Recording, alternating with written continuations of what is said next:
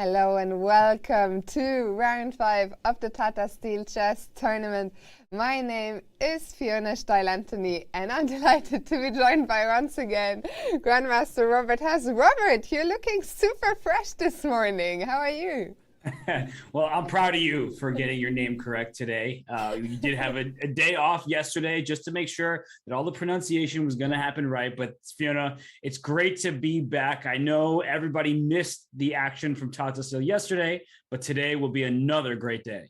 It was no rest for the wicked. You were still here entertaining the masses. But we here in Wijk and myself, the players, did have a rest day. Let's have a look at what happened before the rest day. So 2 days ago, we had overall a quiet day, but then there was one game that kept us here until the late hours. That was Praggnanandhaa getting his first win in this Masters event against Niels Grandilius.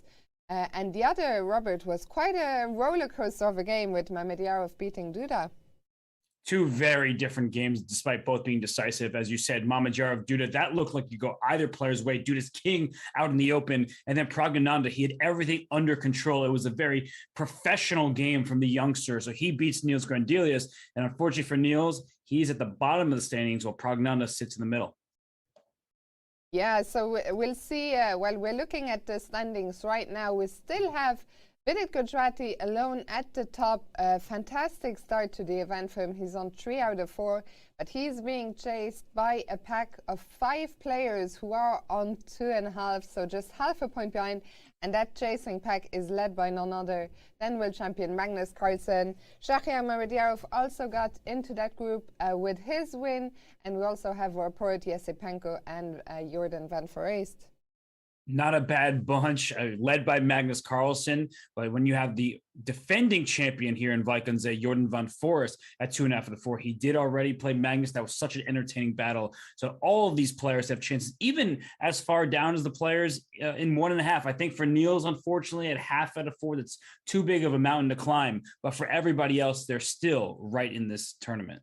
Of course, we still have 9 rounds to go. It's such a long event. And here we see the matchups for today. I love this camera view. As always, plenty to look forward to. But Robert, this one maybe, Anish Giri against Vidit, one of our top matchups of the day. We know that they're good friends. They've created tons of great chess content together, but today they are mortal enemies. They face off over the chessboard for all the glory and for important tournament standings. Indeed, and well, we just saw another matchup pop up there, which I think you had already highlighted as one of your favorites for today. That is Jorden van Foreest, who has had a great start to the tournament once again. And he's playing Shahriar Mamedyarov, and the two of them, they are known for not holding anything back. Very interesting ideas. So what do you expect from that matchup? The only thing I hope they hold back is the draw offer. That's the only thing that can prevent this game from being super exciting. Both players are incredibly innovative. We know that Jorden van Foreest brings his best to Tata Steel. He is the champion from 2021. And Shahriar Mamedyarov, he is an absolute legend. If you have not seen his best chess games, where have you been? He is always exciting. He's ready to sacrifice at any moment. He plays G4 on move 3. That is my favorite matchup of the day. Yeah, I'm very, very curious to see what happens there. I think we could get something fresh right out of the opening, but let's not jinx it. Then we talked about Anish Giri against Vidit Gujrati. The two of them are great friends. Later on, we'll show you a tweet about how they spent the eve of the rest day. And then, of course, well, the first pairing there, Niels Gwendelus, he's been struggling, but he will have the white pieces against Magnus Carlsen. His former boss, Niels, was also part of Magnus' second team for the last 2 World Championship matches before the one against Nippo. The good thing about him not being his boss anymore is he doesn't have to worry about being fired. So if he is the one who ruins Magnus' tournament, so be it. And that's a really tricky pairing because Niels is so strong. He can beat Magnus in this individual game. So you do not want to look past the pairing. You cannot afford that in chess. Indeed. And well, Robert, the action is going to get underway in just under 10 minutes. I'm very excited, but the people watching us at home, they too can get involved. How can they do it? How can they get involved? You asked me the questions that I actually know the answer to. They can vote on the results of these games. And you will want to do that because there's a lot of prize money at stake. So go to chess.com/events, navigate to the tournament, select a game, click vote, and select your winner. You could win a piece of the $1,000 prize pool for best voters or free diamond memberships. Remember that voting ends after the 10th move of each game. You do not want to miss your shot at those prizes. And we will be back in just a couple of minutes for the start of round 5, so don't go anywhere. We'll be right back.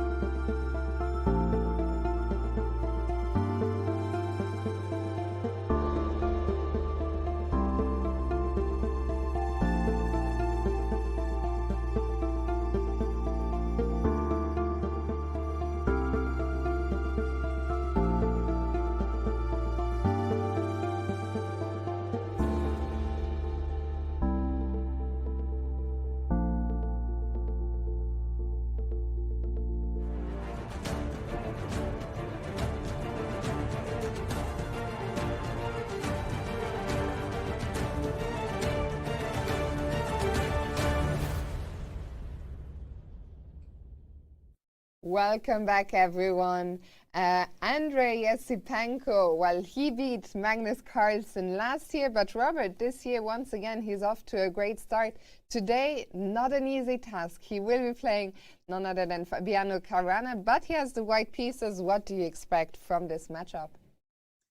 Andre is somebody who goes a bit under the radar. We know that he's beaten Magnus Carlsen. Everyone focuses solely on that fact, but he can also beat everybody else in the field, and he is at +1. He's just behind Vidit Gujrathi, and he's playing Fabiano Caruana, who is probably looking to get a win of his own. And of course, we see other players. We saw Dubov there, and well, right now Fabiano not on his board. Dubov was looking really sharp there. Every day has been rocking a different suit. We see Niels Grandilius has just arrived for his clash against Magnus Carlsen, who I think pretty much every day has been the last to arrive in the playing hall.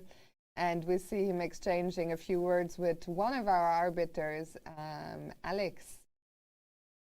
And there we have the full view of the playing hall. The challengers and the masters both play there. That means 28 participants fill out those tables. And who's playing here? I can't see that. So, actually Magnus. Well, I said that until now he was always last, but he's arrived 2 days early. And what's he curious about? Something.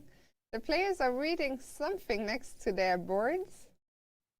Do we have any insights into what the announcement?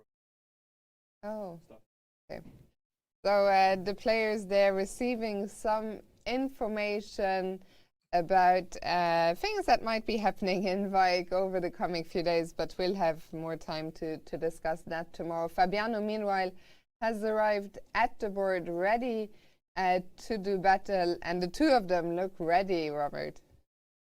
They do. And you see the players all getting settled. We have Pragnananda, the youngest participant in this tournament. He won a very nice controlled game in round 4. But report, he lost the first round, Fiona. Now he's gone 2.5 out of 3. Sam Shanklin not having the event that he probably wants to have just yet, but a win would start that trek. And Robert, well, we're starting in 1 minute. 2 days ago, we had 2 decisive results, which I had actually predicted in the chat, but I know that doesn't count. I never got your opinion. So today, we have 1 minute to go before the start. How many decisive results after everyone's come back here nice and rested? Well, we have the Mamadjarov hoodie. So I feel like we are going to get 3 decisive games today. I'm going with 3. What about you, Fiona? Well, I'm going to try and outdo you once again. Everyone had a rest day. Some of the players almost had 2, so I'm going to go 4. And just as I said that, it looks like the games have lift off, and we see here, well, the 2 friends, Anish Giri and Vidit, 1e4, is on the board there, Robert. And I don't know if we should start by bringing up the bird's eye view. Maybe we can get an overview of what's happening. Okay, well, in the top right between Van Foreest and Mamadjarov, there's a whole lot going on there. I don't know if you can see this, but precisely 0 moves have been played yet. And elsewhere, we're just getting the opening turn from the players. Well, it's going to be interesting to see some of these choices. I mean, we see a Magnus Carlsen go to the Rosalimo potentially. We have knight c6 a move to. That should be a familiar sight. That's the second board on the top row from the left. And that's a familiar sight because he played that the entire 2018 World Chess Championship. Yes, indeed. So we'll see what's going to happen there. I'm surprised that Vidit, who we see on the camera, do you think e4 might have come as a surprise to him? What does Anish usually open with? It could hardly come as a surprise because at this high of a level, the players usually what's known as playing with both hands, where you play e4 or d4. And here we see that Vidit has responded. So there's a lot of psychology that goes into even playing the first move, Fiona. Part of it is preparation, but other parts of it is like, what information do I want to give my opponent? I have played games where I have sat and thought, and I'm putting thought in air quotes, for like 5 minutes on the first turn, just to have my opponent feel like I wasn't expecting that move and that I hadn't prepared for it. So I doubt that Vidit was surprised by e4, and he did just play a Petrov. Yeah, so the Petrov, one of the openings with this most solid reputation, and well, so far we're going down the main line here.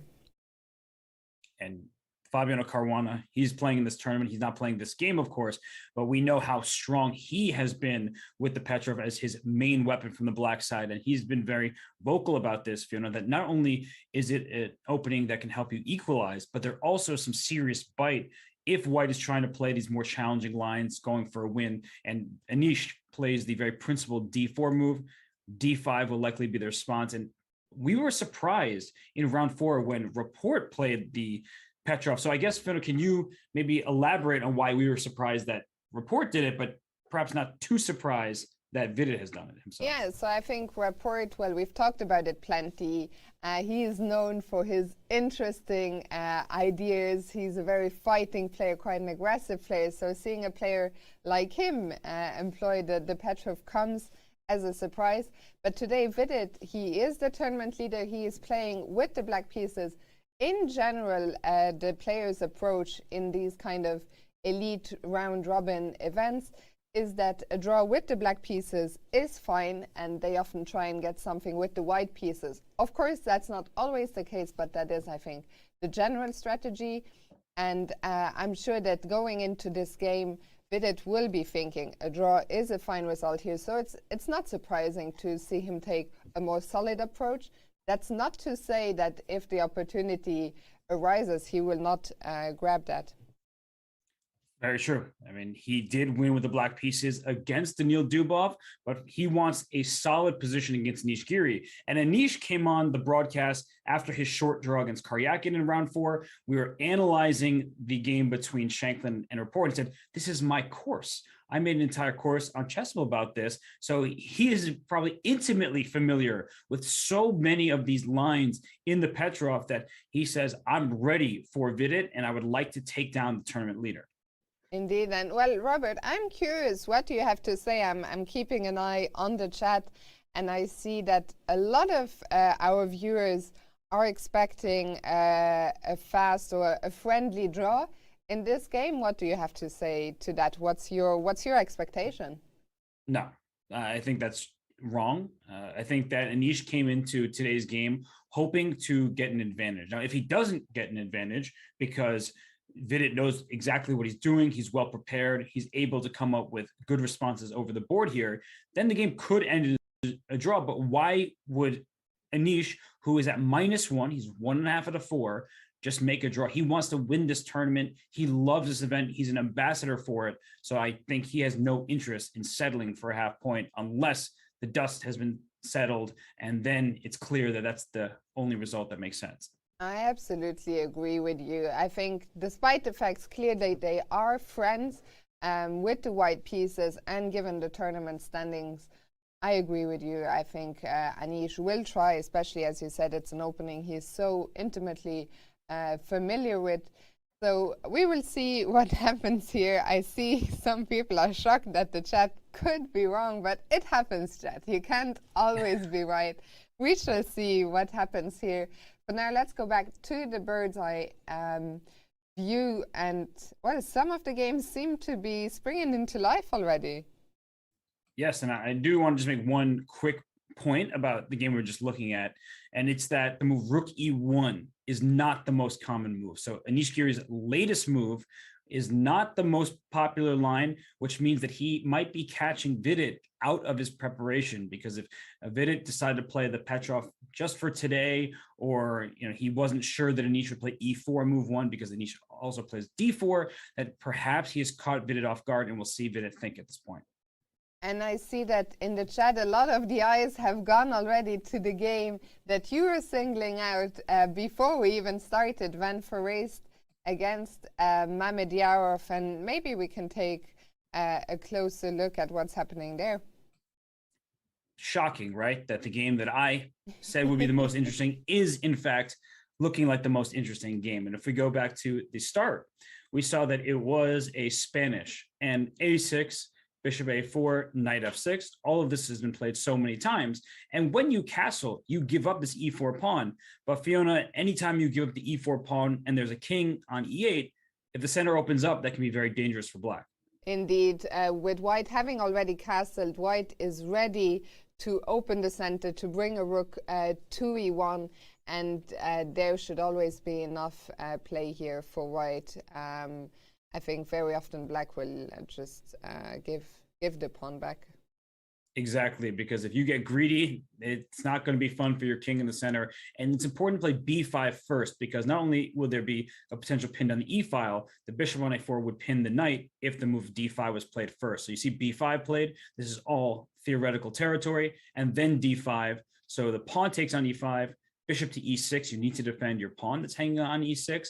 And in general, this seems like a strange setup because black has pushed a bunch of pawns forward. White has a pawn in enemy territory. Black has a knight in his opponent's camp. And these situations, I mean, the players have studied this through and through very deeply. We see here the choice was a4 and c3, Fiona. To my knowledge, that is by far the most popular move, along with knight to d2. And instead, we see Jorden, no surprise, come up with a bit of a surprise. So Jordan's bringing a4 here on his opponent, Schach. A4, a much rarer move as the one that you have just highlighted. And well, let's try and understand what are the ideas behind this early a4 push. Yeah, trying to open up the queen side, the rook on a1, the rook on a8. If you can distract this queen to a8, remember what this queen is doing from its current square. It's protecting the d5 pawn. So if you were to make a mistake, like say bishop to e7, now you have a problem because after, and there it goes, right? A takes b5, A takes b5, you take on a8, queen takes a8, and that queen is distracted away from this pawn on d5. So b4 is kind of a forced move from black because of how direct white's threats are. And in the game, he went b4, and quickly Jorden played bishop to e3. And Fiona, we're getting into, not quite yet, but we're about to get into novel territory. And Jorden, he's so well prepared. He comes up with these ideas seemingly in every possible opening. And it now depends on how much and how recently Mamadjarv has looked at this line.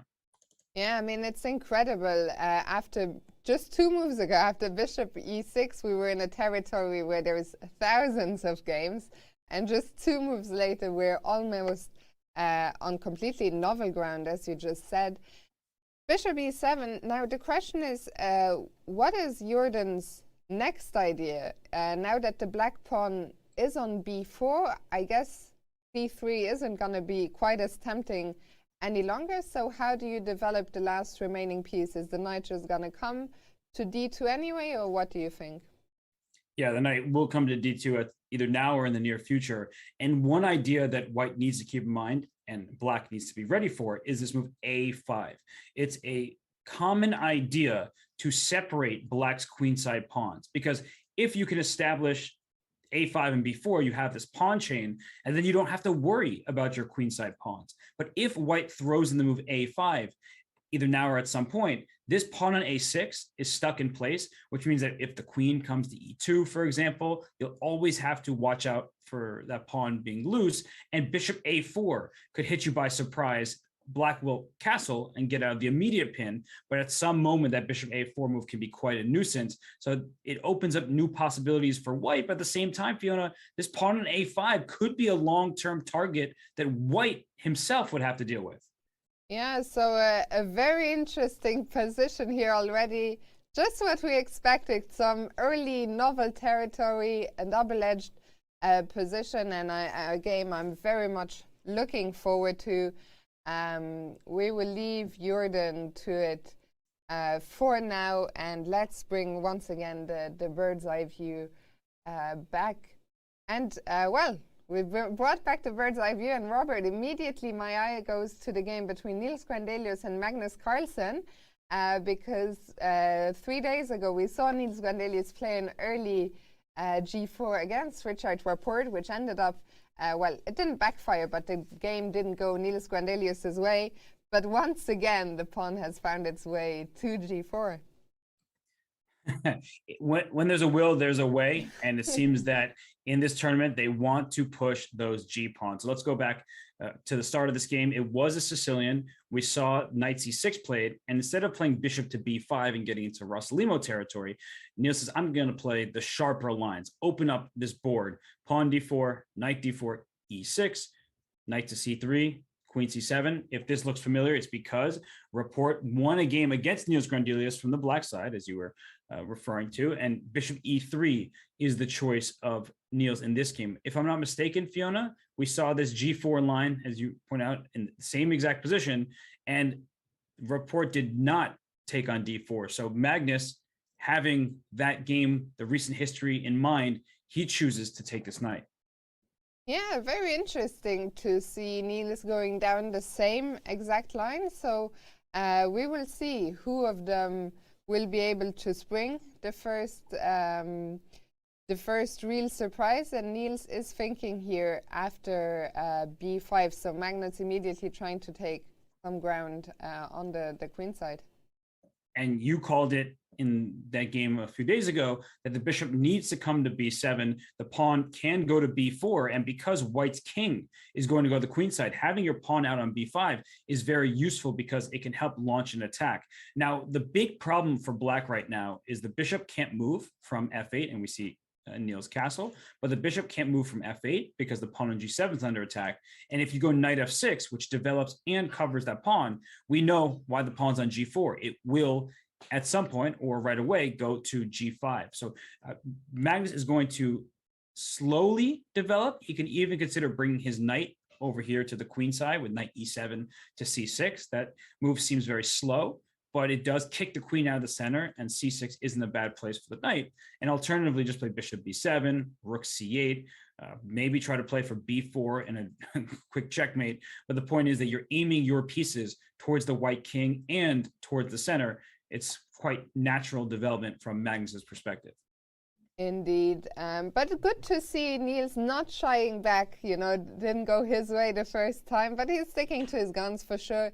He will have done some work on this line as well. Both players had plenty of time yesterday. Thank you to the chat. We will update the round number on the top right screen, side of the screen. It is indeed round 5. And yeah, so this game here going to be very, very interesting between the two Scandinavian players who know each other so well. Shall we move on from there for now? Can I ask you a quick question before we do? Sure. So we're talking about Niels is struggling in this event, half out of 4. Magnus, he always wants to play for an interesting game and try to win. But when you look at this, right, Magnus is getting what he wants in terms of a fun game with chances for both sides. But as I was hinting at earlier, I sometimes am concerned when a player wants to win, and Magnus is a very objective player. He's the best player in the world and has been for a long time. Do you sense that Magnus is just really, his goal coming today is to win this game? Like that is his one goal. It's a tough one. I think Magnus in general, he is quite good. I think absolutely yes, he wants to win, but I think he's quite good at sensing when the position, when he's losing his grip on the position. I think we've seen this so often when a position is getting a bit out of hand and when Magnus is at risk of finding himself in a worse position. He seems to be so good at just steering the game into equal territory. So I think Magnus will be happy with what he got here, a very fighting position with chances for both sides. But I don't think he's gonna go all out at any point, and he'll keep his cool. As we see the jacket come up there with Magnus so often, that's a sign that things are about to get serious. It is, and you said he is going to remain cool. He wants to. He's getting a little hot, I guess, in the jacket. But either way, I do agree with you that Magnus, he's not going to go all out from the very first stage of the game. But as we've seen, for example, against Andrei Yesipenko last year, he plays very aggressively in certain moments. And that game, it backfired. We'll see how it goes today. But from the perspective, I want to win with the black pieces. This is the opening you clearly would want. It's chances for both, king in the center for black, castle king for white, but open c file, and pawn can go to b4 as we were mentioning. So both sides have their chance, even if white initially should be quite happy with how the opening is going. Yeah, having said that, I think Niels himself will also be very happy because I saw a lot of comments in the chat, this should be an easy win for Magnus. Niels has been struggling. I think far from easy because, well, I know Niels well, and Niels is a player who's not so easily affected by a bad start. He's a very optimistic human being in general, and it's not so easy to bring his mood down, especially early doors in the tournament. Yes, it hasn't gone his way, but what better way to get back into the tournament than by beating Magnus Carlsen? And I think he's absolutely capable of it. So I think Magnus is not the only one who will be looking to get a big win here. For sure. And it's a rare position. So both players likely on their own already or will be on their own very shortly in terms of what they prepared at home. Queen d2, that looks like, for me, a move that might have been prepared at home because you're retreating your queen. I understand it for sure. One of the ideas for black with having the rook and queen here is b4. Another could be bishop to c5. So queen d2 deals with both at the same time. B4 doesn't threaten checkmate down on c2 because the queen guards it. But it was just an interesting moment where queen d2 played quite quickly. And so I have to believe that Niels is still in his comfort zone. He's worked this out. And bishop b4 pins the knight, tries to win a pawn, but white now has bishop d4.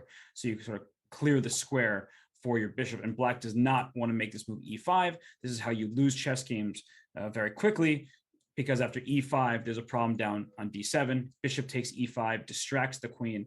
I will check your king, win your bishop, and just win the game on the spot. So just to point out that Niels knows exactly what he's doing. And now, Fiona, I agree with you. We can go elsewhere and find another interesting game. Well, we just came from the bird's eye view, actually. And one of the first things I spotted was on the rightmost bottom corner of the board, there's a little h4 pawn, which has gone forward. Doesn't look like it's anything crazy for now, but maybe we can go there anyway, unless there's something else. I mean, rapport against Pragnananda also looks really interesting. I think today is going to be a good day, Robert, when I look at this bird's eye view. Report against Pragnananda is very interesting, and I've played that opening before. But look at Magnus. I mean, he had his head down on the table, and it looks like he's the first one registering some upset, some surprise. But we did just look at the game, and he hasn't moved, so he's just trying to figure out what to do next. But it is already a very fun battle between the players, and we're getting word, just so everybody can know, is that in the game between Niels and Grandilius and Magnus Carlsen, that queen d2 was played by Ariantari against a player, Suvorov, back last year. So that game is known to the players, that they are still following a single game, it seems, but the game will continue and we'll see how the players do in this one. But Finn, I agree with you. The h4 move by Dubov, that one looks fun. Yeah, maybe we can start there and after that check in with Rapport. I mean, we're really spoiled here. I think the organizers have done such a great job with the invites this year. When you have a tournament with Dubov, with Rapport, with Jorden, with Mamedyarov, I think there's so many. I don't want to, it's hard to, I shouldn't have mentioned anyone because I think there's so many interesting players in the field that I don't want to, it's hard to single someone out, but every day we've been treated to some fresh ideas and some aggressive chess. So just what the fans want to see. And I mean, in this game, we just mentioned the h4 pawn for white, but what about this a4 pawn for black? Like, what has happened here? Let's start over. Reset the pieces. D4 by Dubov, no surprises there. And we see that Shanklin, he gets a queen's gambit decline structure. And as per usual, Dubov goes for the Catalan. He loves to fianchetto this bishop. He's rubbed off on Magnus Carlsen. His preparation has been nice for the world champion. And we see here bishop b4 check and a5. So Fiona, I think some people would say, well, can I just give my opponent double pawns? Isn't that good for white?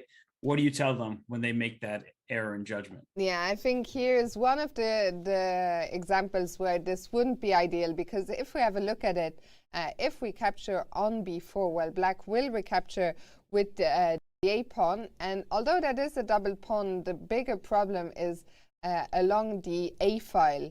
Black's rook now looking down, and how is white ever going to liberate himself here? It's not going to be easy. Also the pawn on b4. And Robert, I've been paying close attention to what you've been saying. When the pawn is 3 squares away from the knight, it dominates the knight, because the knight cannot develop either to a3 or to c3, which are 2 natural developing squares. And yeah, this pressure along the a file. So black would not be worried here about this exchange.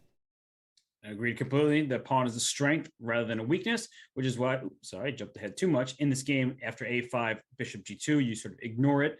Black castles, white goes queen c1. And now this move is another funny looking decision, but it makes perfect sense. It defends this pawn on c2.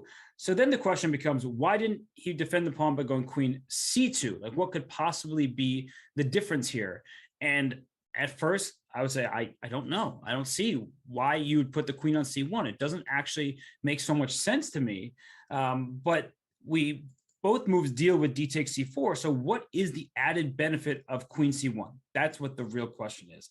And I think it's not immediately evident, but as the game continues here with natural moves, knight to d7, castles, bishop goes back to e7, Sam didn't want to trade on d2, because after the knight takes on d2, you're giving white some development. You took a piece that wasn't very active. It allows the knight to get out, and white's queen, while it's on the first rank, is still doing a great job of waiting for this file to open, which it will, and then you can put your rook behind it. And I think that white gets a slightly better position because of the quality of the bishops in particular. Yeah, this makes sense. So Sam instead deciding to drop back his bishop to e7. And well, I'm still waiting, Robert, to find out about that queen on c1. So for now, rook d1, bishop f4. And h4. I mean, I honestly, I wish I could give an answer right now. Like, why is that queen on c1? Like, what is the benefit of the queen being on c1? I don't know, because when I look at this position, I kind of wish my queen was on c2. Like, unless I can sacrifice on h6 at some point. well, that's what I was going to mention, but I was like, no, there's no way. I mean, bishop takes h6. It has to be a thought at the very least, but you see here the evaluation bar reacting. And I think black can just make this move knight to g4, and the queen is kicked out. It doesn't have the g5 square. If you go queen to h5 over here, black has this move f5. And normally there would be a repetition available, like queen g6 check and queen h6, but you don't have queen to h6 because my knight is covering the square. So the king can safely tuck itself in the corner. And if you give a check here, your queen is quickly getting trapped because my king goes up the board and your queen now has no safe squares. Rook h8 next will trap the queen. Yeah, so I mean, this sacrifice certainly doesn't work just yet. And it's hard to see. I mean, of course, I would love to make it work, but I don't see how I'm going to do that. So I'm curious, I have to say, to see if Dubov is going to play a move. Well, he has just I think, put the knight to e5. I'm curious if we will find out at some point why the queen is on c1 rather than c2. It might just be for the threat being strong in the execution. Like the threat of bishop takes h6 at some moment will be concerning for black. So perhaps it restricts some of Sam's options. And the queen at c1 also takes care of the a3 square. Not that that's the reason why it's on c1, but a3 is an idea that black sometimes plays, because if a3 is met by b3, then black controls the dark squares, right? That would be a really nice opportunity for black for the long term, although this pawn could have gone too far. So it does take care of this a3 square. It does have possibilities with bishop takes h6, piece sacrifice, especially now that this knight is on e5. So I mean, this really, it seemed like a joke at first, Fiona, that bishop takes h6, but it kind of seems like this is what it's all about. Yeah, and I love what you said about the threat being stronger than the execution, a well-known saying, and also, well, that will keep Sam on his toes, because at every turn you have to make sure that there is no threat that the sacrifice doesn't work. So we see Sam, they actually, you know what, I feel the players are all dressed very sharply today after the rest day. I don't know what that's about. Maybe there was time to do some laundry, or I don't know what's going on, but everyone looking nice and fresh and sharp today. Yes, they are, especially Mamedyarov. That hoodie looking fresh. We know that that's a good signal for the chess that's going to be played. But you are right. The players are dressing for the occasion, and that's a very serious and important round 5 here in Wijk. So now we put up the bird's eye view, Fiona. And, you know, you asked me what game I want to go to. I'm going to return the question to you, because you mentioned Rapport against Pragananda, which is a game I'm very interested in. Ate Sway, I believe, is the thing to say right now. Yeah, it wasn't me, it's our producer, Vic. Bless you, Vic. Well, this report game, I also see Yasipenko against Caruana has suddenly caught my eye with the king, the white king with, well, we have opposite side castling, although the black king currently still in the center, but that looks like it's going to be a sharp battle. So, Robert, shall we start with report? Okay, let's do that. You chose. I was worried that I was going to have to. It's too difficult for me because all the games are interesting, but we will take a look as Mamedyarov brings the hoodie up to the mouth, deep in thought. We will bring up the game between Rapport and Pragnananda. So, hey, I guess that's what we know now, is that when he brings the hoodie up, takes a little nibble, it means he's about to make his move. But we do have this game between Rapport and Pragnananda. This is a theoretical position, and I have experience from the black side of this position in particular, but also a little bit from the white side, so I can comment some here. D4, knight f6. The opening stage here, quite normal, the Nimzo Indian defense, and queen c2. The main line played countless times, castles, a3, and after this trade here, Fiona, d5, bishop g5, c5. So this is a very aggressive way for black to play. And you look, there's a king in the center. So pushing your pawns up the board like this and challenging white's center here, it makes a lot of sense from the perspective that white is quite a ways away from castling kingside. Yeah, so I was going to ask you, I think, for the players who aren't familiar with the Nimzo and the ideas, so what is the idea behind giving up your bishop pair so quickly and then playing actively in the center? Is it mostly based on what you're saying about the lack of development on the king side for white? It's entirely about that, because black went bishop to b4, that was 1 turn, and bishop takes c3, that was 2. White, had a knight develop, then queen c2, pawn a3, queen takes knight. That's already several tempi spent trying to get the bishop pair. Now, this is known territory still, but c5 is trying to really take advantage of the fact that black is castled, the king is safe over there, and black's pieces will quickly come out, because as we see, after the pawn was captured on c5, d4, the queen comes to g3 in line with this king, and Pragnananda says, not a big deal, I'll play knight to d7. And the reason it's not such a big deal is because bishop h6 does threaten checkmate in one move, but the knight just drops back to e8, and you've committed yourself to a potential checkmate that is easily defended, and this pawn on c5 is now under attack.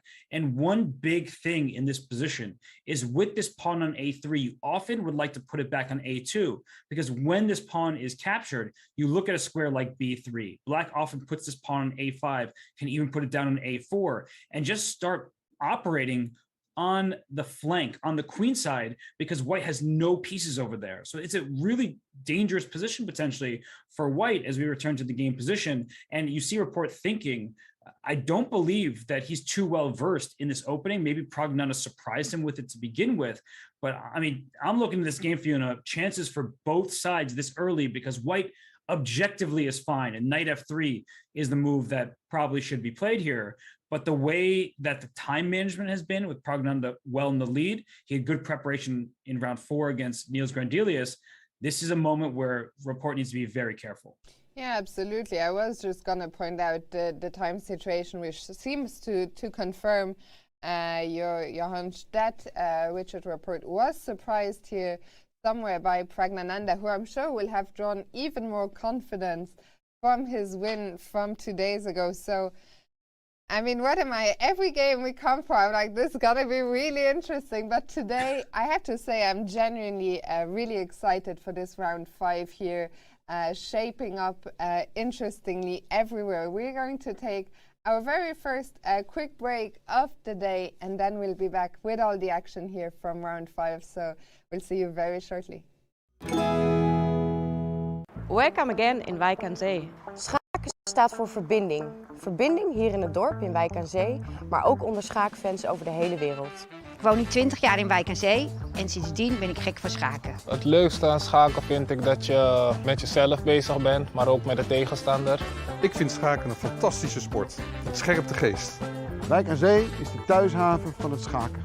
Met schaken leer je vooruitdenken. Ik ben bijzonder trots. Eindelijk weer gezelligheid in ons hotel. Het is een herinnering, elk jaar weer. Herinnering? Eigenlijk het eerste jaar dat Magnus Carlsen bij ons logeerde in het hotel. Dus ze hebben altijd wat te vertellen en zijn heel erg passievol. We beginnen met een lege gymzaal en we toveren het om naar een professionele schaaktoernooi. Deze klus, tijdens corona, hoe vet. Ik kan me geen januari voorstellen zonder schaaktoernooi. Er leeft Wijk aan Zee en daar leef ik zelf ook. Het is gewoon heerlijk. Echt een onwijs mooie tijd is het voor. Verbinding. Tactiek. Thuishaven. Wijk aan Zee leeft.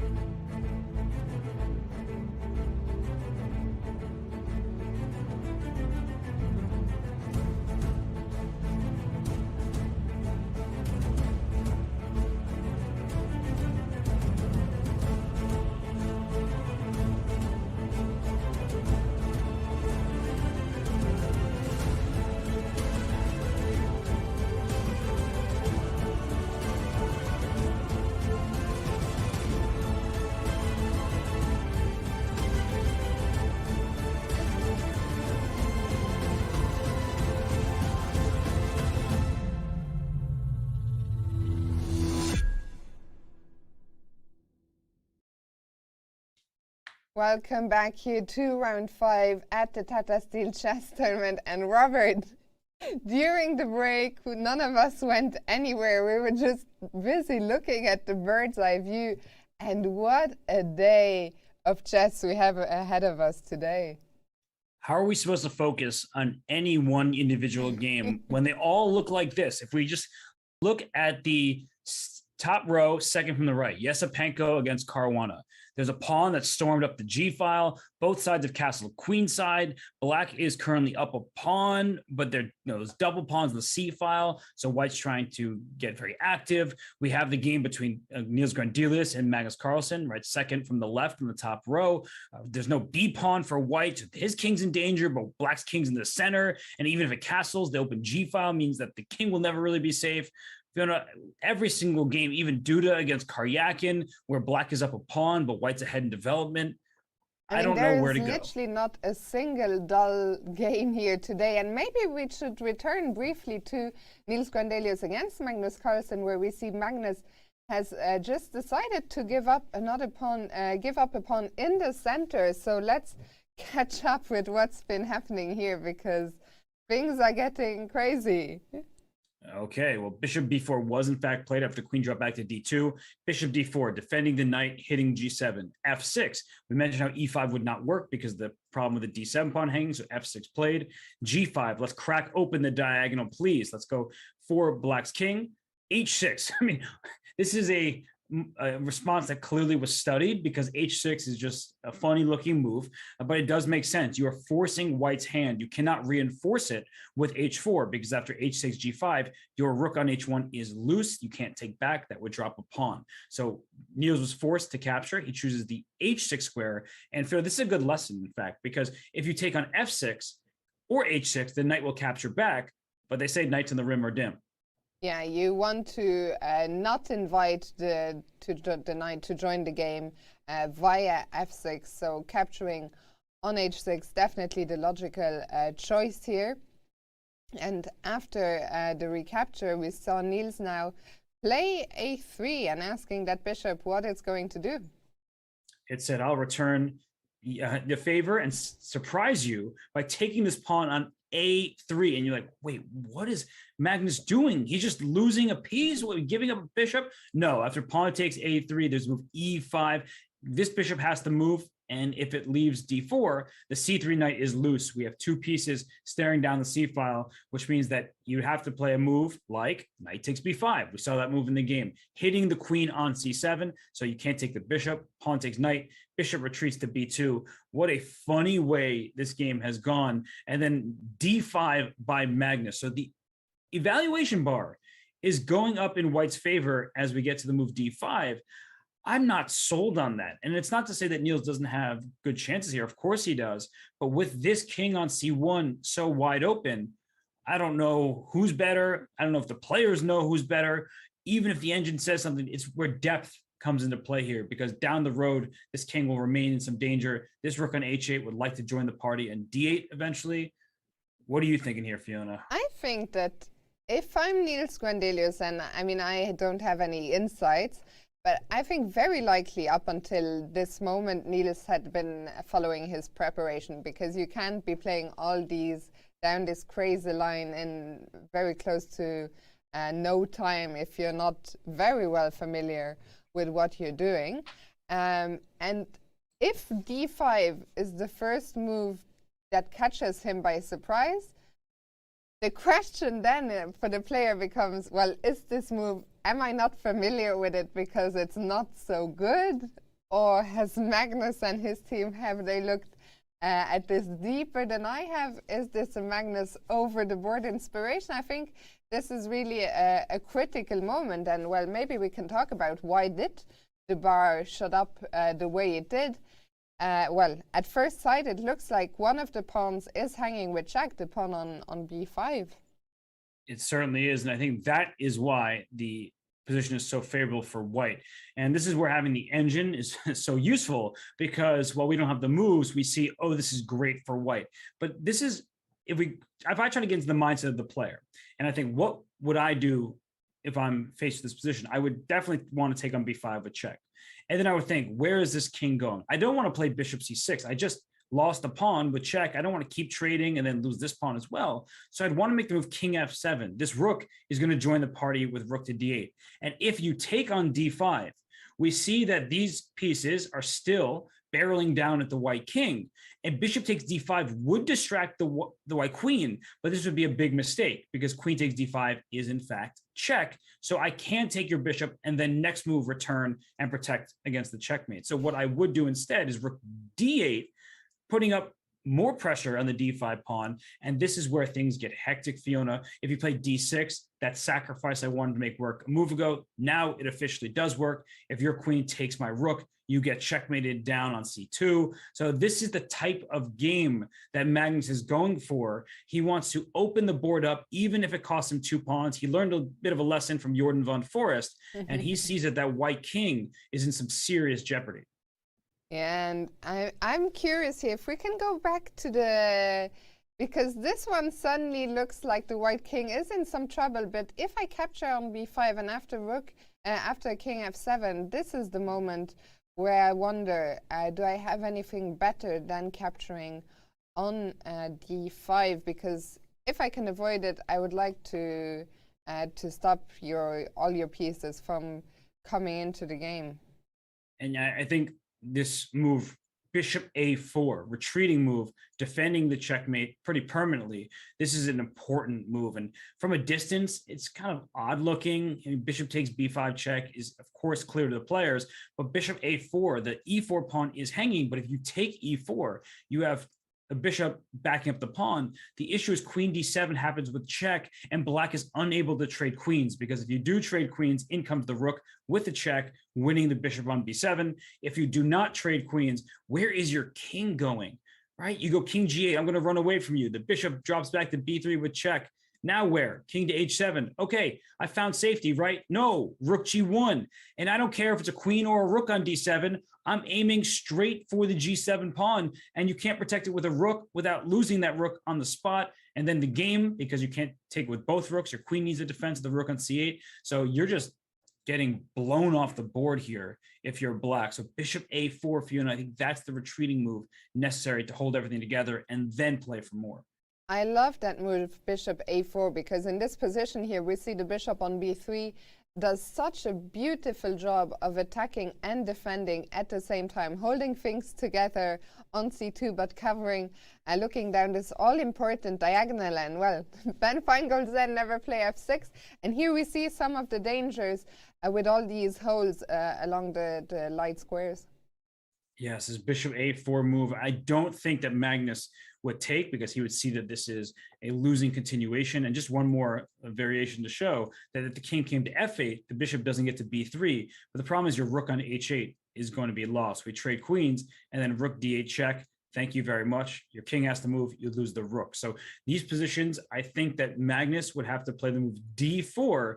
And he does have this pawn chain aimed towards the enemy king, which is a good thing, but the bishop comes back to b3 check, and the game continues. I think this is where using an engine and only an engine is a big mistake, because it's not like white's king is perfectly safe. We know that white is better, white should be better, but it's not that straightforward, because white does have some long-term problems here.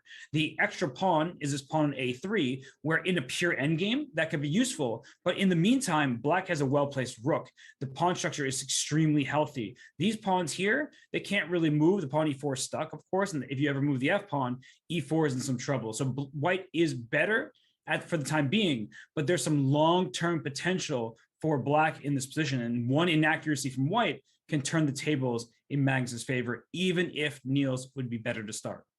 Yeah, and well, Niels has gone into the tank, so I think it's fair to say that d5 has come as a surprise to him, and I think he is going to take his sweet time here to figure out, do I want to capture on b5? If I do, what's my follow-up? What are the long-term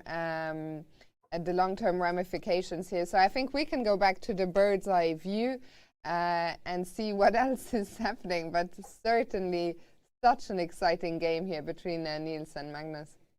And you said think tank, and I know that Jan Krzysztof Duda went to the think tank, and Report finally went knight f3 after quite a thing. So some of these players in really fascinating battles at the moment, but not too familiar, at least in terms of home preparation.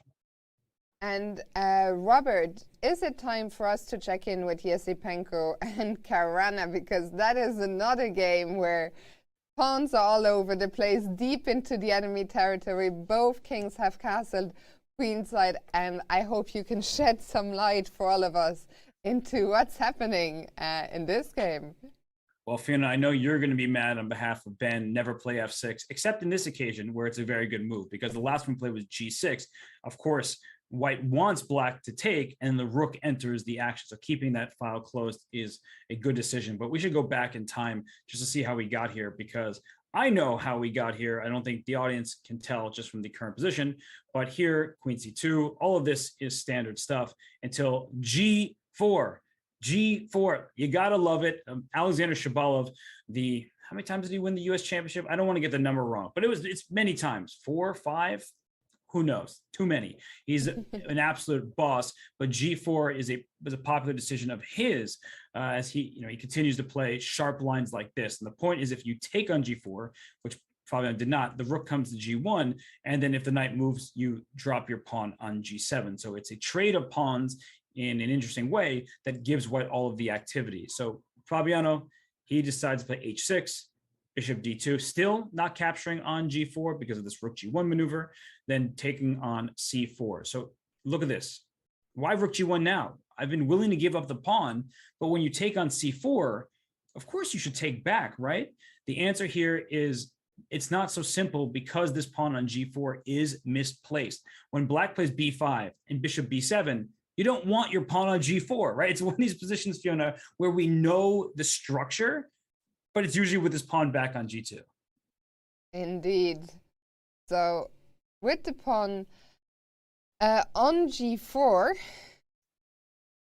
maybe you can explain. I mean, I'm really struggling because I'm not familiar with this position. So what difference does it make now in this position here? Yeah, the thing is, in these lines where we usually get b5, the bishop retreats. Now it probably should go to e2, and I think it has to.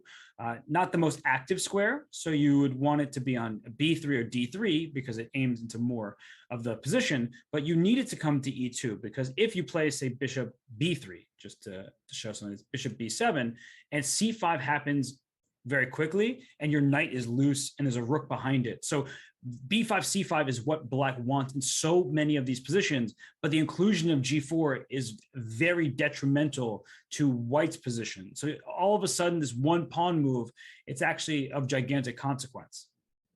It's a very committed decision by Yesipenko. And so if we go back to the game, rook g1, b5, and now striking in the center. So all of this, is this g4, I guess, is very rare, but has it been played much? You talked about Shabalov.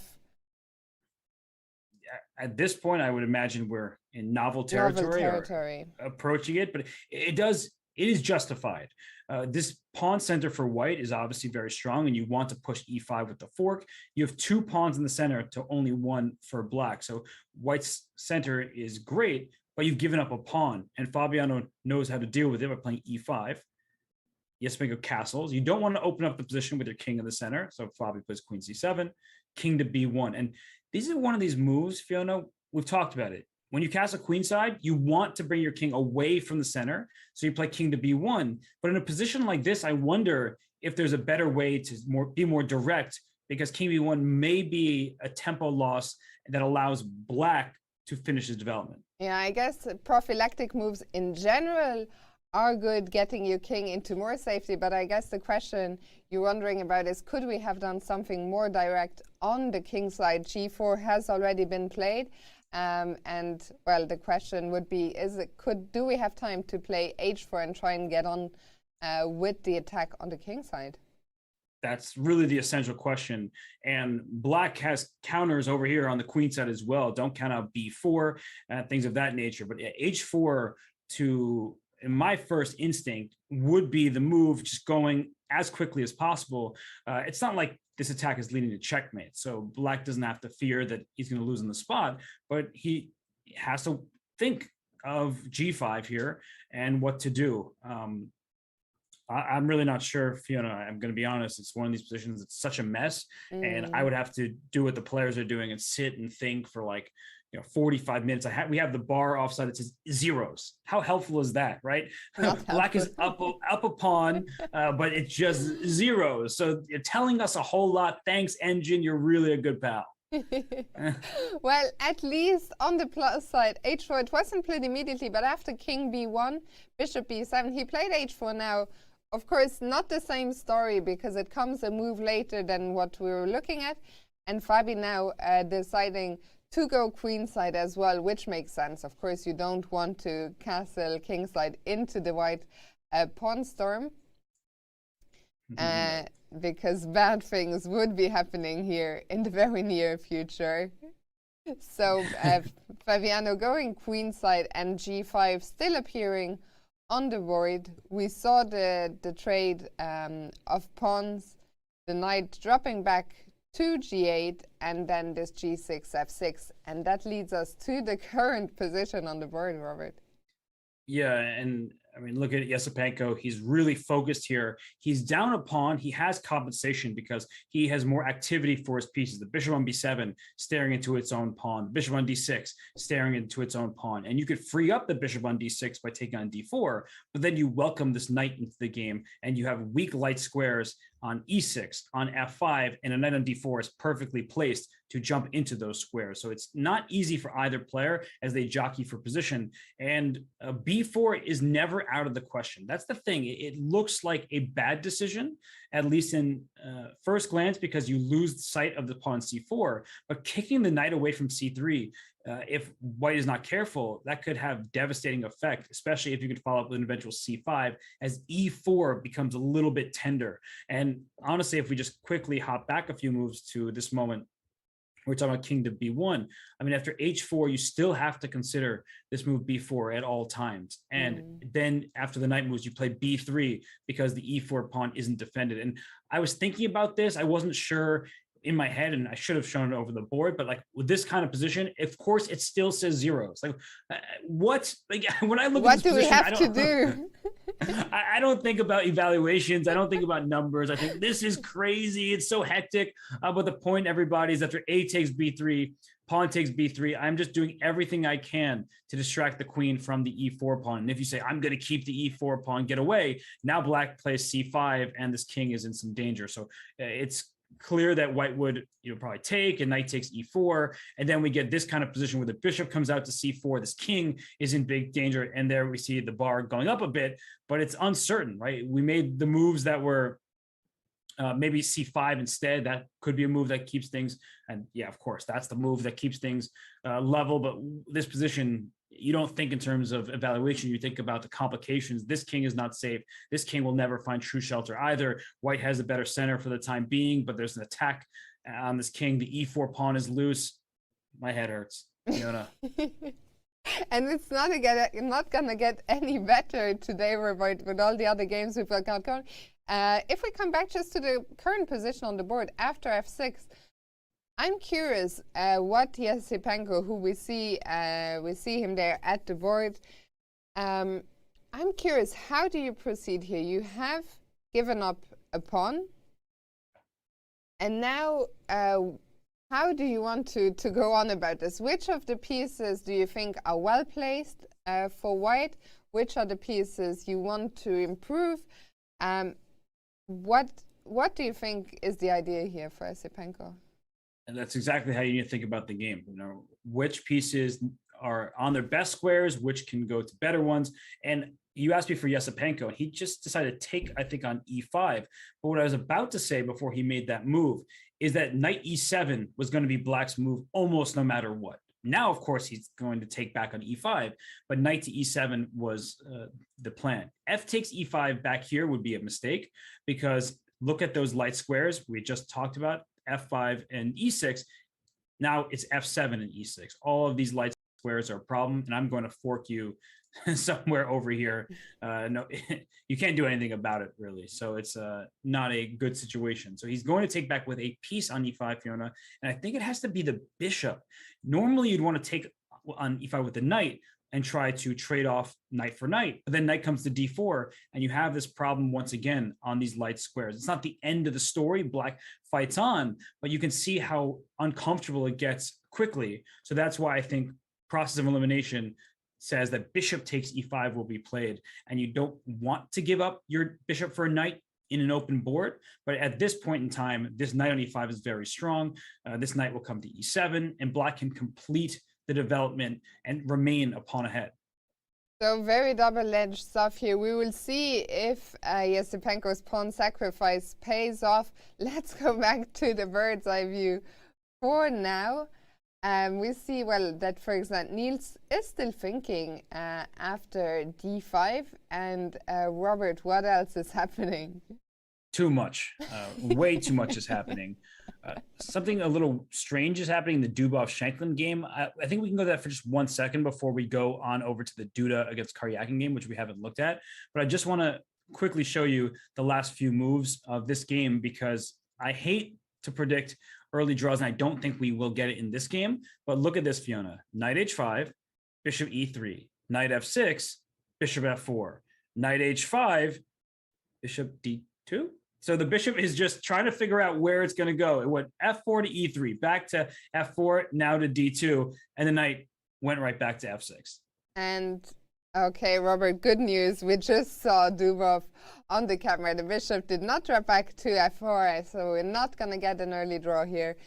Instead, Daniel Dubov has retreated the knight to d3. I don't know if you want to stay here, or with that relief out of the way, if you want to move on to Duda and Karyakin. Yes, I just wanted to make sure that we were not going to see a repetition. I love the fighting spirit by both those players. For Shanklin with the black pieces, I think it was his best decision to go knight h5 and retreat, so you can't blame him. That's objectively the best choice.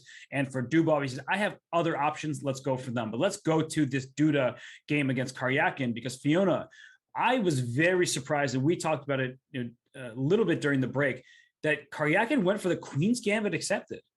Yeah, the Queen's Gambit accepted. Quite a rare guest at the top, and I don't recall Sergey playing it, but do you have any more insights?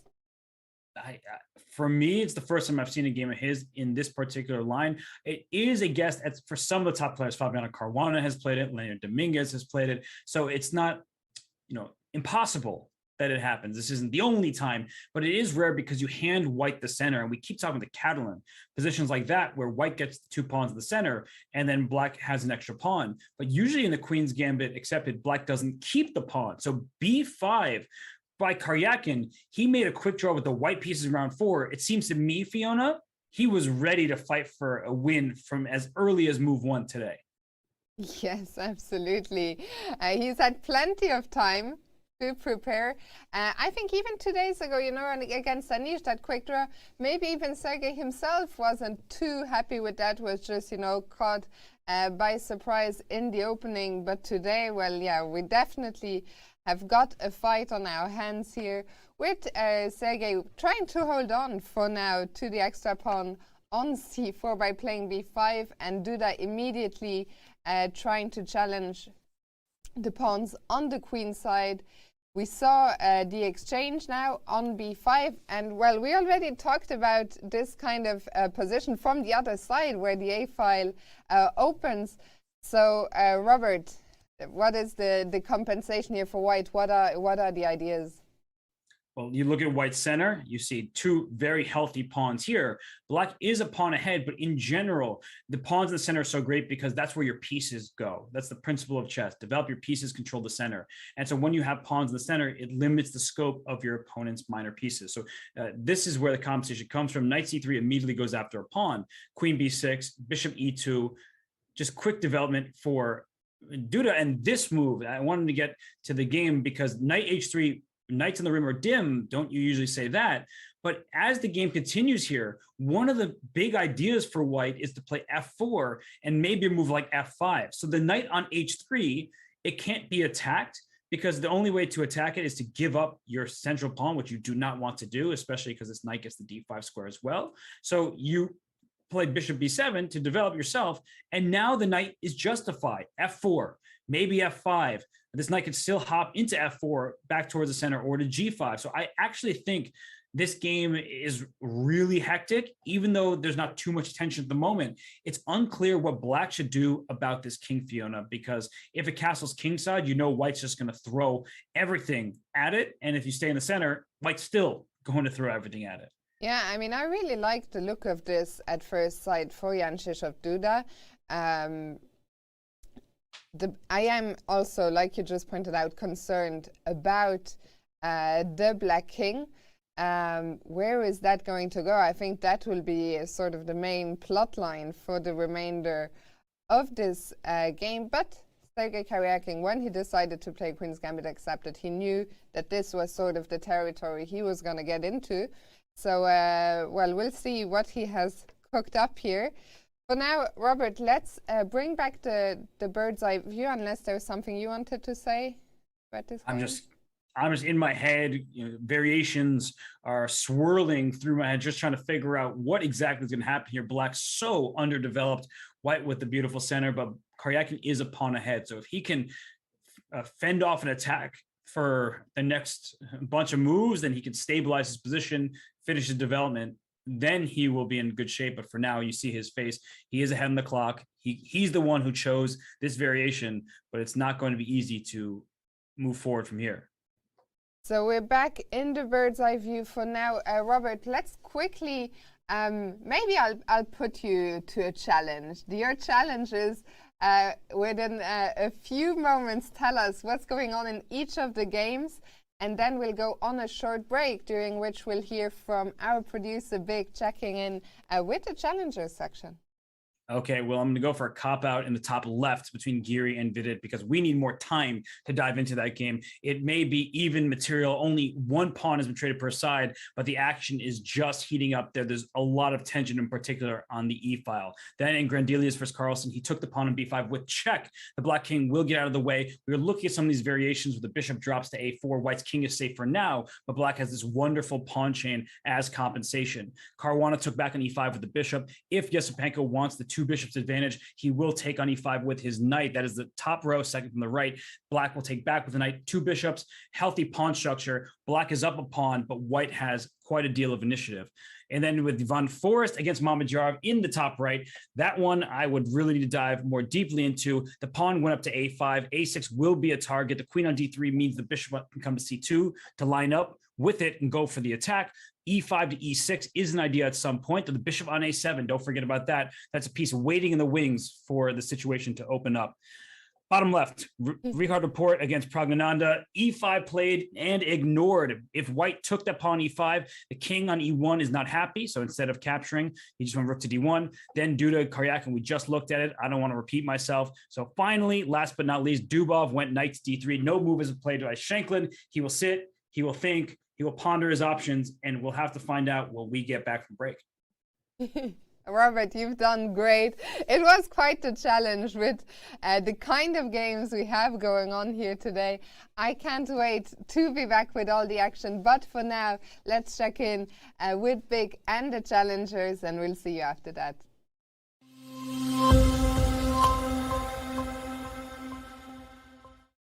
Yes, welcome back to round 5 of Tata Steel Chess Tournament.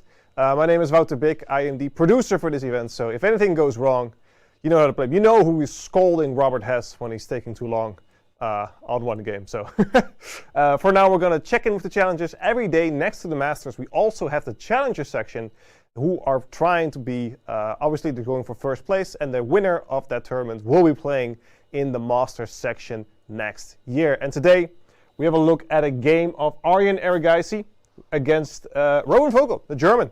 And they are playing an exceptional game with a lot of tricks. I'm very excited to go in this. So let's have a look. This is round 4, obviously the day before the rest day. And Black just played the move rook to e8, hitting his pawn on e4, building a little bit of pressure. Now, Vogel actually had a crazy combination going on here. And we're going to dive into that. He played Bishop to f3. We'll see the bar going down a little bit. It's a defending move. It makes sense. You know, this e4 pawn is a little bit weak. But what you could have done is e5. And we say, you know what, Arjen, take the pawn. We don't care. And if you take that pawn with the pawn, you cannot take with the queen. She'll lose it. You can play another pawn. We don't care. Like a kid in the McDonald's play place, he doesn't know where to go, so he just moves forward, crawls forward, and obviously he took. If you take with the pawn here, which makes a lot of sense, you have to move rook takes f6, bishop takes f6, and knight to d5, hitting both that queen and that bishop. So beautiful sacrifice of 2 pawns, but obviously you don't need to. There's one other move the black can play, and it is queen to e6, which is move away from it. And this is where the fun starts. It's not even on this list. I was looking in the end, but we were just, we're trying about. You can still play rook takes f6, bishop takes f6, knight jumps to e4, and if you move your bishop back, here it goes, you still play rook to a6. What? Why? Well, if you take it, and this is, I'm sorry, I couldn't make this stuff up.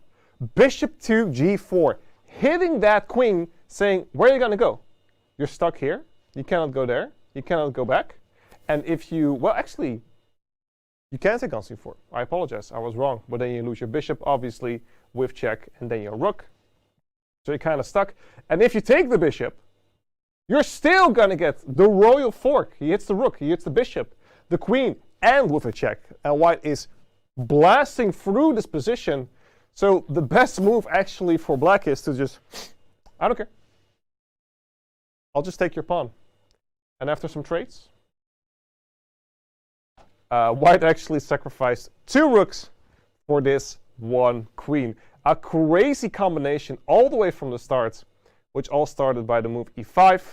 Unfortunately, this is not what happened. He played bishop f3, and after knight to g4, we had a trade, kicked the bishop out, and now white played e5 with a very interesting idea that after bishop g6, he's like, uh-oh, I have some issues here on the file. He's going to hit my knight. This pawn is going to fall, so I'm going to play rook to f5. You see the bar drop, but the idea about it is pretty simple. If we take, we trade, and here we play knight to e4. And you can see all the pieces here on the light squares, and they're actually very hard to be brought out. They're very hard to be kicked out, and white is actually in a very decent position, trying to put some pressure here on the king's side, maybe with queen f2, putting some pressure here on f6. So this is not a terrible position. It's not the best, but you can see maybe queen c2, hitting that king there. All these pieces are on light squares, and with this bishop being boxed in, this pawn cannot kick away this rook. It's actually a very decent position. However, a clever trick that was missed by Roven was knight to b4. And after say, we trade, we jump in here, we take, and we see this battery on the e-file going all the way down. The rooks are released. This bishop is very, very strong. And what happened in the game, this is a little bit too far in the game. I do like to show a little bit more. We did see a trade here, knight e4. It's actually exactly what happened. And you can see here, -8. All it played out. We did see white try to make something happen. But after a few retreating moves, the queen came to the center. And after this final thing, we traded off the pieces. We took on g4, and that was over. We had Arjen Erigaisi, 3.5 out of 4. And he is playing an incredible tournament. Obviously, he did amazing at the Riga Blitz tournament. He did amazing in Warsaw in Poland as well. He's a young talent going towards the top, trying to get as much recognition and fame as Praggnanandhaa, as Vidit, as Anand even. He is not even the future, as Robert Hess would say. He is the today. So an incredible game by him. It was a lot of fun to analyze. I hope it didn't take too much of your time of the broadcast. And if so, we're going to hear it right now from Fiona and Robert.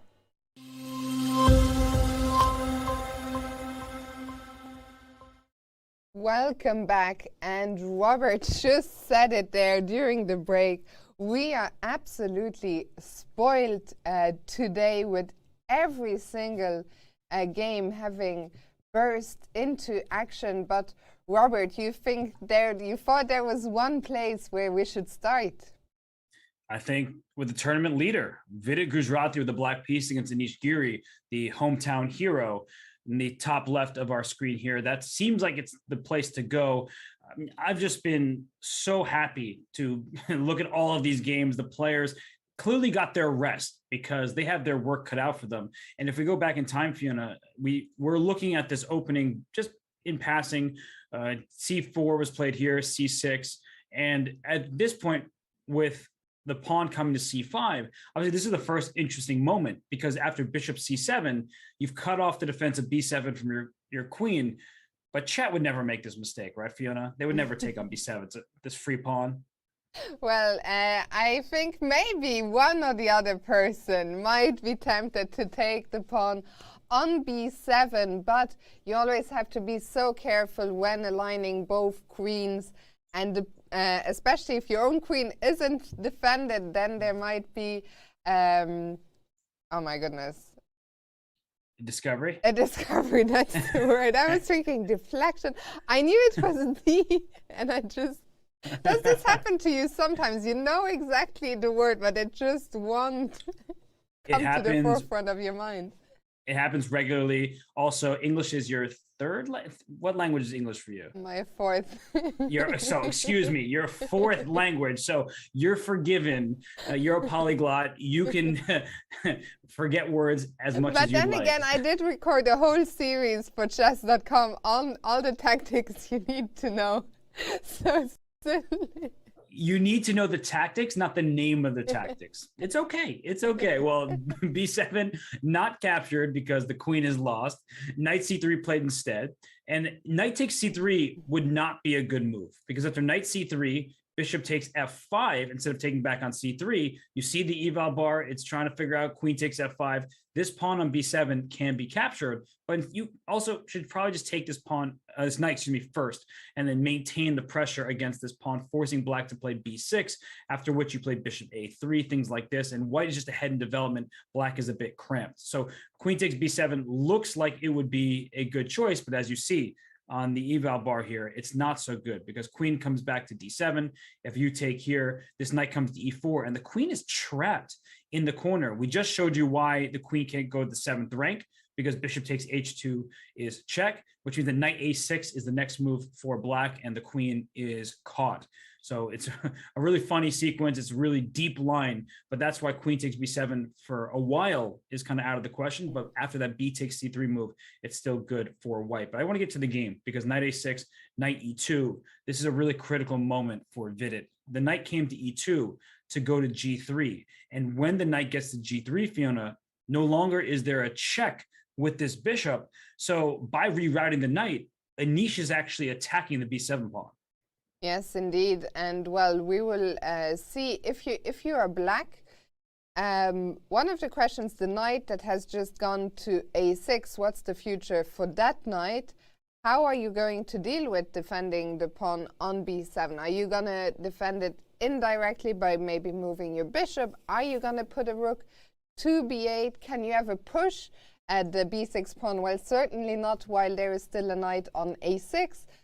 So a lot of questions here for Vidit. What do you think, Robert? How would you deal with the defense of the b7 pawn? I don't like the look of it, but I'd probably play rook a to b8, where I defend the pawn directly. I mean, it's such a passive square for the rook. The knight can't get back in the game, but I do have everything under control. So that's the bit of good news. I'm struggling to see other nice ways to defend. I know that if I move my bishop from c7, I defend the pawn. So bishop a5 also comes to mind. It is a one-move threat. The rook will move out of the way. And then there's just this awkward setup of pieces over here, which I don't like, because white can play a3, move the queen, and play b4. Yeah, and well, at least one question I think has been answered here for sure. And Robert, I know you'll be devastated that the chat might have been wrong about this, but that game certainly does not look like a friendly draw. between Anish and Vidit. No, they're fighting. And of course, Anish came in today to fight, and we know they're friends. They were eating together the other night. They had a nice meal with their trainers. And Robert, just as you say it, there it is, the tweet that we're talking about. So this was posted by Vidit a couple of nights ago before the rest day. So we see there at the bottom left corner is Ariantari, Grandmaster Ariantari from Norway, who is here as a second for Anish Giri, and then we see on the bottom right Vidit, the selfie taker, and next to him is Grandmaster Alon Greenfeld from Israel, who is his own second.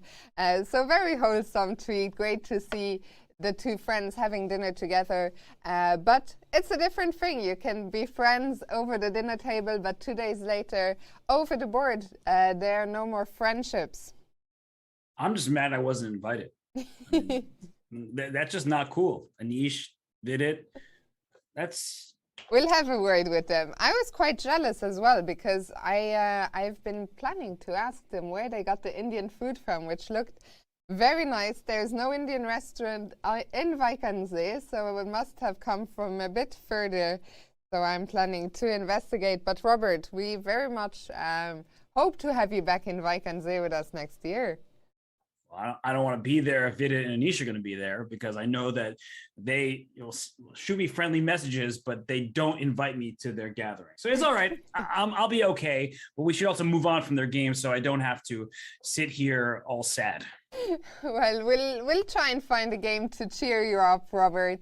We're back in the bird's eye view, and maybe the next game we have to check in with is Niels Gwendelus against Magnus Carlsen, because after a long thought, Niels decided to take the pawn on b5, and the last time we came from here, we thought Magnus was gonna go to f7, but somewhat surprisingly maybe, or interestingly, he's decided to go to f8 instead.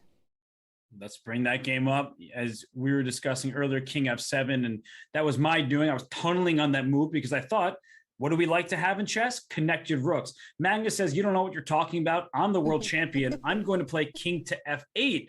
And I understand it because he didn't want to allow this bishop to a4. And we were talking about, just to show that one more time, that d takes e4 is not possible with queen d7 check available to white. The king is just in huge trouble. You're going to lose material. So that's why Magnus instead plays king to f8. And the point is that for e takes d5, the bishop can still take because there is no king on f7.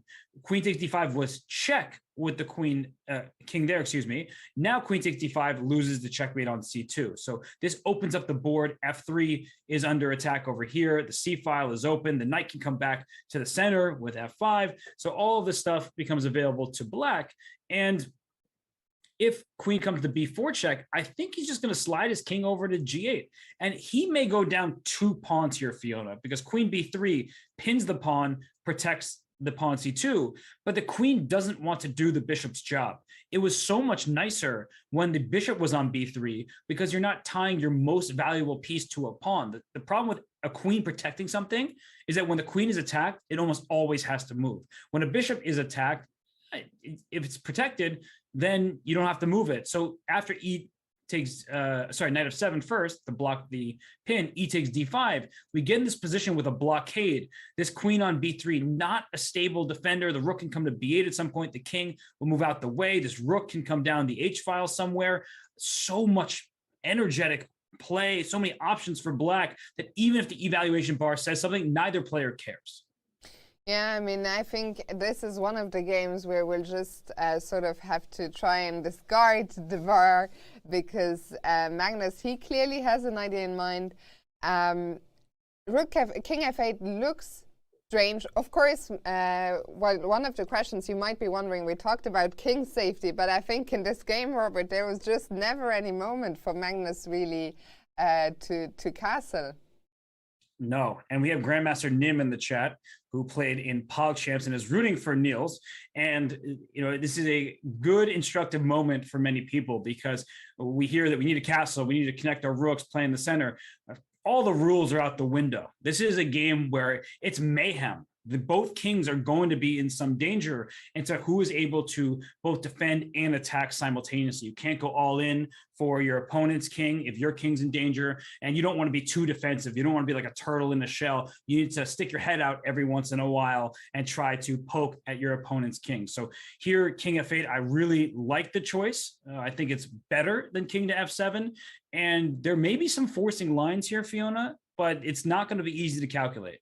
No, and we see Niels there, well, on the big screen, doing some calculations. He was about to reach out, make a move, but I think Niels has got to be happy as well to have gotten a position. Okay, it's going to be a tough game, for sure, but it's a game where all three results are on the table, and I think he overall should be quite happy with what he's gotten. He has just made a move, and well, you said you don't really want to bring your queen to b3, so Niels decides he's not going to get too greedy, but he wants to bring that bishop to b3. Did you see the evaluation bar though? Plummet. I don't like it, but it went from advantage for white to now it's a 50-50 battle. And the big difference for Magnus, the king being on f8, is that after d4, there's no bishop b3 with check. So black essentially gains a tempo compared to the variation where the king was on f7. Bishop b3 still may be a good move, but now the knight can come to f7. The knight can try to come to d6, then try to work its way all the way to c4, for example. So Magnus saves himself an important tempo. And something else here is the rook is developed on h8. That may seem ridiculous. What do you mean the rook is developed? We put our rooks in the center. The rook has an open file in front of it. So especially if the queens came off, if we just force the queens off, I know I do this sometimes. You all get mad at me because it's a terrible move. Just let it happen. Queen a5. I can take a free queen. I get it, everybody, but we're not going to do that here. We're just going to go queen d8. We're going to trade queens. And then this type of position is, let's say I even take with the knight. But the point is that this rook is on a great line. So it is developed where it currently sits. It can go to h3, attack f3, h2 pawn is isolated, and that means it needs to be defended by a piece rather than with a pawn. And so then black will have plenty of compensation in a situation like this with the rook on h8. Yeah, so I liked what you're pointing out. The rook on h8, although it hasn't moved, it is an active piece in this position. And actually, I think maybe one more time, just to be completely clear here, I saw a question in the chat after Niels's last move, bishop a4, when the bar went down. I saw a question in the chat, what was the winning move? Because it looked like the bar was so high up. But I think, Robert, it's really important to really explain Magnus. No, he hadn't blundered. Magnus isn't necessarily, well, definitely isn't in a losing position here. I think maybe the engine is not at a super deep depth, and sometimes it's hard for them to understand these positions where one side gives up as much as 2 pawns and still has play. And as we know well, there's a big difference between what the engine says and what the players feel. Engines are better than humans at chess, even Magnus Carlsen. So the line we were looking at with queen b4 check, something like this, where the king hides on Jaden, even when you make the move, queen b4 check, which I actually did look because I wanted to verify that is the best move as the moves happen and the depth goes up, saying actually this is really not so clear here with queen of b3 and then knight to f7. White is better.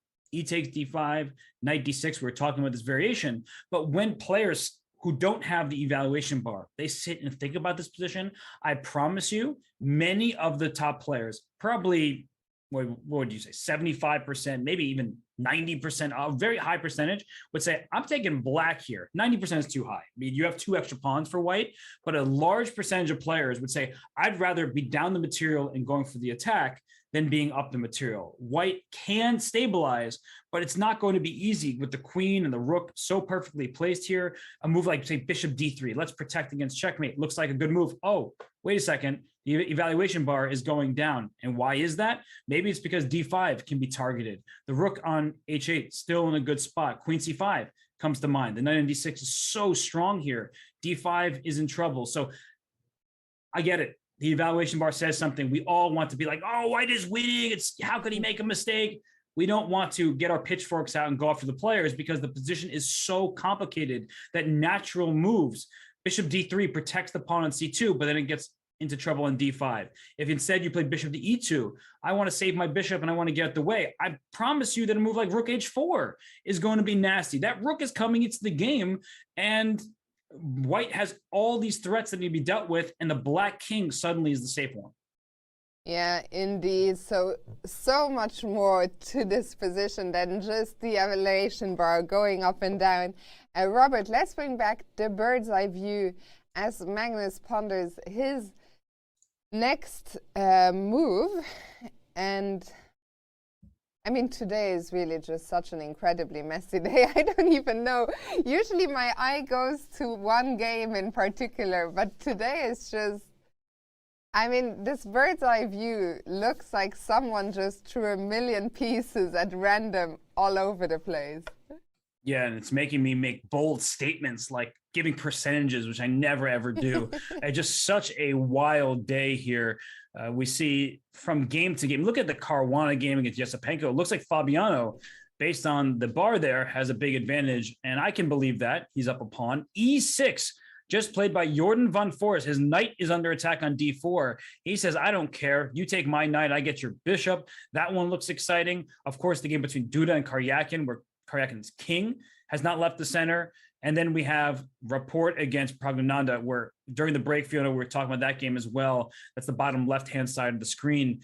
That game is really interesting because white's king is in the center. White is up a pawn, but I think that black has good chances. So Pragnananda playing some great chess.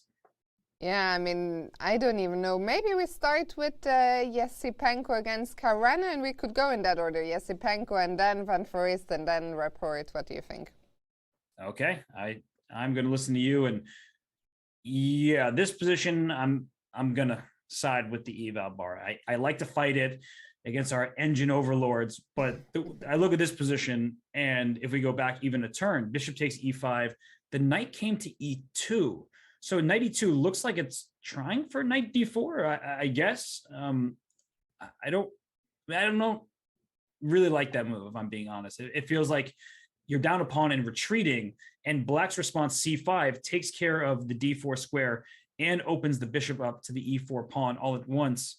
I think that was a step in the wrong direction, Fiona. Yeah, I think in general, I'm curious to see what is Yesipenko's next move. Could he have missed something? Even if we look at him on the camera, he doesn't look too happy. As a rule of thumb, of course there are exceptions. I think it's so important what you were saying. If you are the one that's given up material, in general, retreating moves are not the way. So knight e2 does look curious, especially because c5, not only, as you mentioned, takes away the square on d4, but also looks down at the pawn on e4, and the knight from e2, well, it was looking at d4, and the other squares it can jump to, none of them look too enticing. f4 is not even possible because black is looking down with both the queen and the bishop, and knight g3, I mean, what's the idea? Knight g3, knight f5, all seems very slow. It is, because black will complete that final piece development, and knight to e7 hits this pawn, takes away f5. Trades will help black here. I mean, if we go back just even a move from where the game is, this knight on c3, it stops c5 because the b5 pawn, and even if that pawn were not hanging, the d5 square is quite important. So yeah, this decision to play knight e2, perhaps taking on e5, just securing the pair of bishops, it does look like black can stabilize either with knight takes e5 or even with pawn takes e5. We didn't like pawn takes e5 before, when the knight could jump to g5. There is no knight there anymore, so knight f6 could be next. And yeah, black's up a pawn. White does have the pair of bishops, an open board. I would still take black in this position. I really would. I think it's easier to play. Well, if you already would have taken black here, then of course there is no question as to the current position, which is a so much better version. Also the bishop from f1, at least that was looking down at the pawns on c4 and on b5.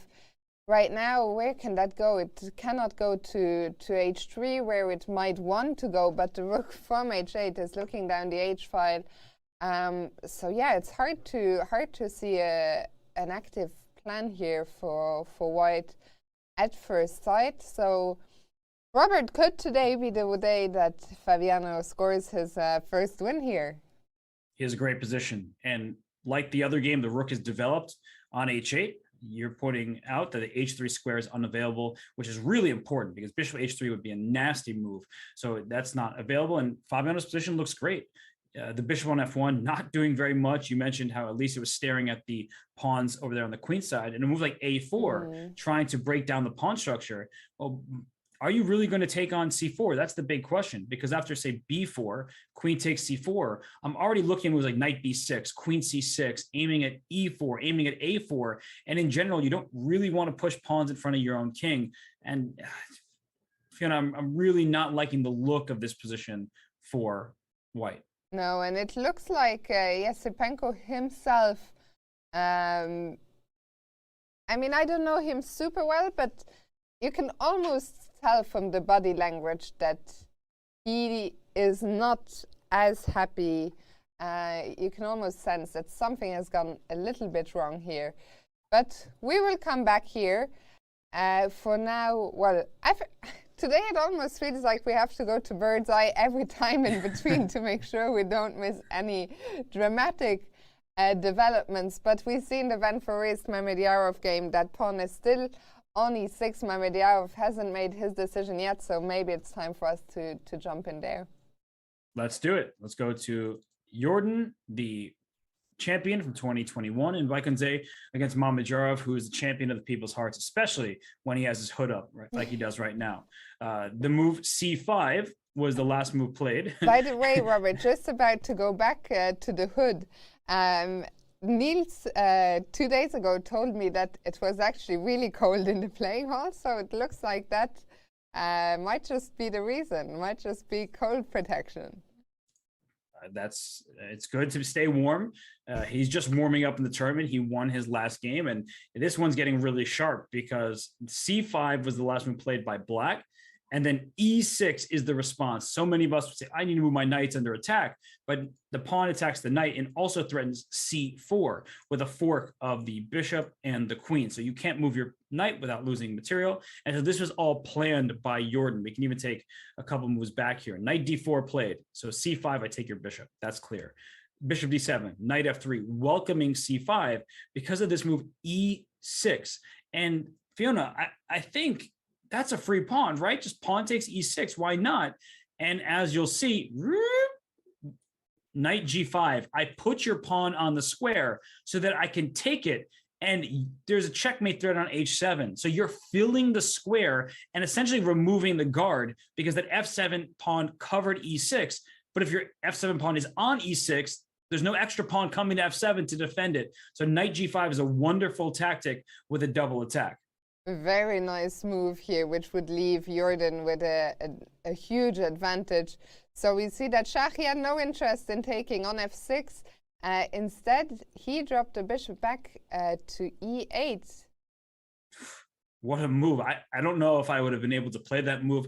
I would have thought about taking this knight or playing c4. That's still available to win this bishop in this bishop trade. But he goes bishop e8 here.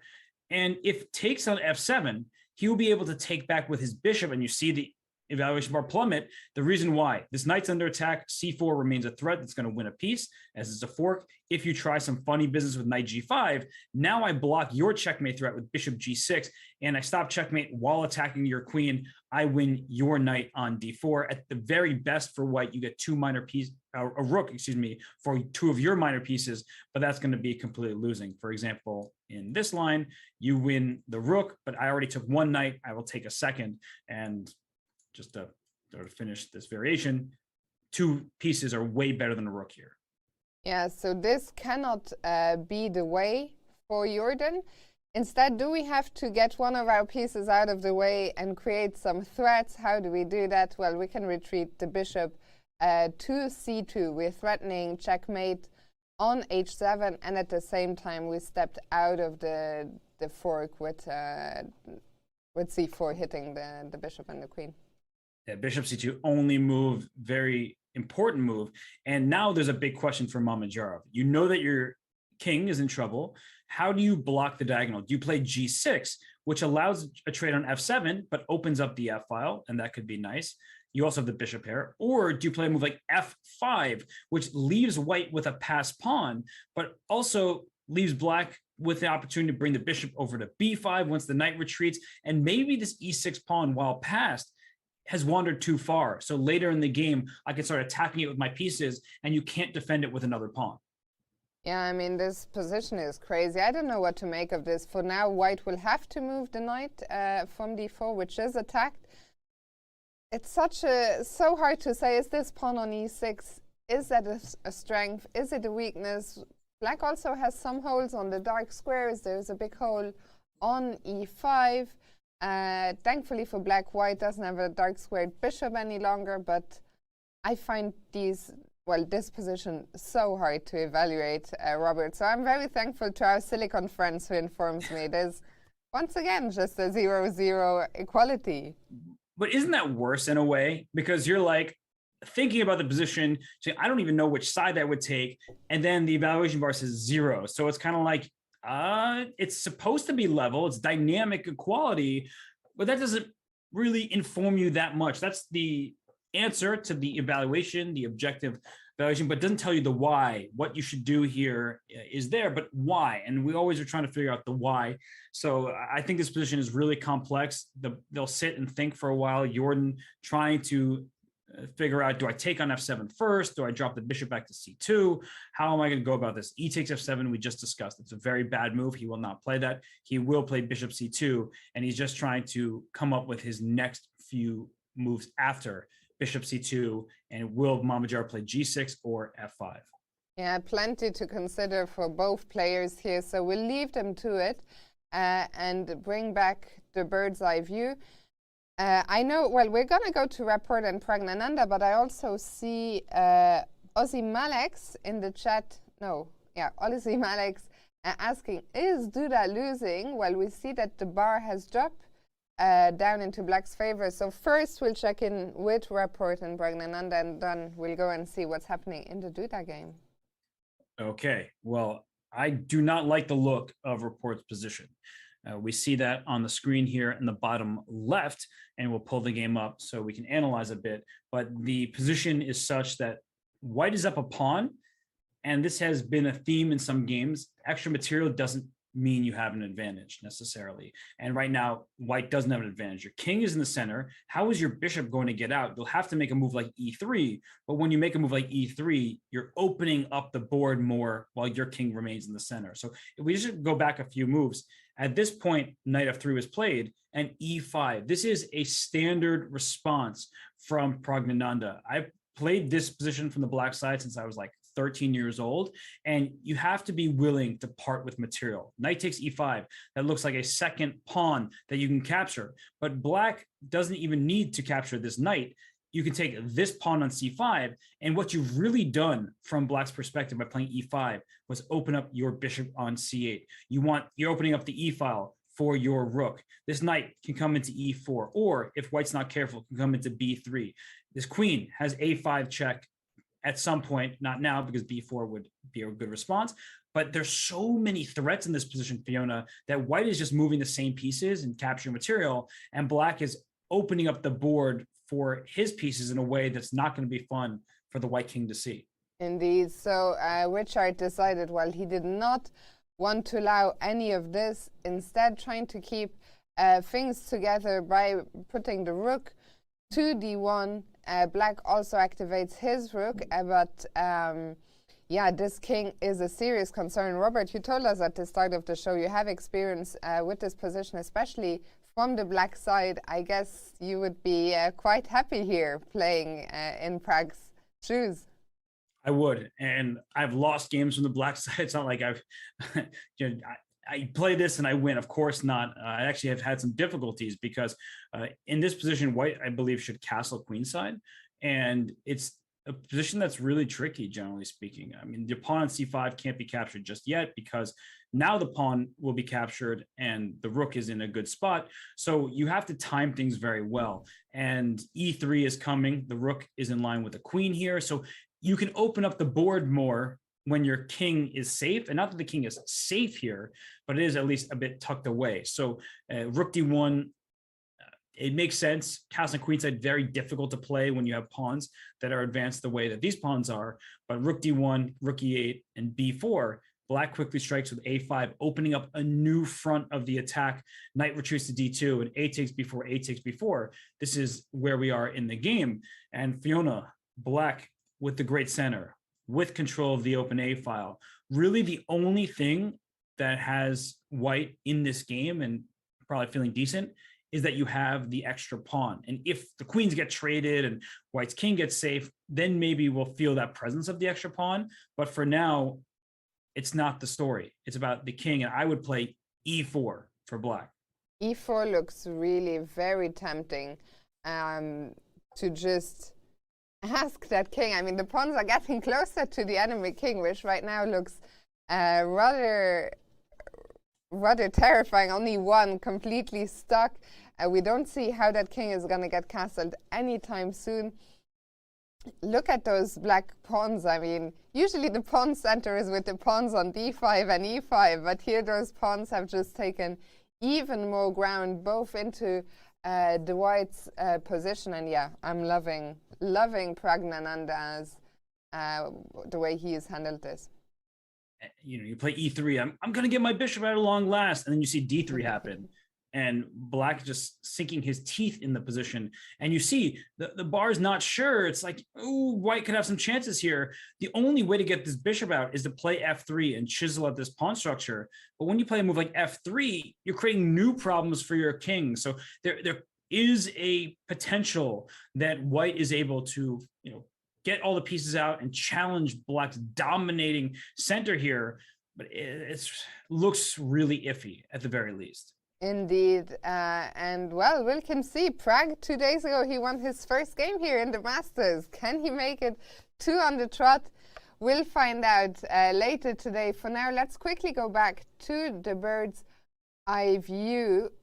I mean, I'm repeating myself, Robert, but every single game is just on fire today. Even the Dubov-Shanklin game, that game, they repeated some bishop moves a couple times. And is Dubov currently down a piece? He sacrificed a piece temporarily, but he has 2 pawns for it, the rook on a8. I mean, gosh, even the game that was looking the quietest is now also heating up. Shall we, you know what we'll do? We'll stick to our promises of having a quick look at Duda Karyakin. Then we'll go on a very quick break, and then with renewed energy, we'll try and figure out what's happening in that Dubov-Shanklin game. Yeah, let's take a look. We last saw the knight was on h3, and white had just castled. Black plays knight f6, and here Duda decided to strike with the move e5. And we can see that the evaluation bar is not thrilled about it. The knight can get this d5 square, and there was a trade which Duda was okay with because his knight came to f4, putting pressure on this bishop.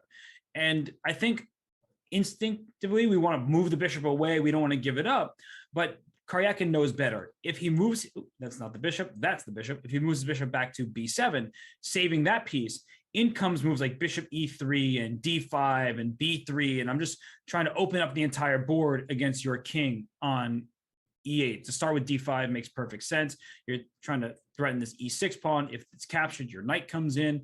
It's going to be a bad situation for black. The bishop can come to f3 as well. So that's why he went knight c6. And Duda did not take on d5. If you capture on d5, pawn takes d5 back. This pawn looks like a bit of a target, but so is the pawn on d4. So you need to defend this pawn on d4. And by the time you do that, black will be able to develop the bishop from f8, put the rook on d8, and castle kingside. So the knight on f4, Fiona, is actually stronger, I would imagine, because at some point after bishop e3, black went rook to d8, but this knight can come to h5, which is really annoying for black to deal with. Yeah, the knight on h5 would be looking down at the pawn on g7, which makes it difficult for black to develop his final piece, the bishop, from f8, because as a black, you really want to, I think, just get castled kingside. So an annoying move from that perspective. After rook d8, So that is the live position on the board. So are you sorry, Robert? You're saying knight h5 is an option here, yeah? It's an option here, but you keep it in your pocket. So like that's the annoying thing for black is like as soon as you move your bishop from f8, then the knight can come to h5. You can also put the knight on h5 now, but I would want to challenge black a little more for the time being. I'm just not sure where to do that from. By the way, sorry, Fiona, but look at the clock. Karyakin well ahead. Oh my goodness. Do that down to 35 minutes only. I hadn't seen that. That is a huge, huge time deficit. We're only on move 13. And while Duda also clearly not looking too happy on the camera. Yeah, I'm trying to come up with a move for him here. He's trying to do the same. And knight takes d5, we're talking about that as an option. It still exists. After knight takes d5, that black will still take with the pawn. If you take with the rook, that's how you get yourself in trouble. You see a bishop, you see a queen. Bishops usually win that battle, and it's not the end of the world after bishop f3 because rook d7 or rook d8, something like that. Let's go back to d8. Oh, that's the wrong move. Because bishop takes c6 and rook takes a7. So rook d7 is in fact better, and d5 looks like it just wins material, but the pawn on d5 is pinned to the queen. This is really important because it would be losing for black if not for that fact. And so bishop c5, finishing development, and you can't take on c6 without losing your queen. Some incredible lines here. So plenty to figure out for Duda because the tactics at the moment seem to all be working in black's favor, but he's gonna have to come up with a plan soon here as time is ticking down. We are back in the birds. No, we're back on our cameras. Robert, we're gonna go on a very quick break, but what a day of chess it is. You don't want to go away. I think today we're in for a lot of treats, so we'll be back with all the action here in just a few minutes.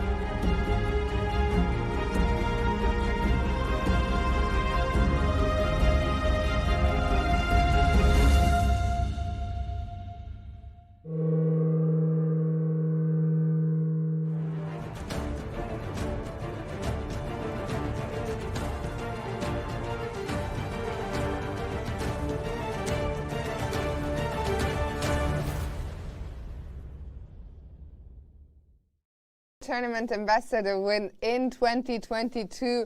Robert, that is the question. We don't know the answer, but what we do know is that things are happening in his game where Vidit has just played g5. He has indeed, and what a day it's already been, and it's going to continue to be. The last few moves, we saw knight e2, we saw quite a bit of time spent on f6, which makes sense. A pawn 3 squares away from a knight limits the knight, so the knight on f3 doesn't have too many places to go to. It also covers his important e5 square, and after a3, here comes g5, Fiona, and this move, it may look aggressive, but in some ways it's defensive because I believe that Vidit is uncomfortable. He's down half an hour on the clock. He's trying to figure out what to do. And White's plan is much more obvious to come by. He went a3. He wants to move his queen, maybe queen c2, play for b4. And when you make a move like g5, all of a sudden you create threats of your own, which means that White can't singularly focus on his ideas on the queen side. Also, could there be some element of taking away any possibilities of knight h4 and make sure that light squared bishop can stay on that diagonal, drop back to g6? That's a great point. The bishop can tuck behind the pawn, and that way it can't be kicked, because knight h4 would have been annoying for this bishop on f5. So you're absolutely right. And this position, you don't really want to play g5, but if we look where White's attention is focused, it's not on the king side. So g5, you typically don't push pawns in front of your king, because then your king becomes exposed, easier to attack. What attack? I mean, look where Black's pieces are and look where White's are. It doesn't seem like this king is in any danger. So I do like the move g5. Yeah, we'll see how Anish reacts. I mean, can he just continue with his plan anyway of trying to get b4 in, or do you feel he should react to g5 in a way? Let's see. So queen c2 would be the way to try to make b4 happen. Looks reasonable. Trying to figure out what's happening on this diagonal. Is there some pressure against this knight? The knight is defended, but maybe in general, bishop on g6 is just a good square for it. At some point, if White really ignores the king side, don't be surprised if f5, f4 becomes an option. You can throw your h-pawn off the board. I don't think you want to move this h-pawn, but you can at some moment. And it's unclear, even after b4, how much White is really getting here. b5 is covered for now, and oftentimes, even when b5 happens, you can ignore it, move your knight back towards the center. So it's interesting. This game is really, really interesting. We will come back to it. I think we'll bring up the bird's eye view for a second, because another game where a lot has been happening is Anish's fellow countryman, Jorden van Foreest. We can already see from the bird's eye view that things have changed drastically there. So let's catch up. And it's the second game in a row where Mamedyarov will have a material imbalance of 2 minor pieces for a rook. Let's just go back a few moves. We saw e6, bishop e8 played by Mamedyarov, a strong move. And here it looks like Jorden. He was hopping forward, trying to deliver a checkmate, going for the f7 pawn as well. And after f5, he's sitting here like, oh, my knight's under attack. c4 is this fork that I see coming. I have to make a move like knight f7, because if bishop takes f7, now it's justified. ef7, rook f7, in comes the knight to e6. That's a light square that my knight is planted on. I can bring a rook to e1 to reinforce it. I've stopped c4 by attacking your queen. Even if you attack my knight with queen to d6, getting out the way, I can play rook e1. There is no c4 with the queen unprotected on d6. I can just take on c4 and win your pawn. So that's not going to work out for Black. So that's what Jorden was going for. But Fiona, Mamedyarov had other plans. He did have other plans. He said, you think I have to take with the bishop? Absolutely not. Rook takes f7 was played by Schach. And well, the bar seems to agree with him. I saw, of course, a few shouts in the chat of Jorden has blundered. So why is rook takes f7 so much stronger than taking with the bishop? We don't expect our opponent to take with the more valuable piece, but in this case, it's a great decision. The reason why, after pawn takes rook, bishop takes back, e6 is covered. You need a tempo move with this knight. C takes d4, the obvious threat, but after that, c4.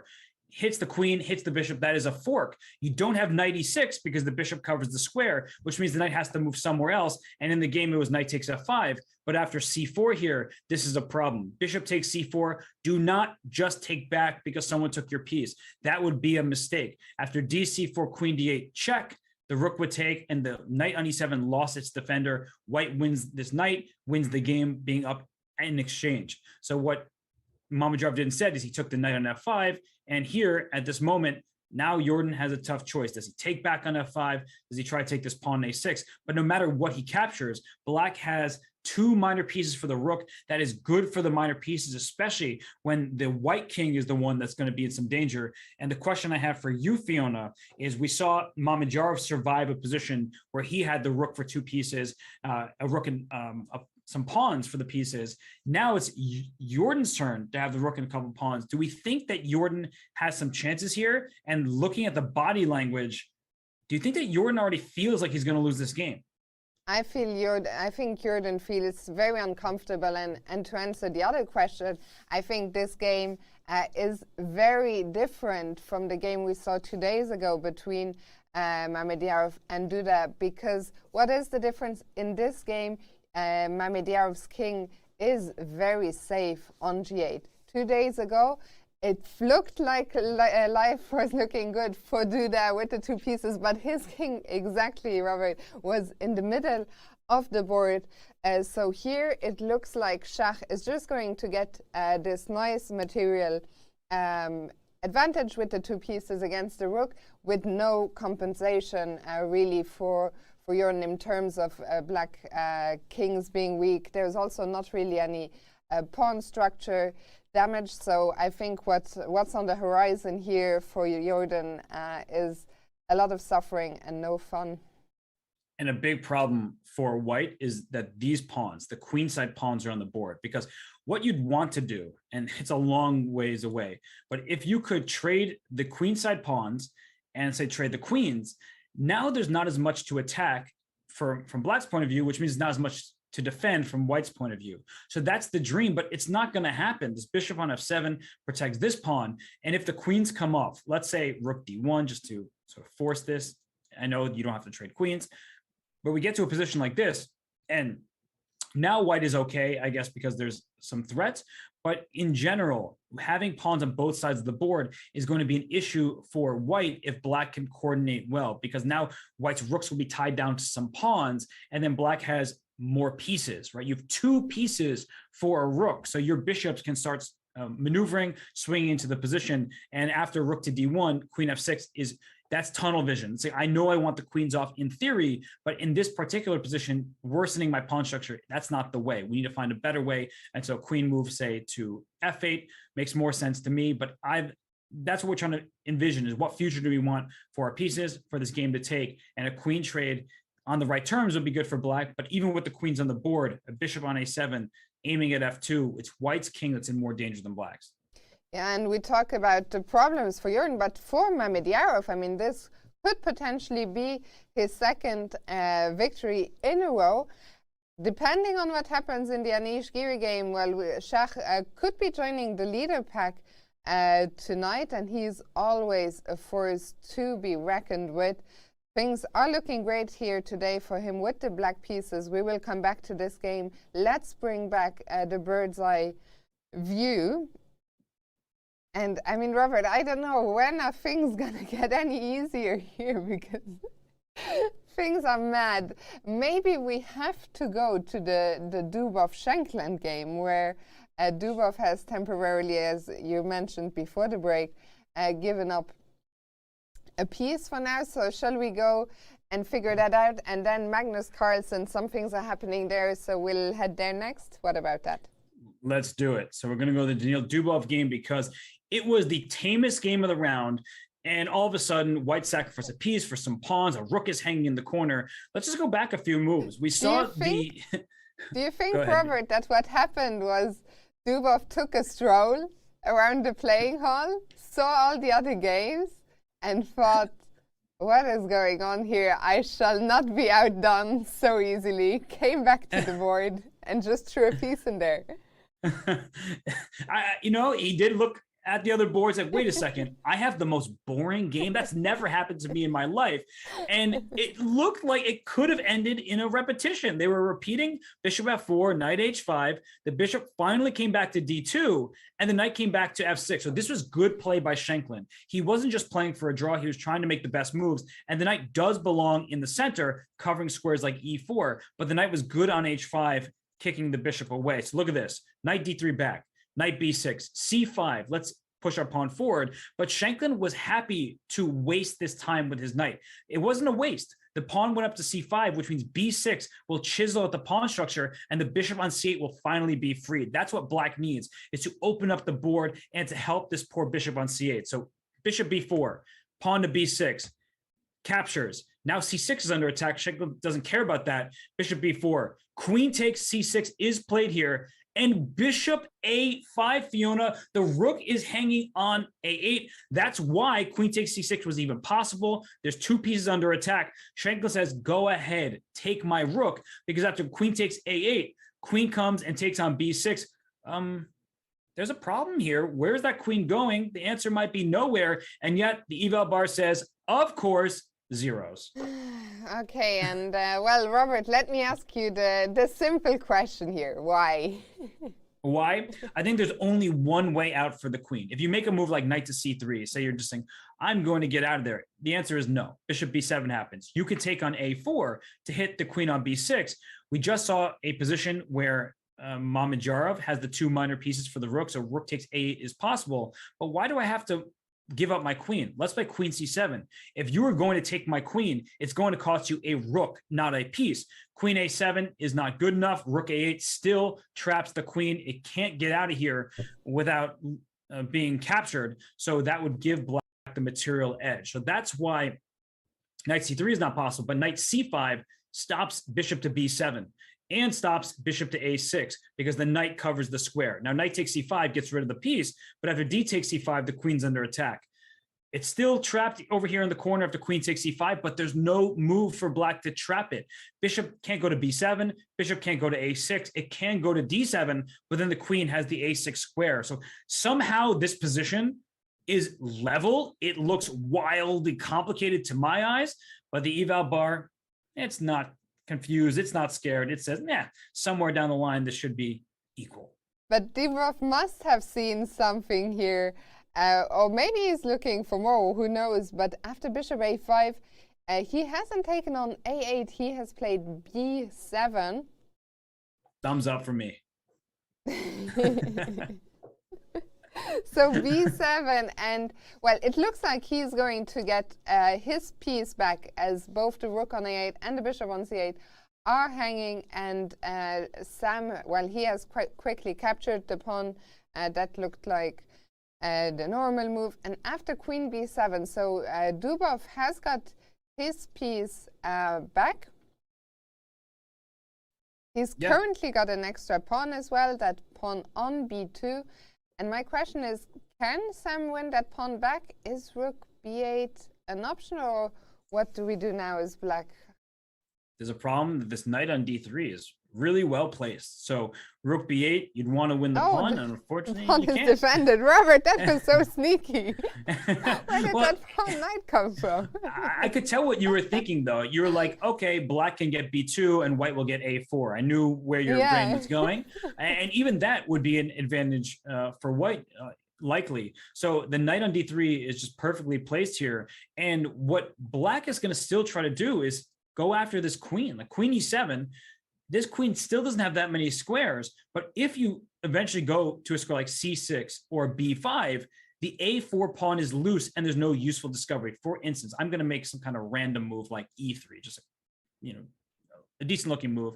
And if you bring a rook to b8, say this one, the queen comes to c6, and you're going to go after my queen again, but I can take your pawn, and your bishop has nowhere good to go to take advantage of the fact that there's a rook behind it. So I think that white would be able to snake this queen out and try to take this pawn on a4. So that's bad news for Sam Schenklin, where the computer sees that it's not that bad for black. He, of course, recognizes that there's compensation, but white is a pawn ahead. And I think it's a pretty clear pawn that maybe black will find a way out. I'm not liking the position, though. Yeah, I mean, incredible to me how Dubov managed to make something happen here and so fast. I think we didn't see it coming, partly because our attention today so focused elsewhere. Here the main focus seemed to be, let's hope they don't go for the early threefold repetition. But yeah, absolutely, looks like Daniil now in the driver's seat. We'll come back to this one. For now, let's bring up the bird's eye view again for a second. And Robert, before we dive into the Magnus game, is there anything catching your attention? Everything. I mean, seriously, every single board has my attention. Fiona, I mean, in the top right, we see that Van Foreest decided to keep his bishop by taking the a6 pawn. He has more material on the board, but that means more material for black as well. So the knight went to d6, can come into e4, cause problems for Van Foreest's king. What happened in the Duda game? It was like a trade of pawns on c4 there in the middle, in the bottom row, middle position. What report against Pragnananda? There's a king on f8, the pawn went to d3. I don't know where to go. You tell me. And even in the Niels game against Carlson, I think we probably have to go the World Champions game. Yeah, I think we should start with that, but things are really happening everywhere. We'll start here, come back to I think the bird's eye view, we love it in general, but never has it been so useful as today, because today it literally feels with every minute that goes by, something is happening on some board. I mean, look at this game, and all of a sudden, black is the side for choice. I don't know if, I mean, it's hard to evaluate, to assess the positions. The players don't think of these terms, but this is what happens when your king is feeling unsafe and there's a lot of pressure. The last few moves by Niels, bishop b5 check, and then bishop a4 allowed d4. This was something we were talking about a long while ago, Fiona, that this pawn chain is really strong for black, especially because it's aiming towards the white king. It's all heading in the right direction. And the rook on h8 is the surprisingly powerful piece that after bishop b3, knight f7, queen b4 check, I think the king can just move out of the way here to g8, walking into a pin. But the pin's not so dangerous because white doesn't have more material to start attacking the black king. Yeah, and I'm curious, I have to say, if king g8 Magnus is thinking, I'm not too sure even what the alternatives are. What about the queen trade, queen e7? Who do you feel a queen trade would favor? Well, I think because white's up a pawn here, it will favor white. Not so much. I don't think that black's in any big trouble, but I do think that in a position like this, without the queens on the board, that this bishop in particular on b3 is nice, and there is some hope for the bishop on b2 to later get in the game. I'm not definitively saying that white is doing that well. I mean, look at the eval bar off to the side. It says that it's actually pretty close to level, and we can see that the rook on h8, well placed, isolated pawn on h2. The f3, e4 situation is stuck. You can't move the pawn to f4 because the e4 pawn will be hanging. The bishop on b2 isn't great. Maybe there's some hope of a future on this new diagonal on a3, but yeah, black clearly is solid despite being a pawn down. I would like to go back actually to the position that we saw if Magnus plays king g8. I understand what you're saying, that pawn chain does look nice for black, the rook on h8. But on the other hand, I'm curious if you can explain to me how you're going to continue from here, because I thought as black I would love to get the knight into the game, which for now I cannot do because it is pinned to my king. I don't really see, is the black king going to go to h7? Or how are you going to continue increasing the pressure here? It's a position. Basically, what I'm saying, if I wasn't looking at it with an engine, I would never think that black is the one that's better here. No, it's a really good point, because if we just go back to the game just for a second, and before we make the move king g on the board, we see that the bar says minus 0.9, so in black's favor. And well, honestly, that was a big hint, right? Because queen e7, I'm looking at it like, I don't think black is that much better there, if better at all, after queen to e7. So that leaves king to g8. And it's a scary looking move because you are walking into a pin. So to answer your question after king g8, how is black going to make some progress? I think this rook is going to try to work along the h-file. White needs to keep pretty much his entire attention towards the queen side. So if this rook can get in the game, then it's going to cause white some serious problems. And once the rook leaves, then the king can follow behind it. And it's not like the black king is completely safe. And actually rook h3 could, at some point, if the c2 pawn is defended, walk into a bishop e6. So I do have to be careful about where to put the rook. But I think that this rook can maybe come to h4. That's a safer square. And then the king can move and the knight then will try. It's a long story, right? There's so many different options here in the position, but having the eval bar at our disposal, that's making it much more helpful, right? Because if we didn't have it, or if it just had zeros, now we're all confused. When it has advantage for black, without the queens, it's not going to be that advantage. And that's why I came to king to g8. One of the other questions I had is, as white, and I know it's going to take some time, but I was wondering, can I, if king g8 happens, can I try and engineer some counterplay on the g file? Can I start maybe by rook d2 to keep an eye on the pawn on h2 while I try and then swing the rook over to g2 and the other rook to g1? That's a really good idea. I think that another option, I'm just trying to figure out all the possibilities in this position.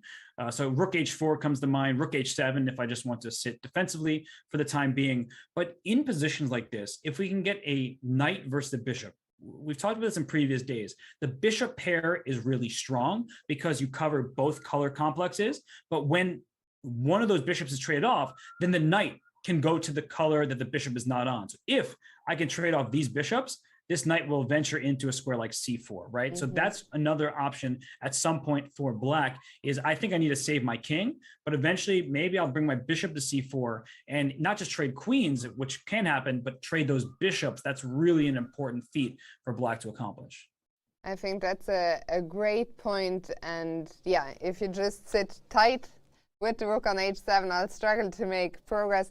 A lot to figure out here. Well, we will see for starters. Does Magnus play king g8? Doesn't look like he has made up his mind just yet with the time ticking down for both players. We will come back here in a bit, Robert. Let's bring back the bird's eye view one more time. Where to go? So many interesting games. Look at Vidit pushing all his pawns on the king side. That looks like a lot of fun. Maybe we have to start there, because I think otherwise we might have a riot in the chat. We don't want that to happen. So let's start with tournament leader Vidit Gujrati. We left it off just a move ago when Vidit pushed his g-pawn to g5. Anish did meet that with queen c2. We had been wondering, what's Anish going to do? Is he going to continue preparing the b4 push? Well, also, he's putting pressure along that diagonal. And Vidit said, none of that concerns me. Let me throw my h-pawn up the board as well. I'm trying to think about how to phrase this. I like it because Vidit is not afraid. And he's also about to be even on the clock. I'm not sure I like it from the perspective, I don't know where the attack is coming from, but I also don't really see what white is to do here. One thing that comes to mind is you mentioned there's pressure on this diagonal. So moving my knight from f3 to d2, like that's one of the ideas that I would think about here, because the knight can't take on d2 without the bishop being in trouble. But as you see, that's a mistake. I make plenty of those. It's all right. How many pieces am I attacking e4 with? Not enough. So I guess the knight retreat isn't ideal just yet, but I'm trying to put pressure all up on this e4 square. I mean, I like your idea, and well, the bar at least has gone back up into the black territory, but it's also not so easy. What does black do here? You have three pieces on the knight. Currently, there are three defenders, but is f3 already a threat here, or what's going on? Hard to say, with the bishop on e3 going to be loose there as well. Well, it's one of these moments where I really need to think before I talk. Like, I just sometimes say things and then hope that it all works out. But I'm looking at this position, and there are like all these pieces concentrated on the E file, the bishops and the E and D files, I should say, the bishops and knights there. It's a very compact structure. So let's go to the game position, just take knight d2 back, because that wasn't approved of by the evaluation bar here. And I'm trying to figure out why exactly that is and what could be better. I mean, b4. I was just going to ask you, what if b4? Does black actually have any follow-up with his pawn storm on the king side? Or was he just trying to grab some space? That's one of the things I'm curious about.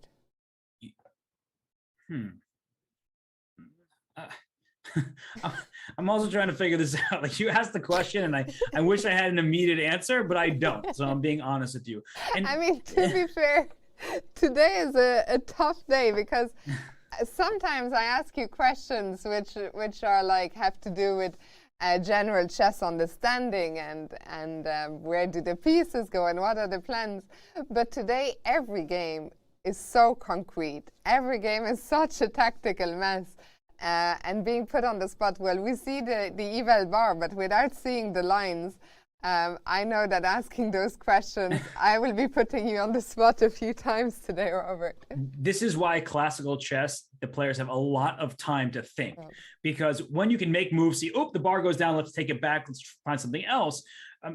Players often have a few moves in mind before they actually make their turn. Let's say there are 4 candidate moves, 4 possibilities that look about equal in strength. Then you have to start going down the branches. You say, all right, in option A, there are 3 different responses I have to look at. And then I have, to the first response, I have 2 different options. To the second response, I have 3 options. To the third response, I have 4 options. It branches out in crazy ways, right? Like a tree branch. So that's how chess works. And so you have to sit and think, and you can't afford to miscalculate when you're at the board. For us, we could say, oh, b4, maybe. Oh, the evaluation went down a little bit, but still looks pretty good for white. And it's we're not as thorough because we're not spending all our time. And also, these players are the top players in the world. They are using all of that brain power to process the position. And you see Anish as he's trying to figure out, do I play b4? That's the plan I've been going for. And from Vidit's perspective, the one bad piece, Fiona, is this knight on a6. But how do we get that piece back into the game? White's pieces are all well situated. They're looking really good in the center of the board where much of the action is taking place. I would love to get this knight. If I could just throw my knight to like g6, I'd be a very, very happy person. But how do I do that? I'd have to move the bishop, then go knight c7, knight e6. It takes way too long, and our opponent would see it coming. So it's about improving our pieces, maybe rook e7, rook e8, but still, I don't know where that knight on a6 is going, but I also don't know what white needs to do right now to maximize the potential of the position. Yeah, I think this is another game where plus 1.2, which is what the bar says, and Anish about to make a move. It looks like he was reaching towards the queen side. Is it gonna be b4? What's it gonna be? I think a result here between the two friends, a game where all 3 results are possible. It's not b4. Instead, Anish centralizes the last piece that hadn't been activated, the rook from a1, which has come to d1. And well, now, Robert, we're back in this situation where, what about Vidit? Is he going to push one of these kingside pawns further? Is he going to try and activate the knight from a6? Is he, like Anish, going to activate the final rook from a8 and just bring that to d8 as well? So many things to consider here, or to e8 rather, which makes a lot more sense. So many options. And you said push a pawn on the king side. If I play g4, then I feel like I'm giving up this h4 square, which you mentioned earlier. And if I play h4, I'm already looking for tactics. You mentioned, it is really great of you to point out, the bishop on f5 is loose. So if I can sacrifice my knight, like knight, okay, it's not my turn anymore, but knight takes g5, just to show you what we're talking about. Oh, look, not an unreasonable move. Pawn takes g5 and f3. There are tactics in the air here, and it's a tactic that's actually a trade. White is not winning material. You're giving up a knight for one pawn, and then you're winning a knight for a pawn back. It's just a really interesting turn of events. So that's what I'm looking for, Fiona. You gave me the idea, and that leads me away from black playing h4, because now I'm thinking, can I go knight takes h4, pawn takes an f3? It looks really sharp. The king side is open for both. Whose king is worse off? I'm not sure. Black's pawn structure is worse, but there's so many pieces on the board that an attack is going to be real.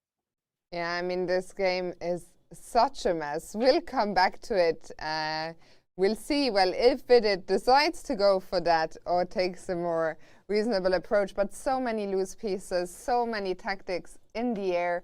We'll come back here. We see that Magnus Carlsen has gone king g8, so things are shaping up to be very interesting there as well.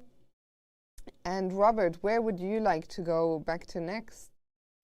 I don't necessarily want to go to this game, but in the top right, we see Van Foreest against Mamadjarov. We have Shakriar on screen.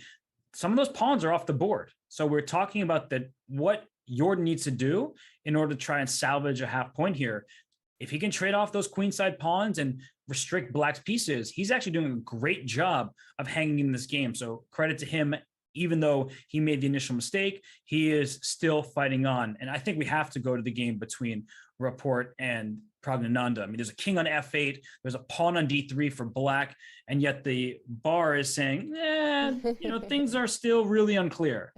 Let's go there. So we left off this game not too long ago. Or am I mistaken? Maybe we looked at it during the break, and I'm confusing that, because while we were on break, we saw this interesting move, king f8, which, Robert, you said that's quite a deep move. It's, I think, a move that wouldn't be on our radar for a lot of players, myself included. In this position, I would never in a million years consider king f8, but the idea is a simple one. You want to play h6, ask that bishop where it's going to go, and you cannot do it while the king is on g8, because then it runs into bishop takes h6 with this problem with the pin along the g file. And sometimes you can even do it here because knight h5 hits the queen and protects against the checkmate, but it gets really sharp. And I'm sure the lines were considered because a queen g5 tries to trade queens, attacks the knight, and then moves like this. And there are positions where you play in this manner, but it's really hectic. I mean, it's a lot to take in. And for Praggnanandhaa, you have to be practical, pragmatic, I should say. You don't have that much time in these games. So to go to some wild variation like this is not something he wanted. Instead, he played king to f8. As you said, h6 is an option. Queen runs over to b3, because if you play h6, now there are actually squares for the bishop to return to. If their queen was on g3 still, g5 would trap the bishop once it went to h4. So h6, bishop h4, e4 played now, e3, d3, and we mentioned how f3 tries to break down this pawn chain, but not when your pawn on e3 is under attack. So that's why Rapport went h3 here. Praggnanandhaa's back on the clock, and it seems like he just wants to play g4, bishop g2, get his king out of the center, and then later he can play a move like f3 when he's good and ready. Yeah, and well, we see that even the bar has gone up a bit. Things for Richard maybe are looking up a little bit. Do you think that king f8, while it looked like a very deep move, do you think it was maybe better to take a more forward approach? I think so. I think king f8 is one of those moves you make that, you're trying to figure out what to do. You don't want to commit yourself to some over advanced pawn structure. I mean, we looked here at this moment at the move e4, e3, d3, and things do not look clear. The move f3 certainly is available to white. And if you take on f3 here, so I take with the queen. I probably take with the knight and then go after your d3 pawn. Although now that I made the move, it says you're wrong. So let's not make that move. Why is that wrong exactly? My tactical vision is not strong enough to figure it out. Oh, what a mess. Where's the issue? I don't know. I'm gonna be honest. I don't know. Let me look. I can cheat. Aha. Okay. I'm cheating. Knight takes c5. Knight takes c5. I mean, what? What? What kind of move is that? Oh my goodness. Giving up the piece, and it looks like the king. But okay, you still have to show me. I will take the knight, and you'll have to show me why is my king not safe here? Because the knight now can go to e4 as the queen is no longer on d8. And so if you save your bishop with a move like queen h4 or something like that, I don't. Let me look again. I'm going to open up The moves here, Oh, my okay. goodness. It says the best move is f6. So you sacrifice a piece and then just go f6. And after bishop f4, you play bishop f. What? Okay, nobody plays chess like this. This God, is engines are above my pay grade, Robert. Yeah, this is ridiculous. Why is f6 necessary just to play bishop f5? I do understand that white can hardly move. That much is very clear to me. The king is stuck in the center. There's a pin here. If you try to take this pawn on d3, then you take this knight on d2 with problems for the king. Rook takes d2, allows bishop takes d3. The rook is pinned. But okay, I think we see no fault with the players when they can't find a ridiculous sequence that the engine is like, yeah, this is just winning for black. If this happened. Let's go back to the live board because we saw the players make a couple of moves, or one move anyway. The knight has come into e5, and well, now again the question, Robert, the bar has shut up. With my human eye, my lowly human eye, I still like the look of this for black. I'm still not clear how is white going to get that bishop from f1 out and get the king castled, but clearly the computers disagree. Well, the computers have no fear whatsoever, and it's all about this move f3, because white is going to have to play this move at some point to free up his pieces. Not right now necessarily, but there's going to be a moment where f3 is played. Look at the king. It can't move. The bishop, it can't move. And why can't it move? There's the pawn chain that's stopping bishop e2 from being played. I do like g5. It forced the bishop back to g3, so there's no g4 for white.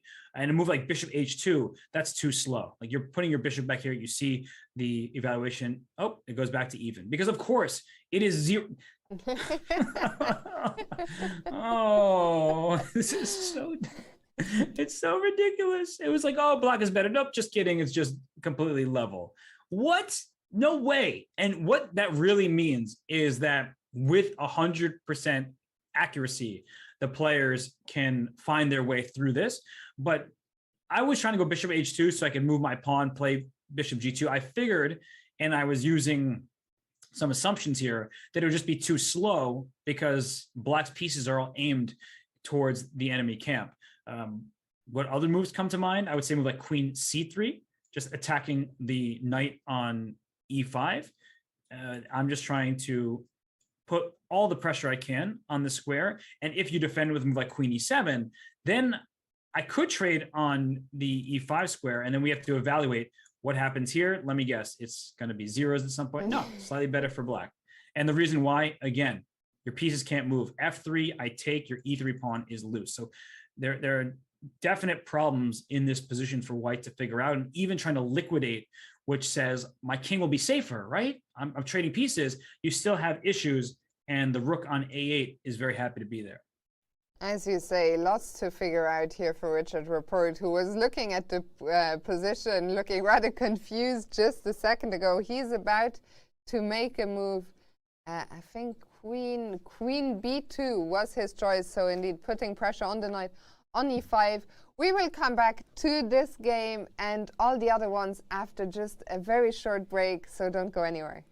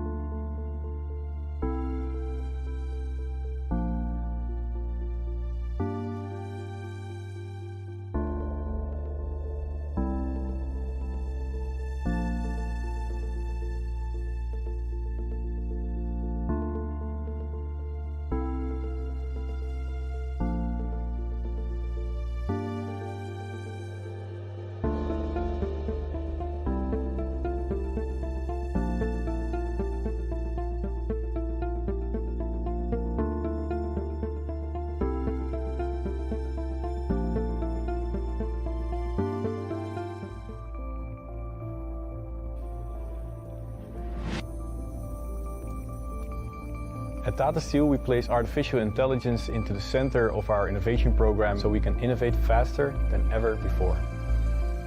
Advanced data analyzing techniques are not only fun to work with, but it really helps me to work on sustainability. For example, reducing dust emissions. This is a really important topic for me. We have developed the digital tools to accurately predict the performance of our products in the processes of our customers. Quantifying the performance of our products is key in making our customers and us successful. We achieved world-class process stability by using AI to forecast and control the outcomes of over 2,000 simultaneous reactions. We use cameras instead of eyes and computers instead of human brains, so in the near future our factories can make their own decisions.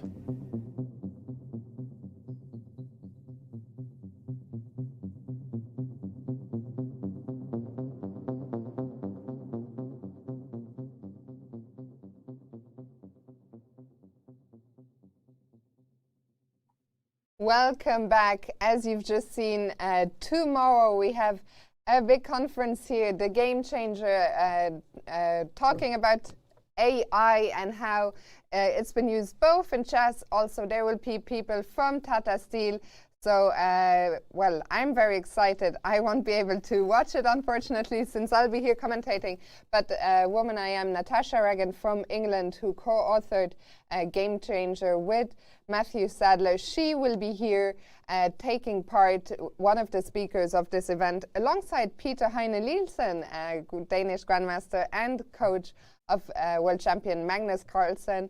You can find more information about this event on our website, tatasteelchess.com, and you can also find out how to register. I think today is the last day to register to attend the conference, so head on over to our website now to read more about this really interesting topic of artificial intelligence in chess. And Robert, it's very exciting here as well. I think, first of all, we're going to have to go to the game of our leader, where pieces are being traded off in Giri Vidit. Yeah, pieces are traded off, which might indicate to some that this will be a peaceful result, but the game will continue at least for a few moves. I'm just looking at all these games, so much excitement, but let's rewind. And Vidit came up with such a good idea. He pushed his kingside pawns. We'll just rewind to this point because he went f6, he went g5, he went h5, and then finally he showed us his plan. He goes queen h7, which now that I see it, I'm like, that is so smart. And it's something that I would never have seen myself. That's why I love commentating. I love learning from the best players in the world. He puts his queen on h7, and that means that this bishop on d3, just like the bishop on f5 before, is under some pressure. And if you try to play the move f3 now, you're going to get in big trouble because the rook on e8 is well positioned. The bishop on f5 is backed up by the queen. So you can make funny moves, fancy moves, like knight to g3, as the queen and the bishop, protect the bishop. If you take the knight, you lose your bishop. And now you see the problem with playing f3. Your bishop on e3 and the e3 square are blacks for the taking. So that's why after queen h7, Anish said, I can't do anything besides trade. If you run away, black plays h3.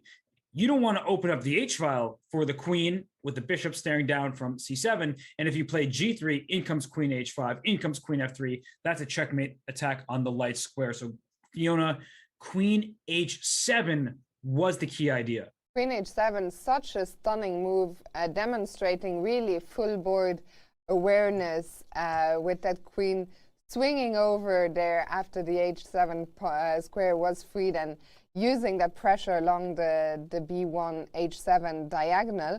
We've had a few moves, so let's see how Anish dealt with all of this. He decided that I don't want to see h3 happen. I'm going to trade everything. Knight takes e4. Black took back with the bishop. If you take with the pawn on e4, now we see that white's pawns have some mobility. Bishop c4 is check. The king has to move. You go king h8. In comes d5. And unfortunately for Vidit, you're not quick enough to launch your attack. White is ready to push this pawn to d6. And now that's a protected passed pawn. If you take on d5, white simply takes back. B7's under attack. Knight D4 becomes an option. White's pieces are just coming into the game, and that's not good news for black. Your attack isn't strong enough after the move H3. White can ignore it with a move like Knight G3, I believe, and there's not going to be a checkmate. H takes G2. The pawn is an umbrella for the king. You can't bring your queen to checkmate because the pawn's already on the square. The knight blocks the diagonal, and you see from the evaluation bar that white is well ahead as he can go after the black king. So Fiona. Indeed. So instead, Vidit deciding to capture on E4 with the bishop. And now we saw these trades. The queens came off the board as well, and maybe we need to take a moment to stop here in the current position after H3 because, well, it seems like, Robert, the bar is telling us the developments have favored Vidit. I think even from a human perspective, if we didn't see the bar, it felt like black was under some pressure, but he has solved all of that in a really nice way. White is worse. And it's not worse like, oh, it's going to be an easy draw and it's worse. If you're not careful as white, look at where the pawns are and look at where the pawns are cemented, most importantly. Dark square, dark square. These two are also on dark squares, though they can move. But importantly, this D4 pawn, we talk about pawn chains, how they're only as strong as the base pawn. This pawn on B7 is impossible to get to. This pawn on D4, that could be a problem as this knight will reroute itself. And so what black is looking for as this game continues is to get this knight in a position, likely via C7, and then potentially over to E6. And then D4 is a target that black would like to exploit. And if this knight comes to E6 or the king, I can't draw my arrows, the king comes up to G6, watch out for some further expansion from these pawns. Black has so much to operate with, and white is kind of stuck, likely going to move the bishop and try to trade rooks along the E file. And even once the rooks come off, because the pawn's on a dark square, black can attack that pawn, and white is stuck to the defense. So after the last white move, King F1, I love your plan of, first of all, activating, I think, that knight on A6. We talked about it a while ago. The knight isn't doing anything there, so we want to bring it into the game. I think we want to do it via C7, indeed, and then come to E6, which means we would have to move our bishop from C7. That bishop doesn't have any squares that we really want to go to. But what do you think? Out of D8 and B8, we'd probably rather choose D8. I mean, like we're just doing it temporarily, so it's kind of a means to an end. And if we go bishop to B8, bishop D8, I'm not sure how much of a difference it makes. The one difference it could make is if you allow some pawn break. That's not ideal, but here there isn't a clean pawn break to have. So I think that both moves, bishop to B8 and bishop D8, they both make sense. I'm trying to figure out why. Maybe bishop D8 is better, actually, because you can play F5. You are protecting your pawn tactically on G5, and that creates an additional option for black, which is really good news for Vidit, as he can, I don't know if he will, but he can try to push for a win in this position. And I think he certainly will.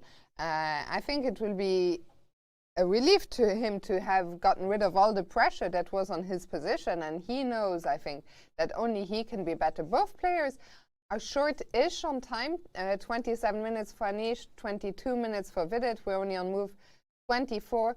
But thankfully for Vidit, I mean, I think he's handled this position so well. And here, well, he is pressing without having to take too many risks at all, because his position, there are no obvious weaknesses. His rooks are doubled on the E-file. So things are looking great for Vidit.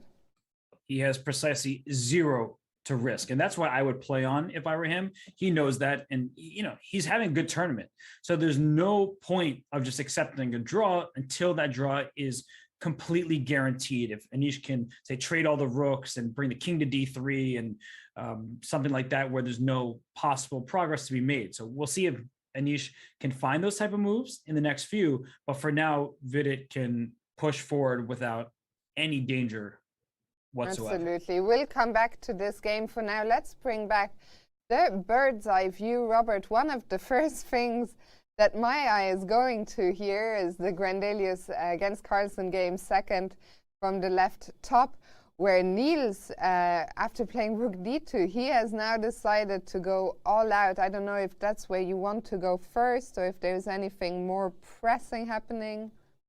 No, we could start there. And that's a really good game to go to because now Niels is trying to lash out. His last moves were rook d2 and Magnus played bishop a6. He can get his bishop to c4. At some point also opens up the b file to attack the queen and the bishop behind it. So f4 was the choice of Niels because the bishop no longer hits the e4 pawn. That said, it's looking like a position where the clock is going to matter. There are 16 tough moves to make. This was move 24, f4, and White's king is open. Black's king is open. Rook b8 already has the direct threat of trying to win this bishop on b3. So after rook b8, queen a4 is actually the only square the queen has. Yeah, looks like it. Yeah. I was like, oh, you need to stay protecting the bishop. You have no choice. And after bishop b5, the queen has to go back to b4. So in a way, that queen is on the verge of being trapped, but has just enough room to survive. If the bishop comes back to e8, somewhere along this line, then c4 is opened up and you see the evaluation go up in White's favor. That's where the queen needs to be able to go with the protection of the bishop. So Magnus for sure is not going to allow that. No, he definitely won't. But yeah, rook b8 looks like a very tempting move to start with. You want to get on with your own business here on the queen side, and the question will be after queen b4, how do we proceed from here? Well, Magnus knows he has at least a draw. He can go bishop a6, bishop b5, and make a draw. He likely does not want to draw here. One idea is still rook h3, trying to get this piece active, and this bishop now is in some trouble because the pawn on c2 is pinned. So I mean, a really, really interesting position. This bishop can go anywhere. Bishop d3, bishop e2, bishop f1, all put pressure on the queen and the bishop behind it. So like, let's say bishop f1, funny looking move. If the queen goes to a4, maybe I haven't really made any progress. My bishop is just on the other side. I don't get to promote though. Bishops to the other side don't get me a new queen. They don't, but maybe can we increase the pressure on the bishop from b3 with the other rook? We just say, okay, my bishop on f1 is hanging. You can have it. I'll go for your bishop. And bringing the other rook, which we've been talking about, Robert. You were talking about it. Even from h8, that rook was in the game despite not having made a move. Maybe now it's the time to activate that. Absolutely, because bishop takes f7 check, queen takes f7. It looks like White steals a piece after rook takes f1. But where is this queen? On the diagonal. It's woo, queen a2, hitting b2. If the bishop ever could move, which it can't without being lost anyway, queen b1 is checkmate. So this would be a blistering attack, and Black's king perfectly safe on g8, White's king about to be checkmated down here. So this is really a moment, Fiona, where after a move like bishop f1, I would even consider rook takes f1 because I give up my queen, but now White has Lasker compensation of rook, bishop, and pawn for a queen. And there's real pressure here that's building in the position because Black's king doesn't feel that safe and White's king feels a lot safer without that rook barreling down at it. I like that suggestion a lot, and I think if Niels gets the opportunity to give up the queen for this, I think he would be happy because here the bishop pair comes to life, and more importantly, we can stop worrying about getting checkmated at every turn. This rook, I mean, coming to h3 now or in the near future is going to pose some serious problems for Niels in this position, but we shouldn't forget the Black king does feel some of this heat here. The bishop on b3 pinning that knight. If you can increase the pressure on the knight, that would be a problem. F takes e5. He went f4 for a reason. He wants to open up the board because what Black needs is to keep this pawn chain intact. If this pawn on e5 were to take on f4, it's not a free pawn. Rook, I believe, can just take on d4 here. Now you still remain a pawn up for White. You have an open d file. You have a bishop that's open on this diagonal. All of White's pieces improve and the extra material leave Niels ahead if Magnus were to make the mistake of taking on f4. Well, I don't think he will do that, but it seems like he hasn't quite made up his mind. Will it be rook b8? Are there other options? We'll come back to this game in a short while. For now, let's bring back the bird's eye view one more time. We see that in Giri Vidit in the top left corner, one pair of rooks has come off the board. You were saying that's what Anish was probably looking for. I see one thing, one bar which has dropped almost all the way to the bottom, and that's on the top right corner in the game between Jorden and Mamedyarov. Robert, maybe we go and see what's been happening there.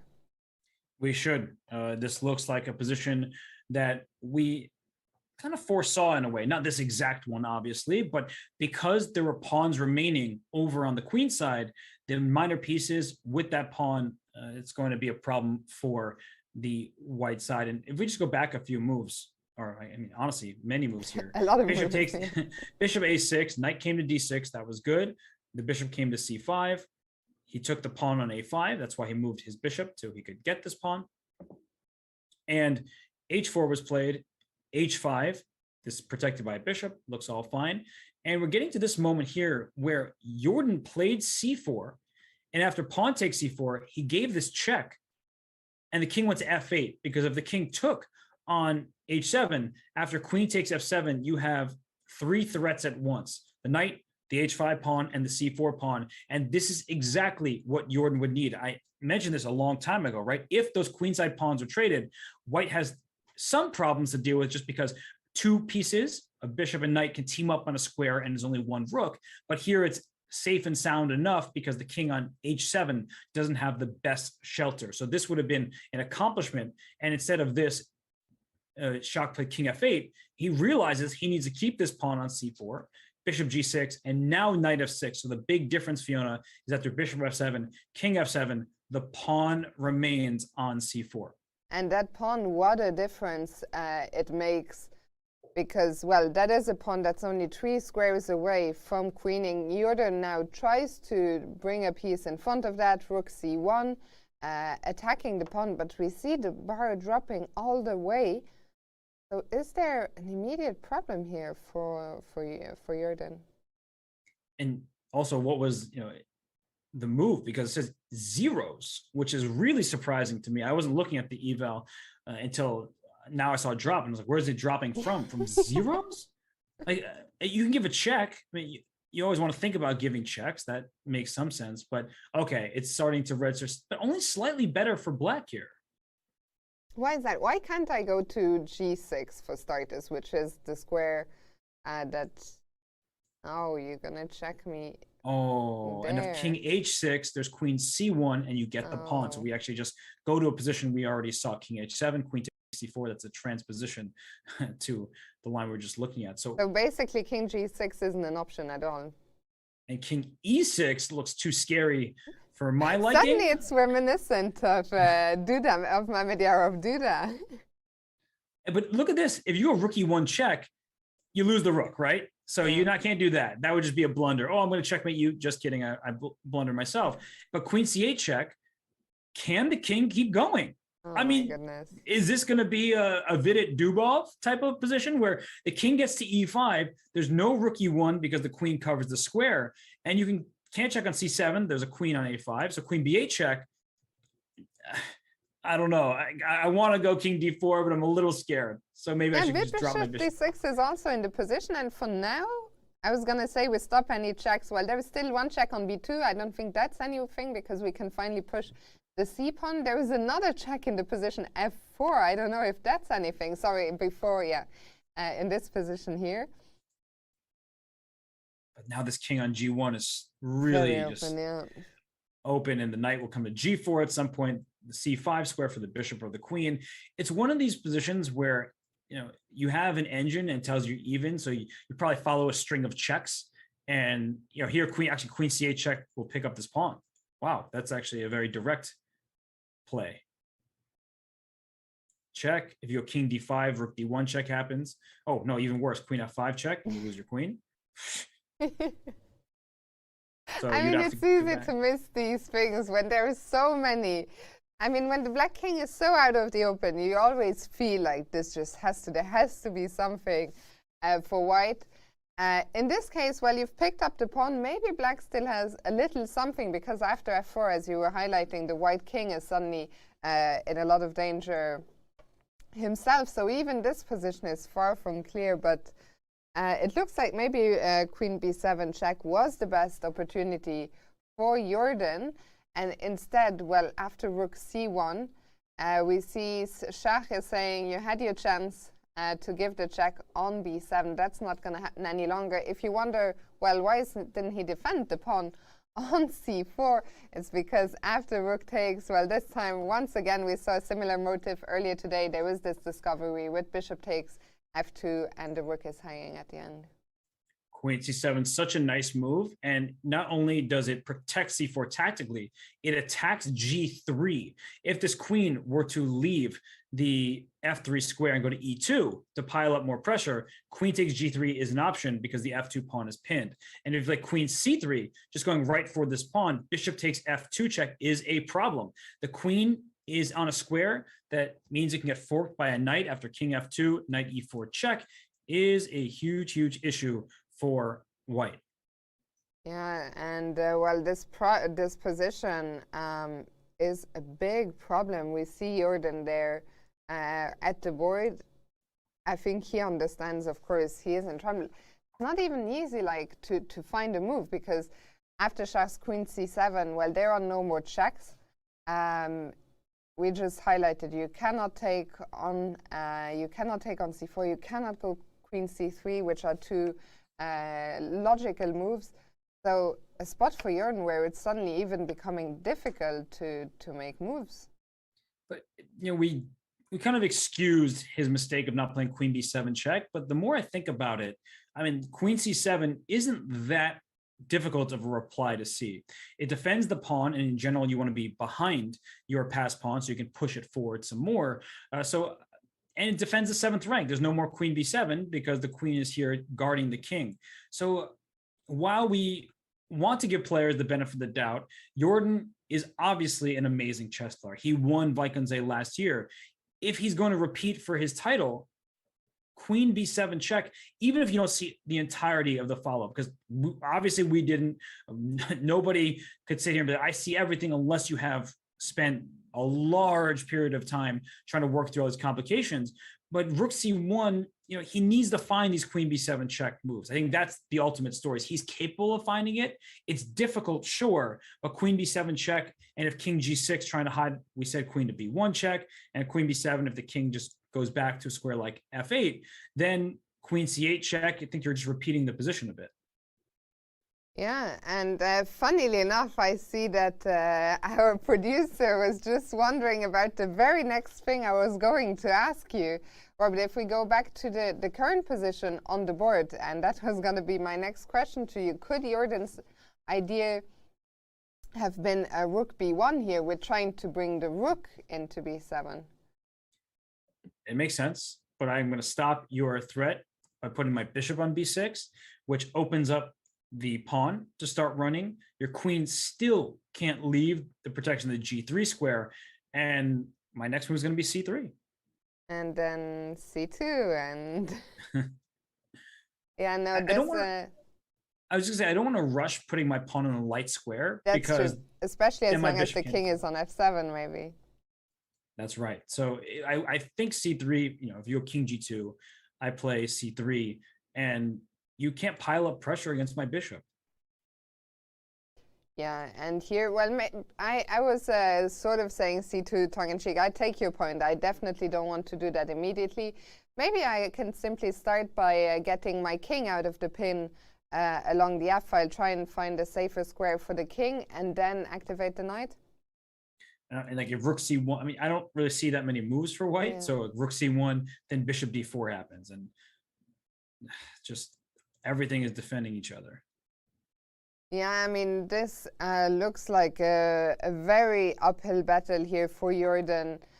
Things are not looking good. We'll come back to this game. Let's go back to the bird's eye view. Robert, with more than 3 hours into the game, all the games are still going, and all of them are so wild. Look at the Duda game against Karyakin. How did that even happen? There's a king on h8, a king on h1, no pawns in the g file. Of course, we've been looking at the Giri Vidic game. That looks like it's stabilizing for Anish.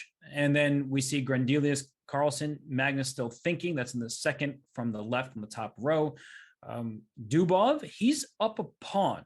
So he's going to try to turn that extra material into an even bigger advantage. And then Yesipenko still in some trouble against Caruana there. And wait, Report and Pragnananda, all the pieces are gone. What? Yeah, shall we check in with Report Pragnananda and then do that Karyakin? Sure, let's go there. That makes the most sense. And we can't forget about Report because he lost his first round. Then he won 2 in a row before drawing Schenken with black. And suddenly he's the one with the huge advantage because he has an extra pawn. The extra pawn that wasn't too relevant for most of the early stages of the game. After Pragg went knight e5, queen b2, Fiona, this was such a nice moment by Report to play rook a1. Right, rook a1, a very nice move. Seeing what are the active pieces in black's position, what can I fight against? Well, what I want to fight for is white, since I don't have too many other options as well. The bishop on f1. So let me alleviate the pressure on the a file, try and get those rooks off the board. And black maybe also didn't have too much of a choice here.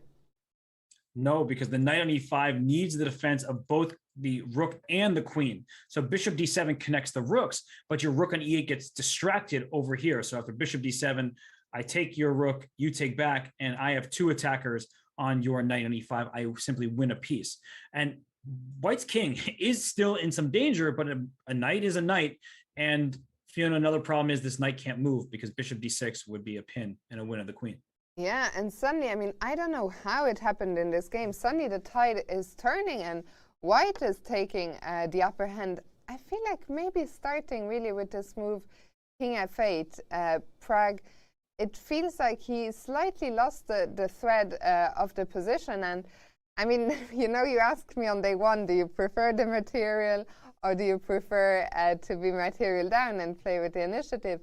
And very often, I mean, this is the story of my life. You know, I've sacrificed a pawn. It looks like I have some nice counterplays, some nice initiative. And then my opponent plays some great defensive moves. And suddenly here I am, a pawn down, and my initiative is gone. That's what happens when it fizzles out. And it was stubborn defense by Report. But king f8, that, as you were saying, it seems like that was the start of a bad trend for Pragnananda. And he still has chances here. Let's be completely clear about that. If you look at this position, this e4 and d3 pawn, that's keeping him in this game. And white doesn't have an easy time trying to promote his pass pawn because you need to play b5 and c6. But as soon as you play b5, the c5 pawn is loose. If you try for f3, then the e3 pawn is under attack. So even at this moment here, it looks like bishop g2 somehow was a mistake.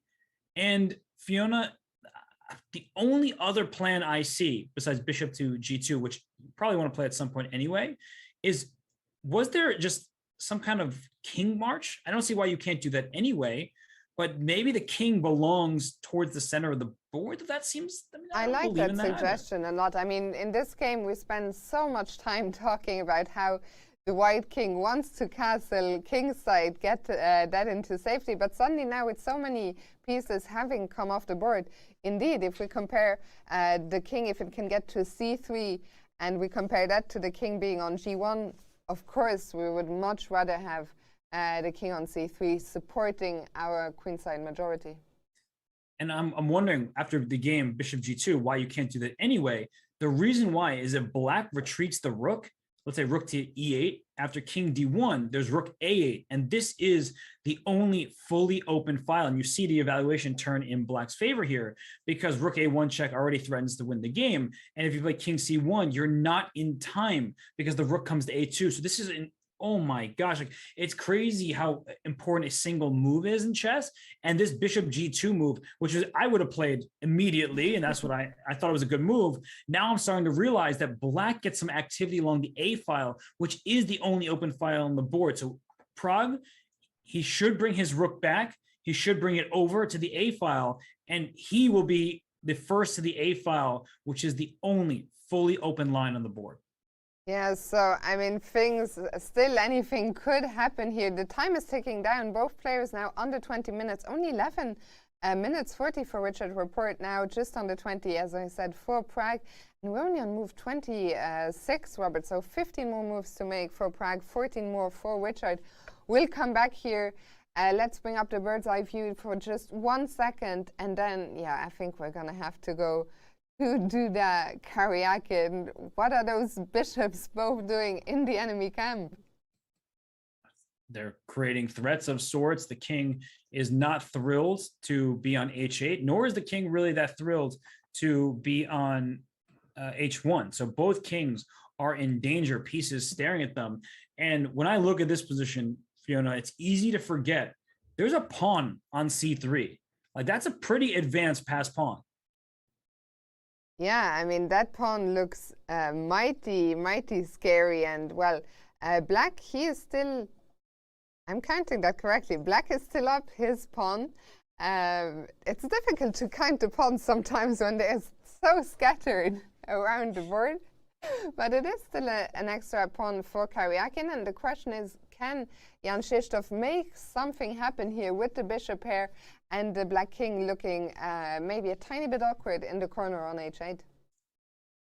Yeah, Jan Krzysztof here, he has drummed up all the counterplay that, and more than he probably thought he was going to get. But here you see, if we just go back just a few moves, because I saw the eval bar at some point was like, oh, Black is doing really, really well. And it says -1.5. But you look at the pawn structure, and if you cut the board in half, Black has, from the A to the D files, Black has 3 pawns to White's 1, and you play A5, C3 has happened in the game.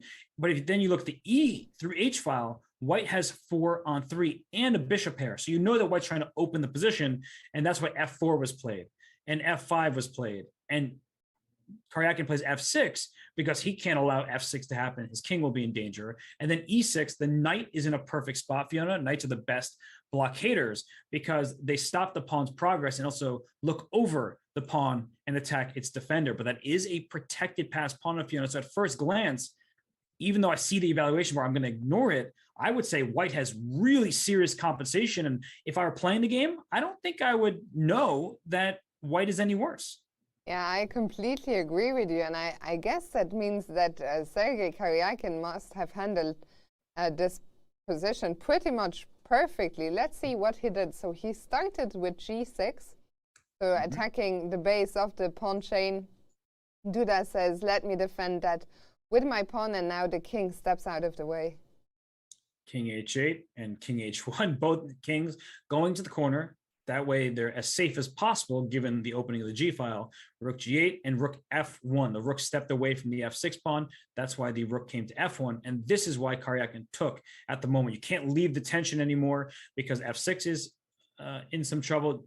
G5, trying to close the position, is going to get you in potentially more trouble after H4. It's not about pawn count. It's about the quality of the pieces. Let's say you keep taking pawns. G5, you keep taking pawns. You have how many extra pawns? I don't care, because look at my passed pawns on F5 and E6. Yeah, those pawns, I mean, we can potentially see 2 pawns appearing on the 6 soon, and they are very likely to decide the game in White's favor. So that's not what Karyakin did. Instead of G5, he took on F5. We saw those pawns come off. Now the bishop dropped back to D6. Rook B1, hitting the queen on B6. The queen drops back, putting pressure on the pawn on H2, which is under attack. So that was defended by removing the bishop from E2, which went to H5. And now Sergei fighting for that open B file. And the moves started happening quickly. I saw them make a bunch of moves there, and because look at the clock, under 5 minutes for JKD. So to get to the live board, bishop H6, rook B1, and queen to C4. Now, all of a sudden, Duda needs to find moves in a tactical skirmish. It's move 30. So it's his 31st move coming out. He has 4 minutes remaining, Fiona, for 10 moves, plus the 30-second increment he gets every single move he makes. Not going to be easy to navigate the complications here. That's an understatement. Robert, we're going to take our last quick break before the first time control, which is coming up in 40 minutes. All games are still ongoing. It could be a hugely decisive game today with a lot of games looking like one player might be winning. So don't go anywhere and we'll be right back.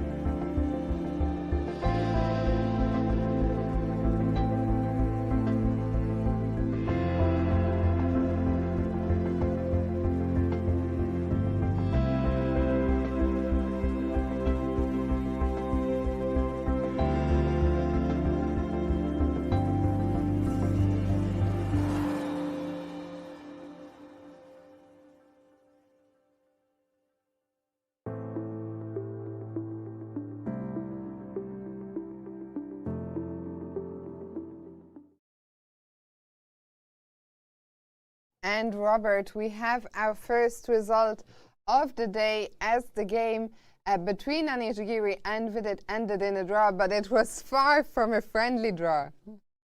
No, they're talking about the game.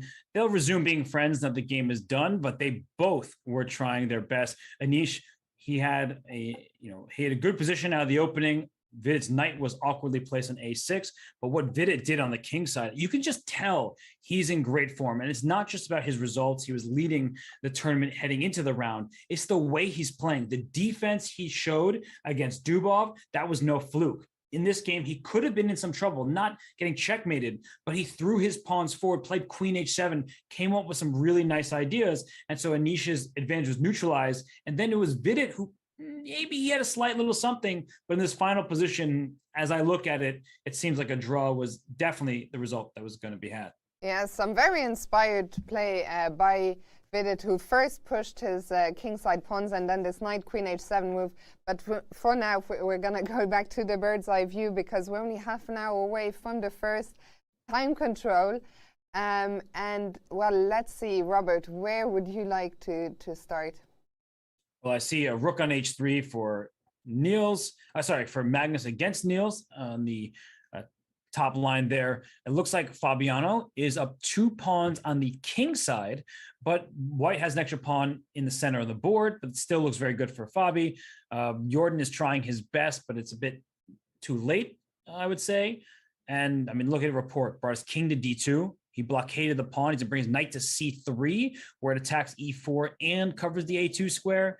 We just looked at Duda against Karyakin. We can come back there at any moment. And Dubov remains a pawn ahead, and he will try to win that game. But look at Shanklin's activity. Maybe we start by very quickly updating Yesipenko against Fabiano. We haven't seen that in a really long time. And then we can go to Grandilius against Carlson, where the plays repeated twice, but then the third hurdle, Magnus said, no, I want to play on, and went rook h3. So we'll get there in a moment. But first, let's have a look at Yesipenko and Caruana. Well, quickly rush through to see how we got here. c5 was played. We saw this moment. Knight takes, and bishop to g2.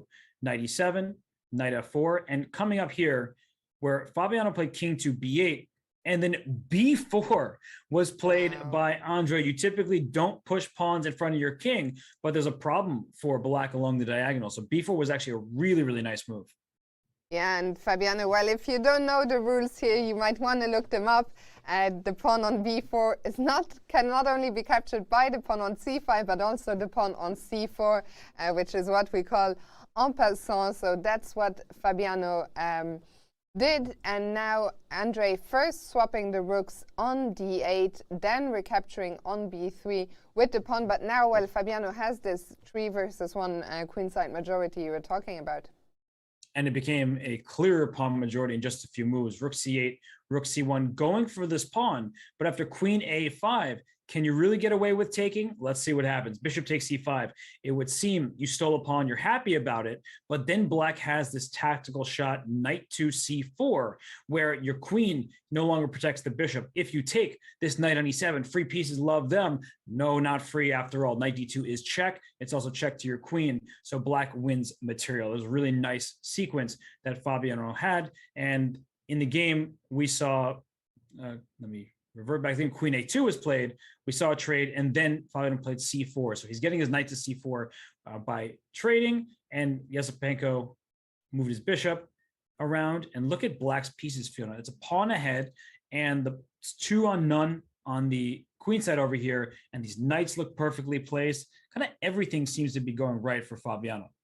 Absolutely, and Fabiano, I think this position, you also look at the time situation. I failed to, it was such a crazy day that I failed to notice how far down the players on the clock. Only 3 minutes for Andrei Yesipenko to navigate this position. Fabi firmly in control, and I think he is heading towards his first Tata Steel Chess victory in this year. There's only one concern for him right now, and it's this g7 pawn.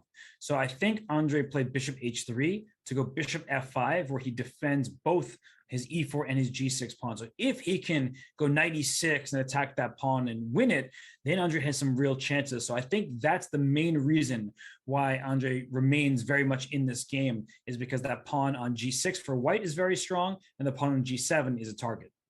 Indeed, we shouldn't underestimate, of course, the pawn on g6. We'll come back to this game. Let's go back to the bird's eye view. And I think the other game, well, we said we were going to check in. Oh, we had another result, actually. Dubov against Shankland has ended in a draw. And while we see that Anish and Vidit, they are still discussing their game. I mean, there were so many interesting moments there. But yeah, 2 games have ended in draws. Let's go and check in with world champion Magnus Carlsen. Okay, let's pull up that game here. He's playing a really tactical skirmish with Niels Grandilius. He decided, instead of making a draw, he decides that he repeats to gain more time. We see that both players are really in some time trouble, considering they have many moves to make until we get to move 40. Rook h3 played. He wants to play on. F takes e5, F takes e5, and there's no rook f1. There's a bishop covering the square. And if you play rook f2, thinking you're just going to win this knight here, Magnus is going to sacrifice material. He is going to play rook takes b3, and after queen takes b3, he's going to play bishop c4, and his queen has only 2 options: to go along the 3rd rank or to go to a4. If you go along the 3rd rank, let's say somewhere like queen to g3, there you see it. Queen b6 happens, and you can't protect your bishop on b2 in a nice way. If you play pawn to c3, you defend the bishop for now, but after pawn takes, you can't move your bishop. Queen b1 would hurt. Queen takes c3, you're opening up the position, the queen, the rook, everything is falling apart. Yeah, it's all collapsing here. So it looks like rook f2 is not something we want to play, because rook takes b3 just looks absolutely crushing. But if not rook f2, then what?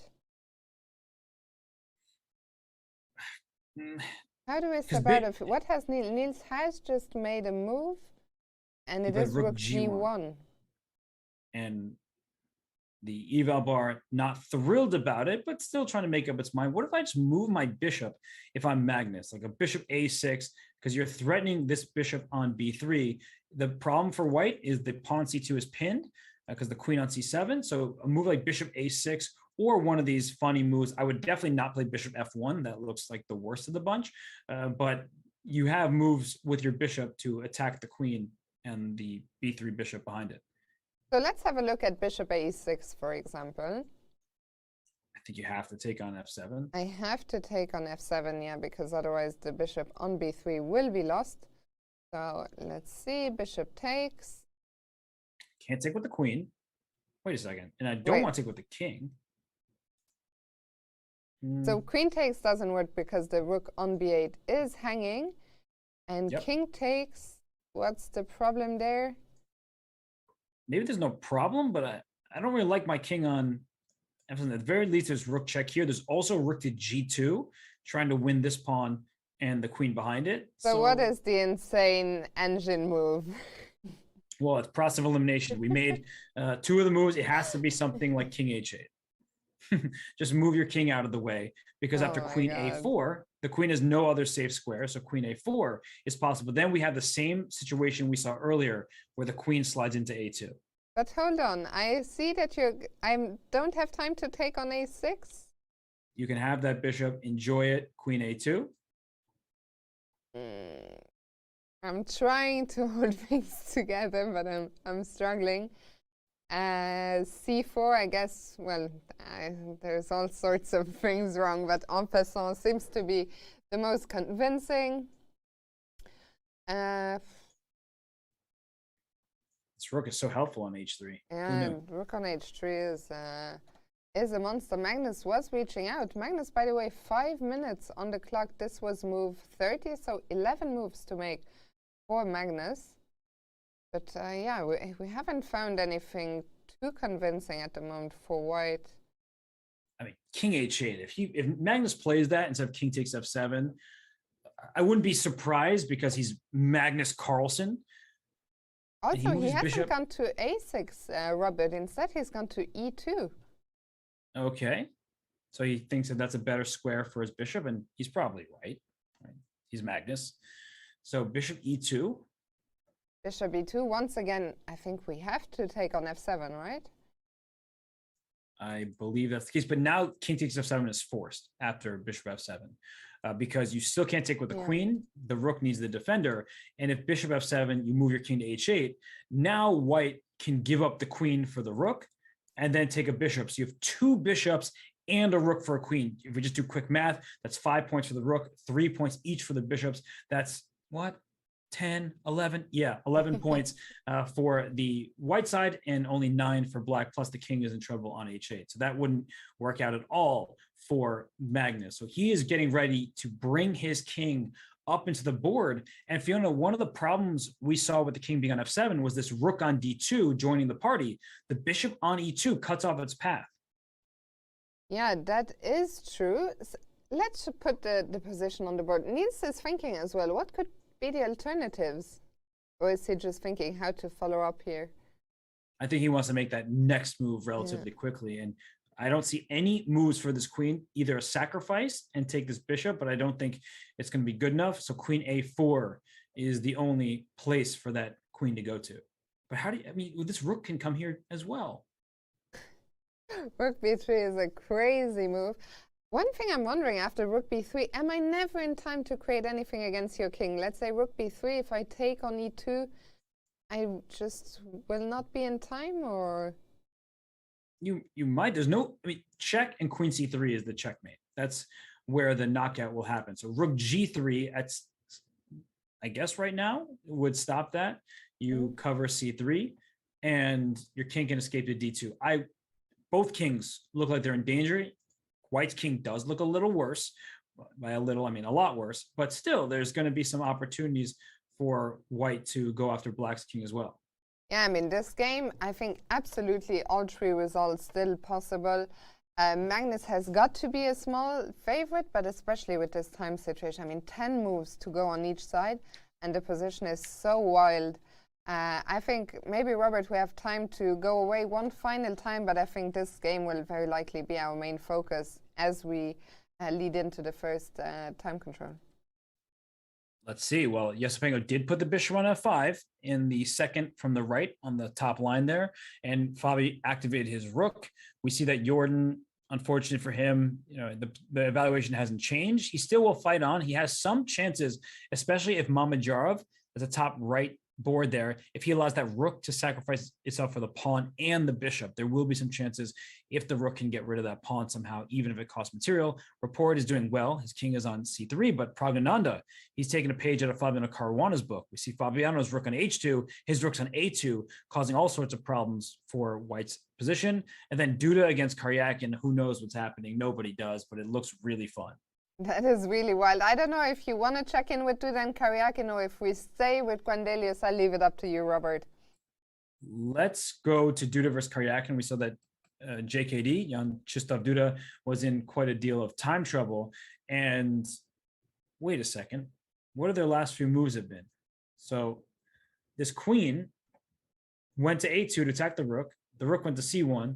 The knight went to c6, and then rook g1 because the knight went away from the safety of the king. The knight comes back to e7. This is really important. If you allow rook takes g8, king takes g8, and then the queen comes to g2, it's checkmate on g7.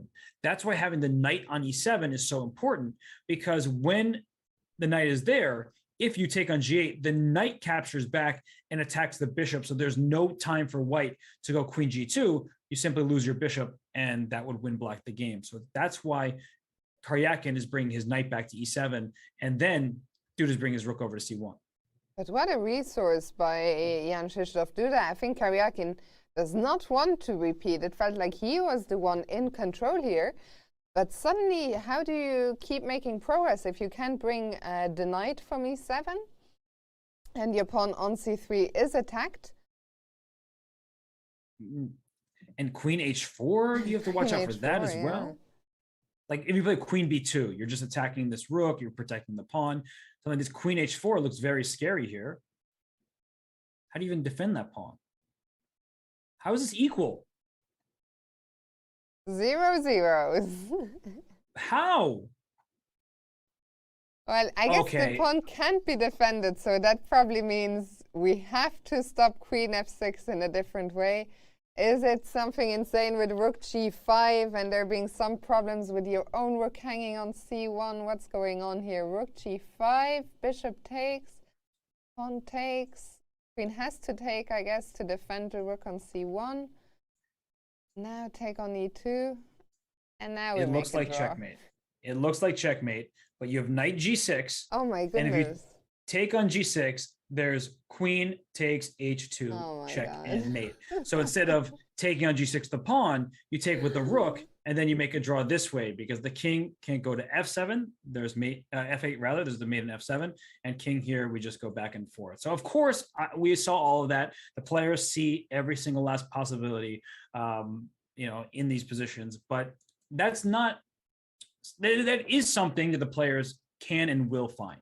So Karyakin's thinking here because queen b2, it feels like you're unnecessarily getting yourself in trouble. It's not really a position where white has any hope of, black has any hope of winning after queen h4. You just happen to make a draw there. That's really the maximum. So it seems too risky.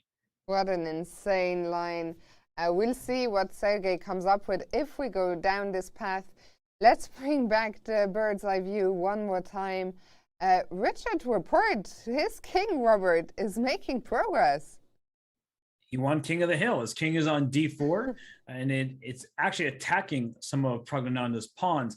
And we see the evaluation bar is going up, up, and away because the king is a really strong piece there. It can't easily be attacked. And now it's Rapport's rook.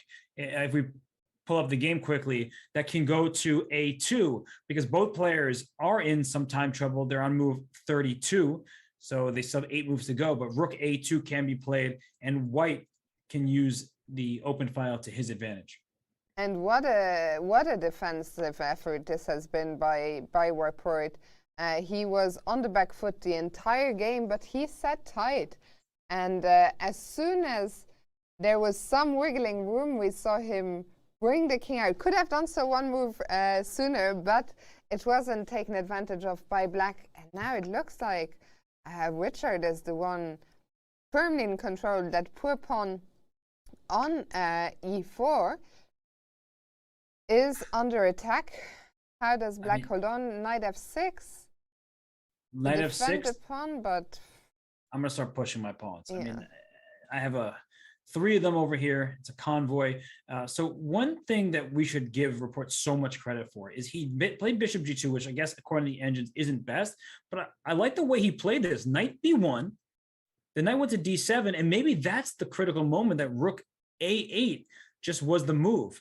And I'm not entirely sure why Prague didn't go for it, but it's probably because after rook a1 check, it's just one check. The king can go to d2. The rook is protected. I mean, knight d7, king d2, king. I wonder if he thought knight c3 was going to be played here, but Rapport says, I don't care about your rook coming to. This is actually really nice. He went rook d1, giving up the f2 pawn. So he sacrifices a pawn, and in his head, probably like, wow, this has to be pretty decent for me. I'm gaining my pawn back. But what Rapport says, it's not about the material right now. Look at my pawns. Your pawns are stuck. e4 is weak. And after the rook retreated, which is, I think, the final mistake, because rook takes d2, I guess keeps black in the game somewhat. Rook here, king up, and now white's pieces are the ones that are dominating. Wow. I can't hear Fiona. So I don't think anybody can hear Fiona. I don't know if you've been talking, but. So let's get that fixed. Well, producer, maybe you can help out, please. But either way, white is now in the driver's seat. So we will check back in. I'll just keep talking. That's fine. And Rapport, he has made his move here. Oh, sorry, he's writing down the move after knight f6 was played, but he can just push his pawn and start going towards the other side. The battery is dead. Okay, that just leaves me and my thoughts, and you, everybody. Just the two of us, you and I.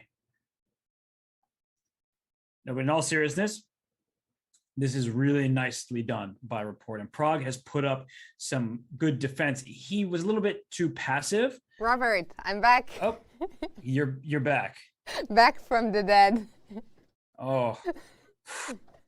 I was like, am I just gonna have to keep talking here? I was talking as well, and I was wondering, like, why isn't Robert responding to anything I'm saying? If Fiona talks and nobody hears a word, is she really talking?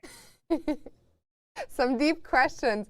Robert, I'm back, and I'm going to bring us back to Magnus Carlsen because I think time has been ticking down. This is also very interesting, but Richard Report in control. And I was reading in the chat that Niels apparently has found the defense, but is this really over yet? Let's see. Queen b7, lining up the queen with the rook here. I think queen b4 is the only move because you can't move your bishop, you get mated down on b1. So I think queen goes back to b4. And I wonder if Magnus is going to repeat, not 3 times to make a draw, but he's repeating just to gain more time on the clock as we're approaching move 40. Yeah, well, we'll see. He started now with queen c7, queen a4 is back. It's an interesting one because both players are low on time. And when you're Magnus, part of you, I think, wants to maybe pounce in that situation where your opponent is low on time. But on the other hand, you yourself have to take more of a gamble. So a double-edged sword. And yeah, well, queen b7 is one option to get closer to the time control. But what is the idea for black here? How do we break down white's defenses? Do we break them down at all? This rook h to b3 is the move that still comes to my mind, but I'm trying not to tunnel on that one alone. So the bishop on e2 is under attack. There's no immediate threat that Magnus has. Rook takes b2 I'm thinking about as well, because after rook takes b2, if you take, there's queen coming into c3. So there are many options here for Magnus to calculate. Even something as simple as retreating his bishop to c4 is possible. And he only has 3.5 minutes.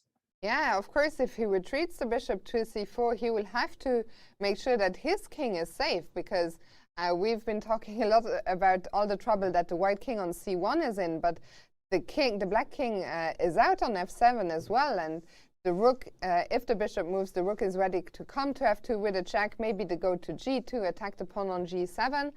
I think there is a small chance that we might see a repetition here as both players could be in trouble, and it's not so easy. You cannot repeat often enough to get to move 40 and then have the extra 50 minutes to figure things out. But you can tell by Magnus's face, he really does not want to make a draw here. He's trying to find a win. He's trying to find a way to crash through. But you're right, Fiona. His king on f7 is in danger. White's up a pawn, but that's not the important part. Look, it's about the king's safety. And rook takes b2. I just want to put them on the board very quickly. If king takes b2, queen c3 check is the idea, because your king can't go to c1. You get mated on a1. However, it appears that you can just retreat your king, give up your rook, because in comes the queen. This king is in trouble. The rook on h3 is hanging for good measure. So rook takes b2 would not be a good move. It was a move candidate I suggested, didn't work through it. Now I did. It's not good. I make mistakes. It happens. And while you were figuring this one out, Magnus, he hasn't made a move yet. 2 minutes now on the clock. We're on move 34, which means that Magnus still has 7 moves to make. And I agree with you. I think Magnus does not want to repeat, but if he finds nothing convincing, I think he will rather take the repetition than suddenly finding himself on move 40 with a position where he could be the one in trouble. Yeah, because bishop c4, your point is very well taken. The rook comes to g2, and then you have to defend your pawn with a move like rook h7. So you're moving backwards, and there's still some pressure that white needs to deal with, but now there's pressure that black also needs to take care of. So Magnus, he's going to keep thinking. He could play rook to b3. He's trying to not just calculate and like see the position, he's trying to assess it, and he made a move. He's dropped a bishop back to, not to c4, but to b5. Okay. And have we had this position before? Right here, we had bishop on b5. No. So no, so this is a No. new position. We saw the bar dropping back to like equalish territory. But why? One of the things, well, we were looking at this pawn on g7, so one of the things to wonder, can we ever give up the queen and go for the pawn on g7? Because it's not just the pawn, the queen on c7 is undefended.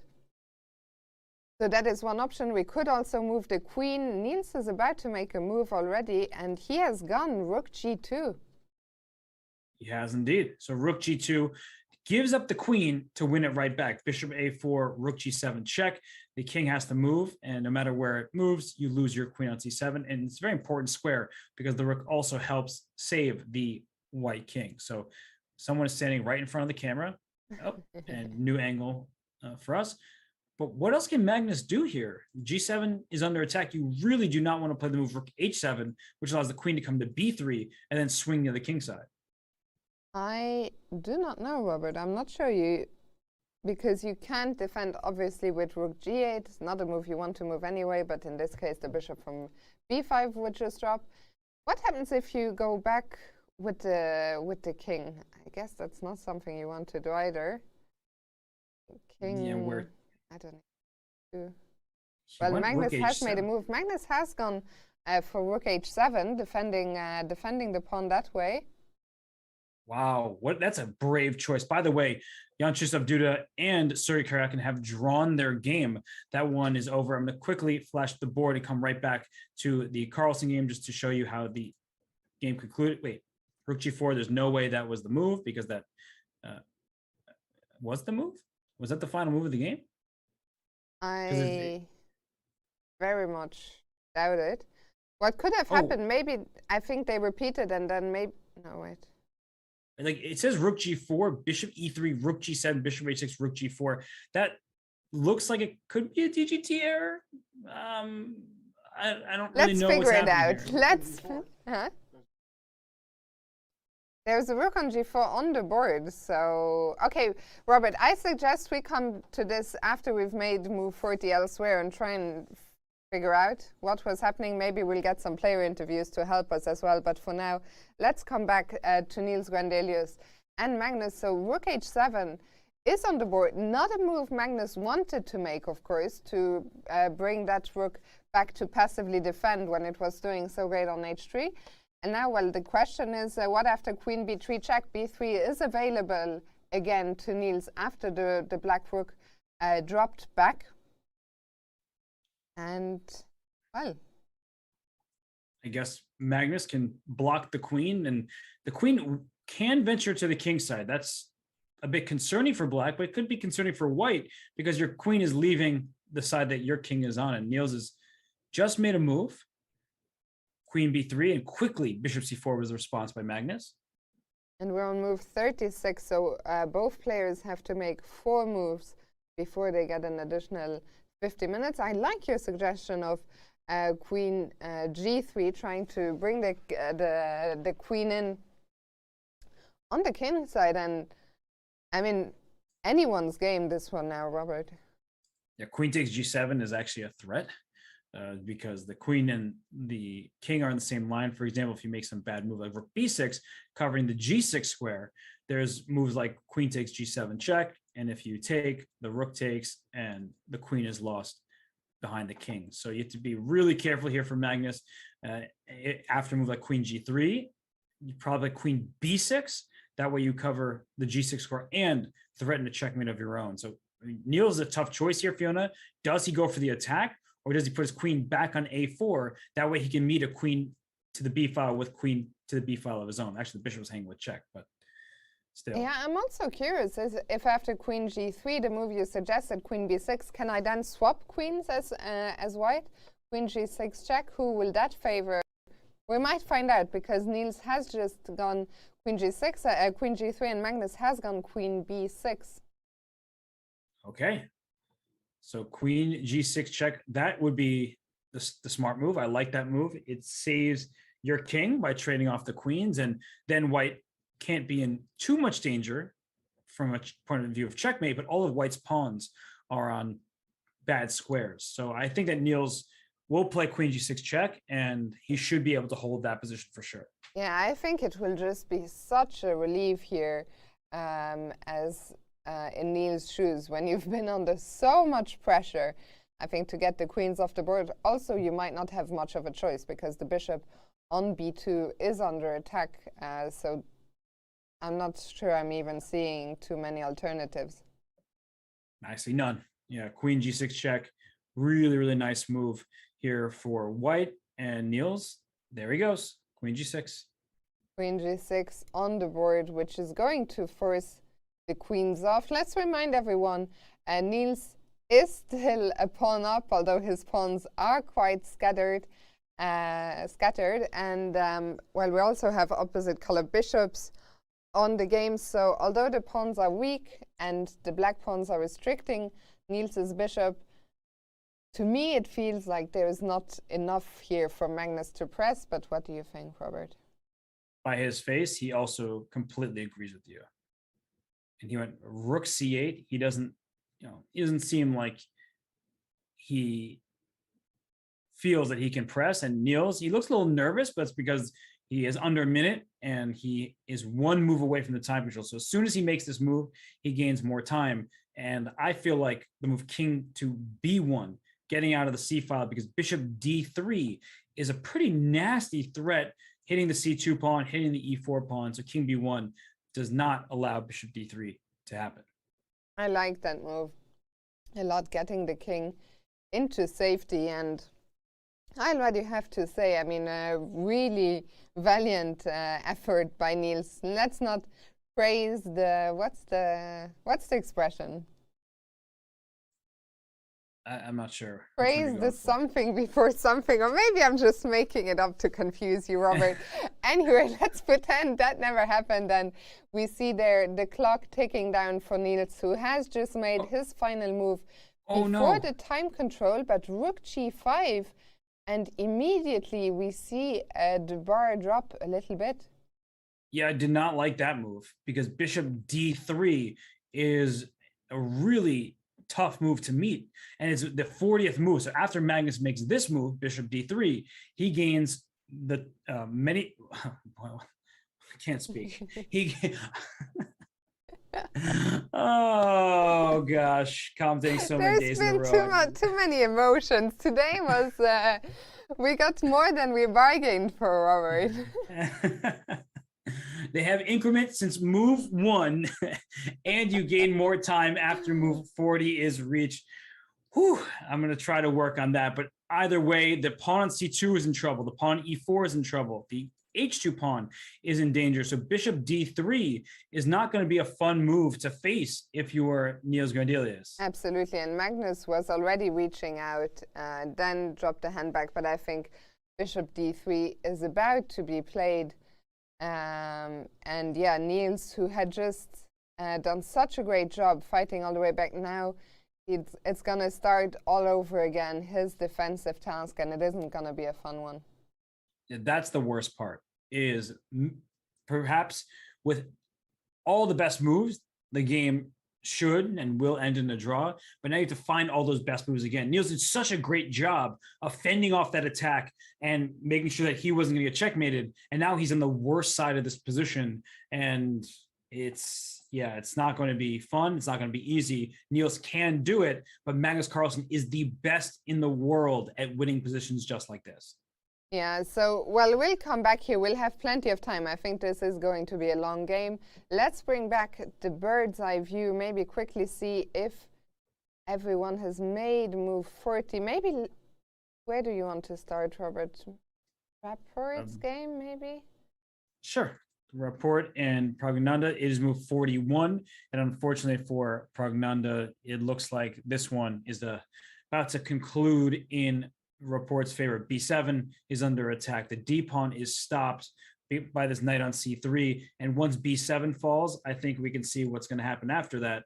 You have 3 pawns. They're just going to march up the board. Yeah, this one looks like it's gone. The players have just made move 40 here, so they might take some time, but yeah, this one looks gone for Praggnanandhaa. And Richard Rapport, as you mentioned earlier, he lost the first game, but ever since then he's been on a roll, and it looks like he's gonna add yet another win to his tally. One trick though, just one trick here, that knight g3 threatens knight e2 check, removing the knight from the defense of the d1 square. So if you say, I'm just going to take your pawns and win the game, you're going to lose the game on right away, because knight e2 check. If the knight takes on e2, d1 equals queen. The knight had an important task from c3. So after knight g3, you don't take this pawn on b7. You see the threat, you deal with it, you blockade the pawn, and that way after knight e2 check, your king marches up to d5, where it is safe for now, and maybe will continue up the board. Though this, as long as this pawn remains on d2, Fiona, it's going to be tricky, but rook f2 looks like it's going to take care of that situation. Yeah, but I really like that little trick you showed with knight e2. So you always got to stay on your guards, look out for tricks like that. But Richard, I think he's got this under control. And well, let's check in with the last two games, and then we'll go for a quick break. First, maybe we can start with Jorden van Foreest and Mamedyarov. Unfortunately for Jorden, it looks like the end might be near. The king on h3 is in bad shape. Queen to h1 checkmate is the idea after rook takes c3. The king is out in the open. The queen just slides into h1. And if you don't play rook takes c3 and you try to find something better, all of the problems still exist. This bishop probably can come to d2 to cut your rook off. The king is actually safe on h6. So Fiona, this is going to be a loss for the Dutchman. Yeah, and this one will be over, I think, as you're saying, very soon. And that leaves us with only one last game to check out, and that is Fabiano Caruana on the black side against Yasipenko. We really liked Fabiano's position. Oh, and sorry, well, Jorden has just resigned his game, so that's a big win for Shahriar Mamedyarov, who was part of the chasing pack going into this round, and since Vidit drew his game, Shahriar Mamedyarov is joining him in the lead. Yes, 3 draws followed by 2 wins, and I think he's telling Jorden about queen b7 check. I saw him like kind of make a hand motion that seemed to indicate some kind of long move, and well, it was a nice game by Mamedyarov, first defending and then winning material and then converting quite nicely. And there was that queen b7 check move that Jorden did not play, and that's the reason why he lost the game. The pressure by Mamedyarov was too much. And Mamedyarov definitely a force to be reckoned with here. He could even have gotten potentially an even bigger score. You remember the winning position he got against Dubov. I mean, he's kept us so entertained. There was the game against Dubov, then there was the G4. I mean, Shahriar, always such a fantastic player to follow. It's a joy to have him in the tournament, and well, I look forward to what's next. For now, let's check in with Yasipenko and Caruana. Okay. Well, that game we see here, still 2 extra pawns for Fabiano, but many pieces have been traded. That's not good news for Caruana as he is trying to win. We see the clock say 0. As soon as Yasipenko makes his move, it will show his updated time. That's how Robert, DGT is working. Oh, sorry, go ahead. Sorry, no, I was just thinking that this year I feel the mantra has mostly been the pawn 3 squares away controlling the knight. But I remember when you were here in Wijk aan Zee 2 years ago, there was one thing we talked about plenty. And this year I was waiting patiently, biding my time. When can we make that point? But Robert, here might be our first moment.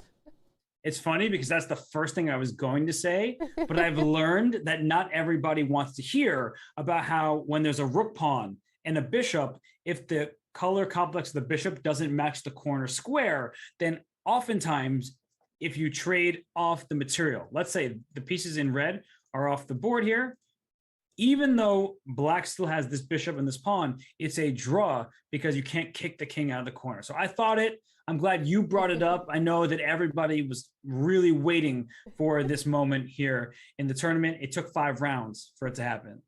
Took 5 rounds, but better late than never. On a serious note, though, I think what we've just highlighted is exactly what Fabiano wants to avoid. He will want to avoid the pieces getting traded off and being left with just this a-pawn and the bishop. But it looks like Yasipenko has done a great job.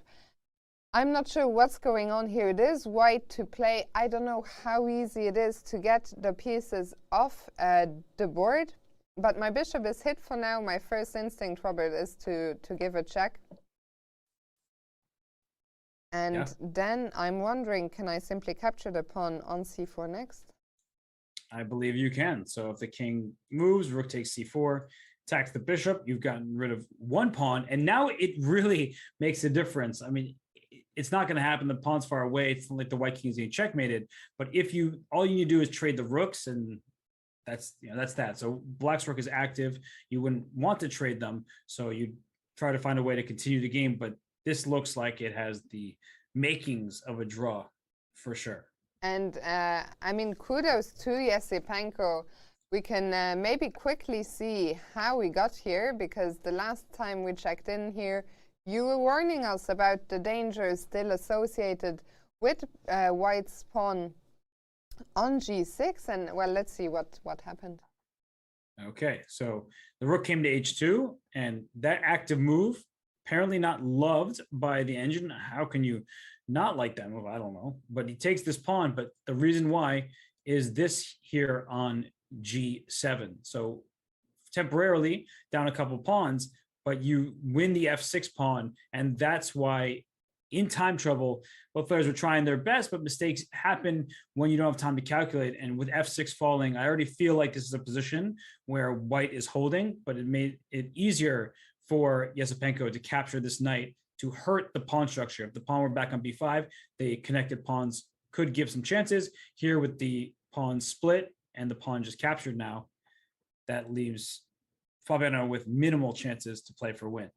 Yeah, and well, we see Yasipenko, he decided to capture on c4 immediately. He says, I don't need that bishop.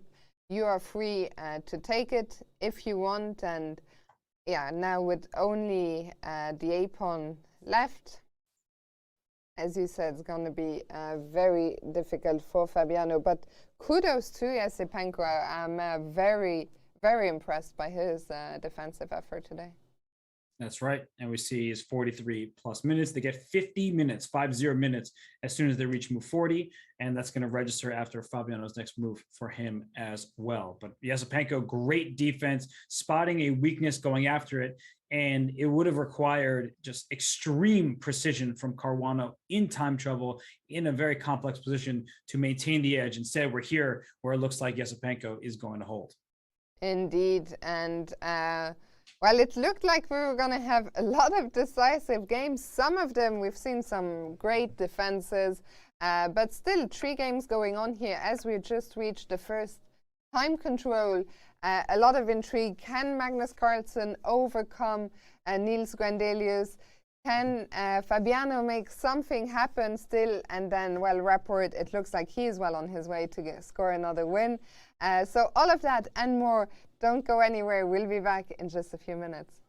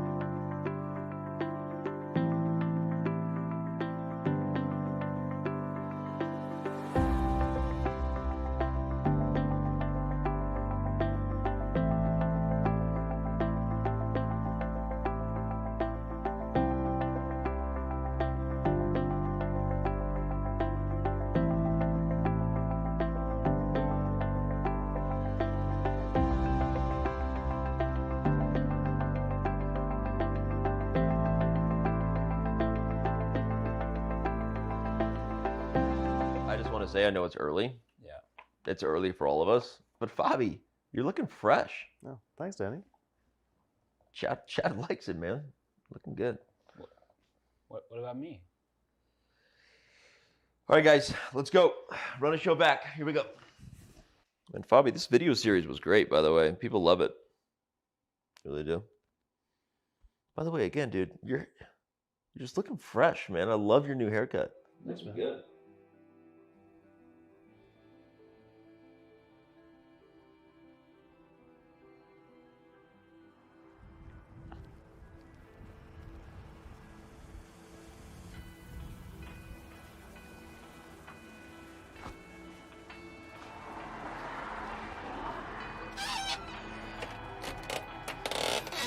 Hey there, how's it going?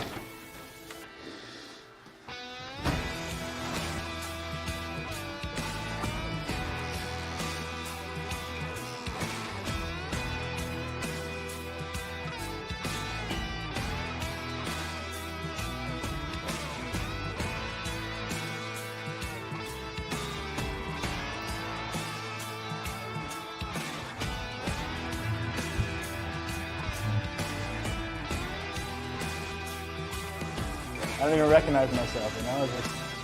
It's a whole new me.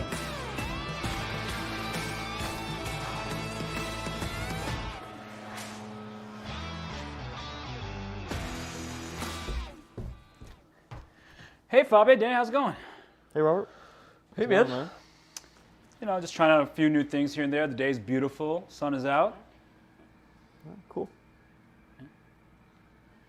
Hey, Danny. Yeah. Forgot to mention, that haircut's looking real fresh on you. Yeah, thanks, man. Yeah, cool. Appreciate it. You f***ing serious? What does a guy got to do around here to get noticed? What are you talking about? That seems a little out of line, a little uncalled for. You know, you already can't spell chess without him. What more does he want?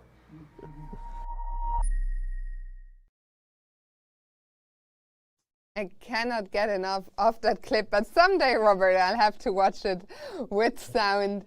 But for now, let's look at the results here so far in round 5. We had 3 draws, which they never tell the full story, but especially so today, which was, I believe, the most eventful day of the tournament, culminating in only 1 victory so far for Shahriar Mamediyarov against Jorden van Foreest. We know how capable these players are of putting up resistance, of finding the defensive resources necessary to hold the half point. And that's what happened in many of these games. I'm still confused by the Duda Karyakin game. We didn't even have a chance to look at that, but there's a rook on G4, a sky high evaluation bar, and yet it's a darker screen with half written on it. Yeah, maybe we can go there and find out what happened. Could it be that with the time ticking so low, there was a missed opportunity? Is this a DGT error? Let's try and figure it out. So we last looked with the knight coming to C6, back to E7, and then Karyakin apparently played rook to G4. So it's a mistake. I don't immediately see why it's a mistake, but let's try to figure this out. So rook takes C3 definitely is not the move, because after rook takes C3, you do steal the pass pawn, but you allow queen B1 check. This queen is entering the position over here. So like rook C1, queen E4 check, bishop F3. Haha, I blocked your check and I'm getting your rook. Now queen takes F5 works because your bishop is pinned. So once F5 falls, E6 could be next, and that might be a bad turn of events for white. Importantly, the knight covers C8. And if I go queen F3 instead of bishop F3? Queen F3, that's a great question. So it's just a trade here. I can't take on F5 with the knight because you're going to check with me in the back rank. But the queen trade, it might be what black wants, I say, with 100% certainty and 0% question in my voice. Because the F5 pawn is weak, so that's the good news. So maybe I should move my rook away, because my rook is hanging in some of these positions. I could also leave my rook because I'll take back on E4 with the rook if we trade queen. So a move like A4, why not? Push the pawn up. Hey, he wasn't wrong. Well, queen can't take on g4 because the king is in line with the black queen. And if you take on e4, rook takes e4, bishop under attack, pawn under attack, other pawn under attack, pass pawn over here, and yet it's barely better for black. I mean, what a mess. But it looks like, at first sight, our impression is that rook g4 was indeed played, but we see the bar skyrocket, but over the board it is a different story. And actually our producer Bick is informing us that here the only way for white to get that winning advantage is by playing rook f1. Okay, well that makes sense because it protects the queen, and the eval bar uncertain at first goes back up, but the rook is under attack, so the rook needs to move. I would imagine if the rook goes back to g8, oh gosh, queen h4 now is even stronger. Because now, how do you defend? Yeah, we get here, and wait, but if you take on g5, take on e2, that didn't change anything, so that's not the move. You have queen h5 just defending the bishop. Unbelievable. Wait, so why does this, let's just take a moment here. Why is that different than, where were we? What move did we try to make here? That line, queen h4? Oh, it might have been queen b2. That queen was B2, it. So this doesn't work because after this whole ridiculous sequence, you can't play queen h5 without losing your rook on c1. So that's the big difference, is the placement of the black queen. Unbelievable. So it looks like in the end, Duda was given an opportunity here, but we're not going to criticize him. I think they were down to their last minutes and not so easy to figure out all these crazy complications. Rook f1 is not a move that's going to be immediately on your radar, all right? You mean moving away from the passed pawn that's been approaching doesn't immediately come to mind? You're saying that everyone in chat presumably is shouting, how could he miss that? And they're wrong? I don't have them open, but I'm guessing that's what they're saying. Are you saying the chat's wrong? I would never say such a thing, Robert. Unlike okay, well, you, I'll say it. I would not dare to dream. I would not dream to dare. I mean, I'm pretty sure that all of chat saw that rook f1 was the correct move. It protects the queen. It allows that tactical sequence we were just looking at. So I mean, only natural that they would find it. But instead, well, a draw between these two players was agreed, with the chat writing, how could he miss it? How could he miss rook f1? We'll forgive Duda eventually. They will, and we will. But yeah, back to the 3 games that we have going on. So we could have potentially had another decisive result there.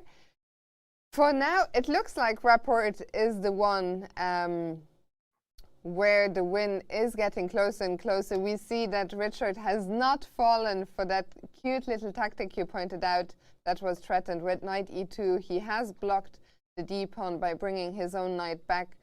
And now that everything is under control, those pawns are going to roll. You mentioned also the rook can come back to f2 and target the pawn. Maybe we can bring up the big board for 1 second to just highlight all of these things.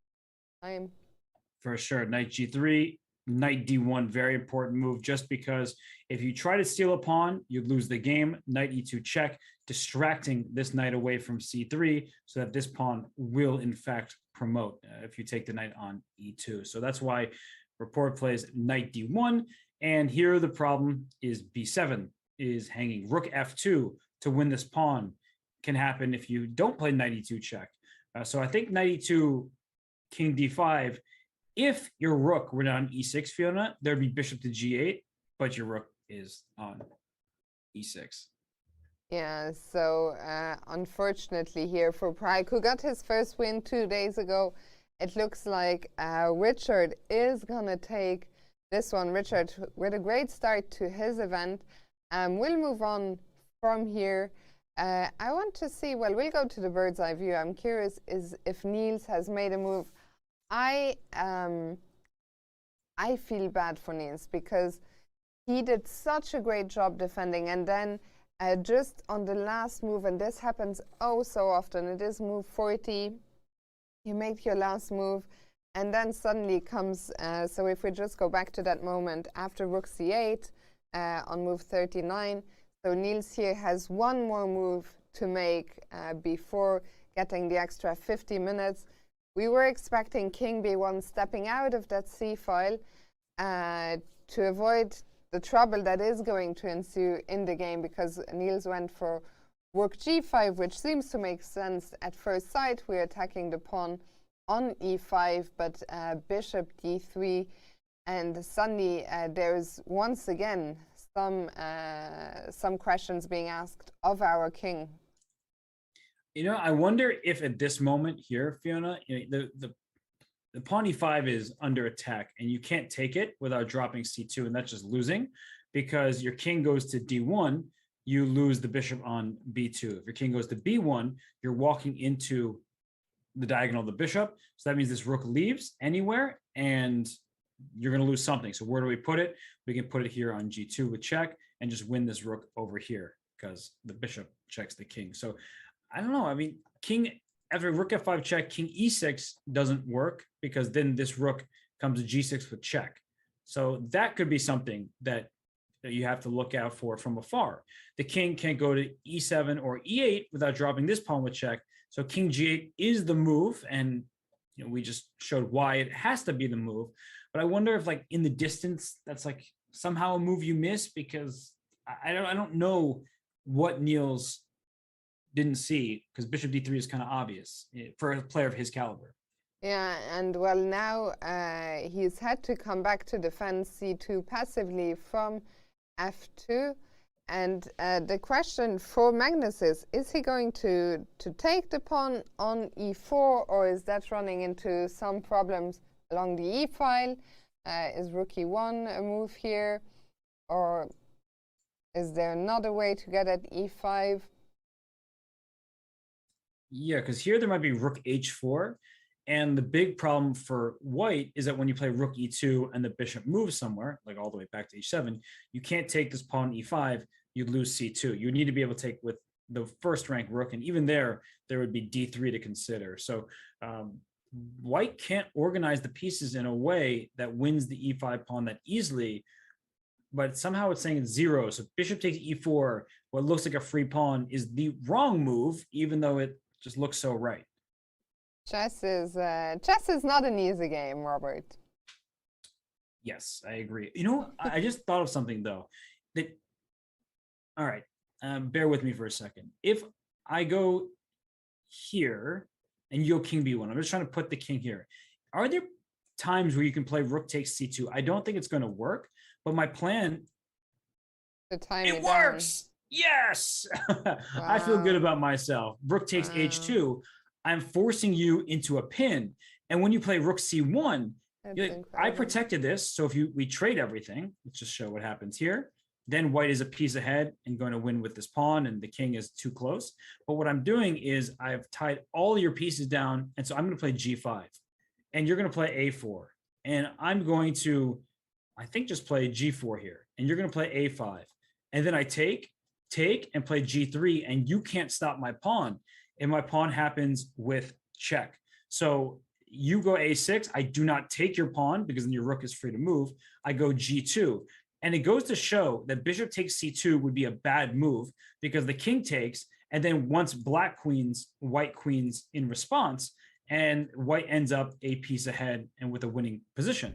So you leave the rook, and once a7 happens, you queen with check, the king moves out the way, and then this bishop takes and covers the promoting square. Robert, I am so impressed, because I know you're very good at chess, but there's no way you could have calculated all of this. I mean, it's such an incredibly close line. It wins by one tempo, but the speed at which you saw the idea and the fact that it's actually working, it's just a mind-blowing variation here. Really, really nice stuff. And rook h6 played by Magnus. I think, kind of to elaborate on what was happening in my mind, is when I commentate, right, I can feel free to make mistakes. I don't feel insecure if I make a mistake, whatever. As a chess player, everyone makes mistakes, from the newest player to Magnus Carlsen. So I often try to think in terms of ideas. And I'm noticing that if the king is on b1, right, there's a bishop here, it's under attack, but I understand that if I can get this position here, that your rook is pinned. And I know I can immediately attack it and win a pawn at the same time. And the only way you can defend it is by rook to c1. So I was visualizing this position. And as I even said out loud, I was like, oh, it probably doesn't work. But I was trying to come up with the idea because I didn't really care if it didn't work. I wanted to show everybody how nasty this kind of pin can be when the king can't get out. And it's a very simple path forward from here. Once I got this to this position in my head, it was about calculating one by one, and taking on c2 too early would be a mistake. And the only other way White can get out of this is moving the king, but then you lose the rook without getting anything in return. And I also pass d pawn. And if you move your bishop, where can you move it to? To a1? That's not very impressive. I can move my pawn to g4. And once you go king b2 to get out of that pin, we trade everything here, and your bishop has no way of stopping my pawn. I go g3, and this pawn e5 comes in very handy, protecting the d4 pawn, and the bishop can't come and stop this pawn. So I'm just going to go g2, g1 equals queen. And yeah, I mean, really nice to hear about the insights into the thought process, how you get to this. First, it's an idea, and then once the idea formulates, then comes in the actual move-by-move calculation, which turns out to work here for Black. I mean, I'm still impressed. This was such a nice line. And while it goes to show king b1, there might be a few candidate moves here, but king b1 seems to just lose by force. Yeah, but that's like the move you want to play, to step out of the pin. So if king b1 doesn't work, a rook g3 type of move is available. Black is threatening to put more pressure on c2. So if you play a4, for example, that's a problem, because rook comes to c6. The only way to defend the c2 pawn is rook g2, and then I take your pawn on e4, kicking your rook off the second rank, and your rook cannot afford to leave the second rank, as the c2 pawn is mine. Yeah, so actually this position might be a lot tougher for Niels than we even thought at first. Well, he's still thinking. We're going to go to an interview. We're going to hear what Shahryar Mamediyarov had to say after his victory over Jorden van Foreest. Shahryar Mamediyarov, you just beat Jorden van Foreest with black in your pet line, the open Roy Lopez. Was it an easy victory? Okay, first of all, he surprised me move a4 in the opening. I see this move first time. Okay, I mean, I think after a4 I played not so bad. I mean, I tried to play very quickly, because when you start to singing, you can do big mistakes, something, and I just tried to play fast. A4, b4. I mean, I played not so bad, but I'm not sure when he's playing knight d4, his idea knight d4, knight f3, e6, it looks very risky. I think it was equal, but he started to play very risky. And then knight f7 came. Was it a surprise to you? Yeah, I mean, when I played c5, I calculate black is better position. After when he played e6, of course I can take d4. His position is near equal, but I think why not bishop e8? Because after bishop e8, it looks two bishops, very good pawn center. Maybe I'm not right, maybe I'm wrong, but it looks very nice. Positions looks very good, and I think why not to play bishop e8 and save these bishops and to play for win. I saw in the database that you played the open Roy Lopez before Jorden van Foreest was even born. Does it help you to have such a pet line that you know from the inside? Okay, I mean, it's normally Roy Lopez, one time is boring, one time is interesting.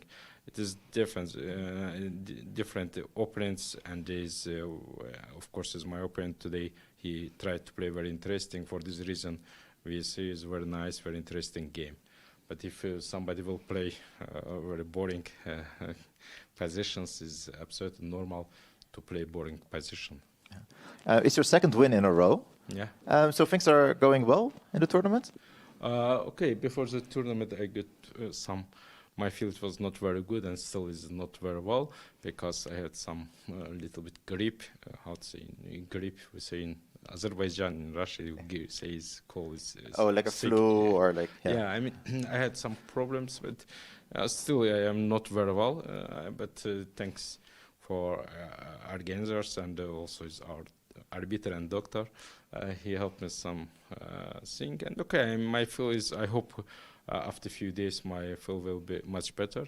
But for now, I'm happy with my results, and I hope I will continue to play interesting chess, interesting games, and also good results.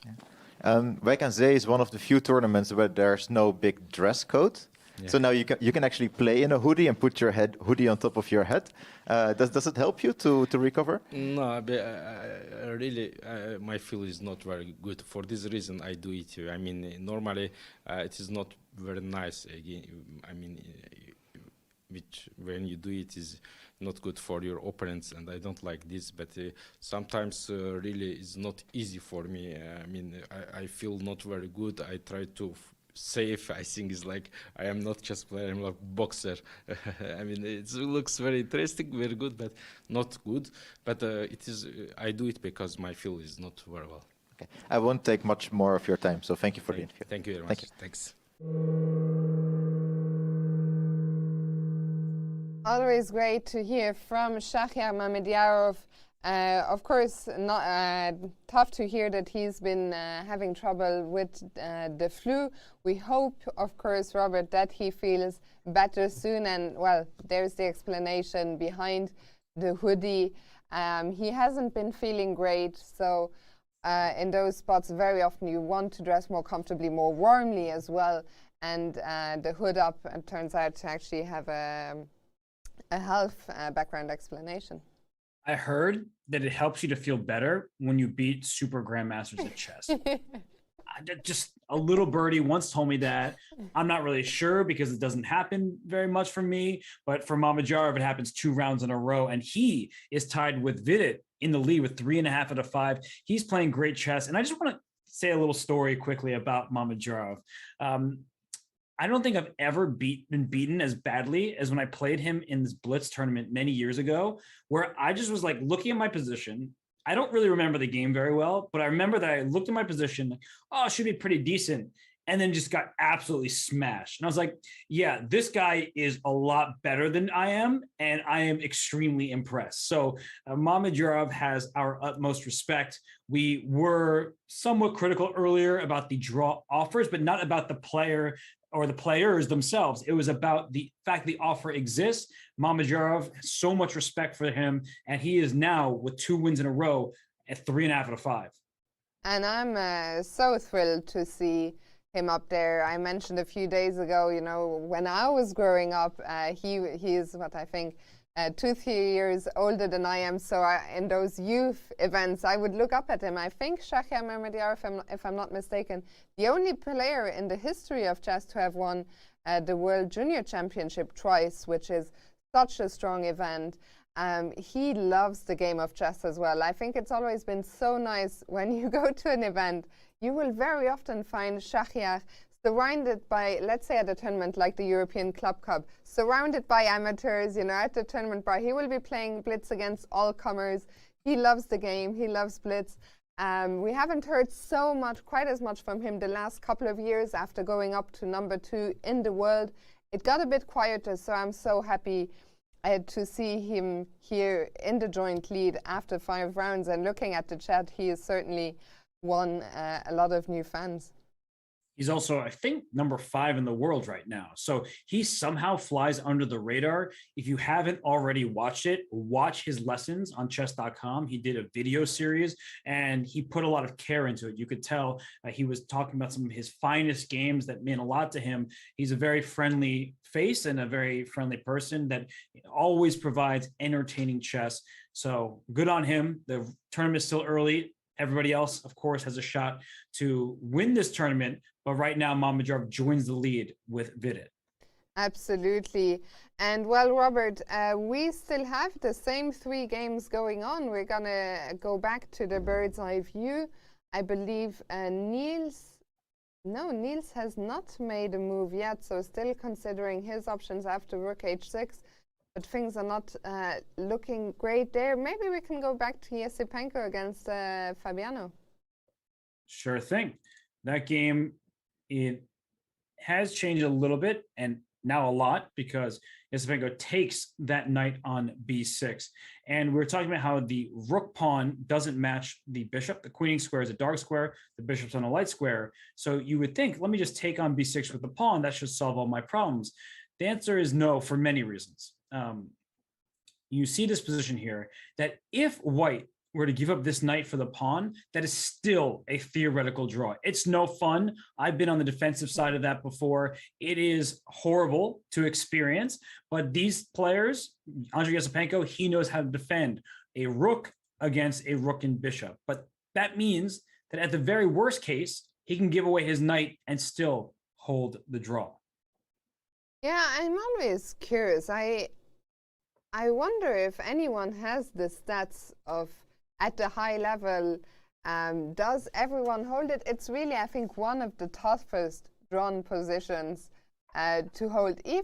My feeling is, even if you know the technique, very often suddenly your king is pushed back. You need to find the only way. You need to be so confident. So I'm curious to see if it gets down to that. I hope for Yesipenko's sake, I hope for him it doesn't have to get down to that.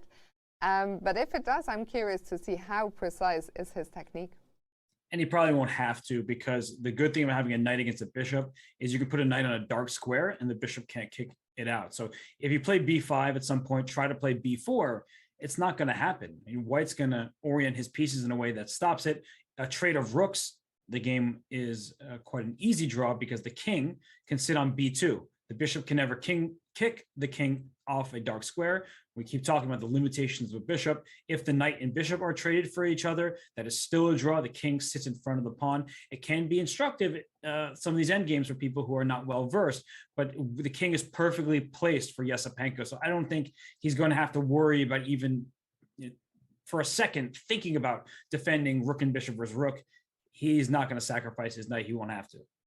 Agreed. I think now that we're down to only 5, how many? I can't count anymore. 7 pieces. 7 pieces on the board.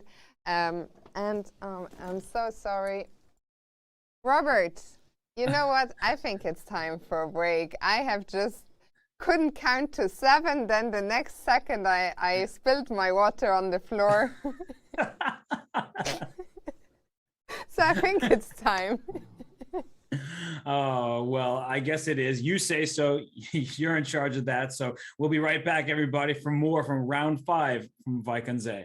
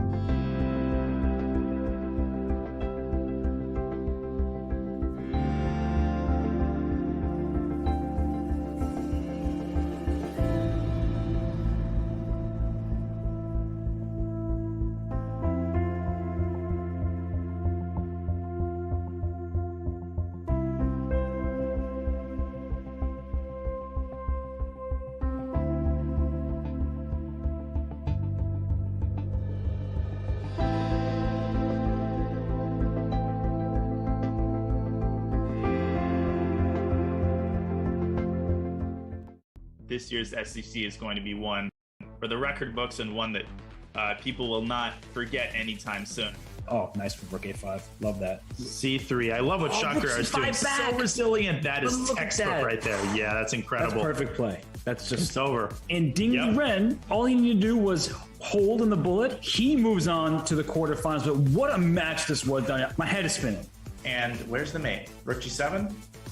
No. Oh my gosh, no, this the eval wrong way, bar. no! It's over, right? Oh How do you stop my this? God, this is insane. And look, E5, E5 ready, knight G3. Hikaru is look at his final position, and this is just insane. This is indefensible with 10 seconds on the clock. King, I don't see a move. I don't see a move, and neither does Jeffrey. He's down. Okay, this is over. Desperation, but you're getting crushed anyway. Too many pawns. And it's going to be a 4-point lead, and he resigns. What Wesley, an incredible ending by Wesley. I mean, this is resignable, and the worst thing is that Niels is going to win this with 3 seconds. Like, he's going to take on D3, he's going to go F5, and he's going to win the game. I'm speechless. In our final score, 18-9, Nihal exactly doubles Rehard Report's score. I'm watching the clock, Benjamin. Somebody's going to flag here. Nah. Oh, play with 0.1 seconds. 1 second. Oh, he flags again. Oh my gosh. Rook takes C4. He's trying to give away everything. Oh, there it is. Renegade Rook time. But here's what Black is going to do. Oh no. You're going to get. I think I'm a specialist in defending against. It's just King D6 and it's over already. It's over. It's over before it began. Yeah, he tried, but Hikaru basically, in 2 moves played instantly. Just took your idea and said, yeah, that's not going to work around here. Yeah, that's a really surgical move. You would never guess that this came from a Bonk Cloud. Oh my god. Yeah, he just did it, folks. Yeah. And Fabi. Oh no. Oh no. We have our semifinal set. Nakamura against Ding and Nihal against Wesley. Can you take and go 95? Again, relying on that defensive knight. Oh, look at Wesley. I have no checks here. Oh my god. Bishop takes C4 and 92 interposing with check. And what an incredible win by Wesley. He gets that 2-point lead back in incredible fashion. Wesley So wins the first semifinal. He's got 5 seconds. He's going to play instantly. Sack exchange here. Whoa, Bishop C1. It was a mouse slip. Mouse slip. He was going to D2. Oh, it was going to D2, but it was still bad. Rook H7 check would have been terrible. Yeah. Oh my goodness. Hikaru saves the match with a win in the last game. And we're going to overtime. Oh. Repeating. Oh, everybody's Bishop dream come F4. true. More games. No, Ding wants checkmate. I don't know if he does. He's got 12 seconds. He's got no time. I don't see the win. I don't know if I agree. Leave over to the draw. We're going to Armageddon. We keep going. Unbelievable. Hikaru survives. Will Ding see 97 and B6? That is his only chance to keep this endgame going. He has the time, but he misses it. He misses it and he collapses. Rook B7, King F7, King E6. Yeah. Oh my goodness. But Rook A5. Rook A5. And what the problem might be, the black is not going to give up the E4 pawn, and in that case, white's not winning that game. Ding overlooked it. Ding missing that tactical shot, which would have given him the chances, and now he doesn't see a move. Hikaru might pull this one out. I mean, Ding has to give up the pawn and then move the knight around. Hikaru's not losing this game. He's got more time on the clock, and Ding sitting back, basically admitting defeat. And that's it. The match is over. Ding resigns. Yeah. And Hikaru Nakamura wins the Armageddon against Ding Liren to make it to the SEC finals. Oh, what a move. Finds him with Queen E6. Wesley with 2 seconds. Queen F5. On the skin of his teeth, Queen F6 interposing, Queen D7 and Karu. Oh, and King F6. Karu's King still escaped. pushing for the win, but it should be Queen G6 and Wesley blunders at the last second. Oh Wesley my god. blunders at the last second. But still, it's not over yet. Hikaru still has to convert. King H3. No, but 1 second. Wesley's just going to flag here. Queen G6. All the pawns are falling. It's over. Oh my goodness. Oh. And Hikaru Nakamura, for the 4th straight time, he wins the Speed Chess Championship with one of the most commanding matches in SCC history.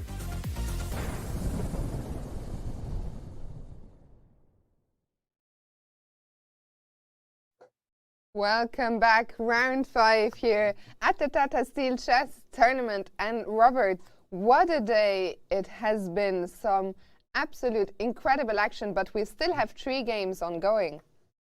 And somehow only one decisive result, despite how fascinating the games have been. We see the 3 games on screen here. Yesepenko against Caruana. That game, it's looking like it should be a draw without too much difficulty, although that king on a3 for Yesepenko, you could make a mistake in a position like this and get your king in some serious danger. Yeah, so that is one that looks like with some precise play, Yesepenko should be holding the draw, but of course Fabiano will try and create some threats against that king, as you just mentioned. Then the other thing I noticed, Richard Report, he still has his winning advantage. He is, I think, putting the finishing touches, making sure he doesn't allow any black counterplay.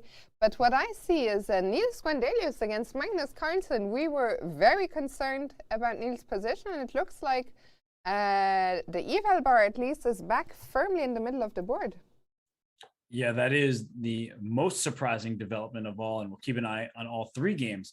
But in the time that we were on break, it looks like Niels played this move, rook to d1. We already showed you the issues with king b1, a rook sacrifice, and the rook takes back. There you see the engine agreeing. Rook takes h2. The rook is pinned. The only way to defend that rook is bringing the rook to c1, and then the g pawn is too fast. It'll just run up the board. Then we will take on c2, as showed earlier. After a6, rook takes c2, very important. And do not take the rook a second time. You push g2, you queen with check, and black wins the game. White is 1 step too slow. So instead of all that, Fiona, we saw the move rook d1 played. And one Magnus when bishop takes e4, which to my eyes looks like the obvious move, the eval bar says, not so fast, that was wrong. Yeah, I mean, that's what I've been confused about ever since the break. I had the bar as well. I didn't have time since we got our dinner here during the break. That was my top priority. So I didn't have time to figure out why is bishop takes e4, which looks like that's the natural move. The bishop is hit. There is a pawn hanging. Why is that not good? Well, it was very strange to see the evaluation bar take a dip after that decision. Bishop to b5 apparently was the best plan, and it's unclear at first why that is. And I'm still honestly a little bit confused. It's that deep of an idea, but it looks like in the game continuation, and maybe that's the easiest way to explain. So if we can bring up the live board and we can analyze on the side, that in the game, there's a bishop on e4, rook on e1. And this setup here is tough for black because the bishop can't move without dropping the e5 pawn. So white gets active play. Whereas after the move bishop to b5, sure, you're down a pawn. You didn't steal this pawn on e4, but black will have so much play and will be able to target that pawn in the future without giving white any counterplay.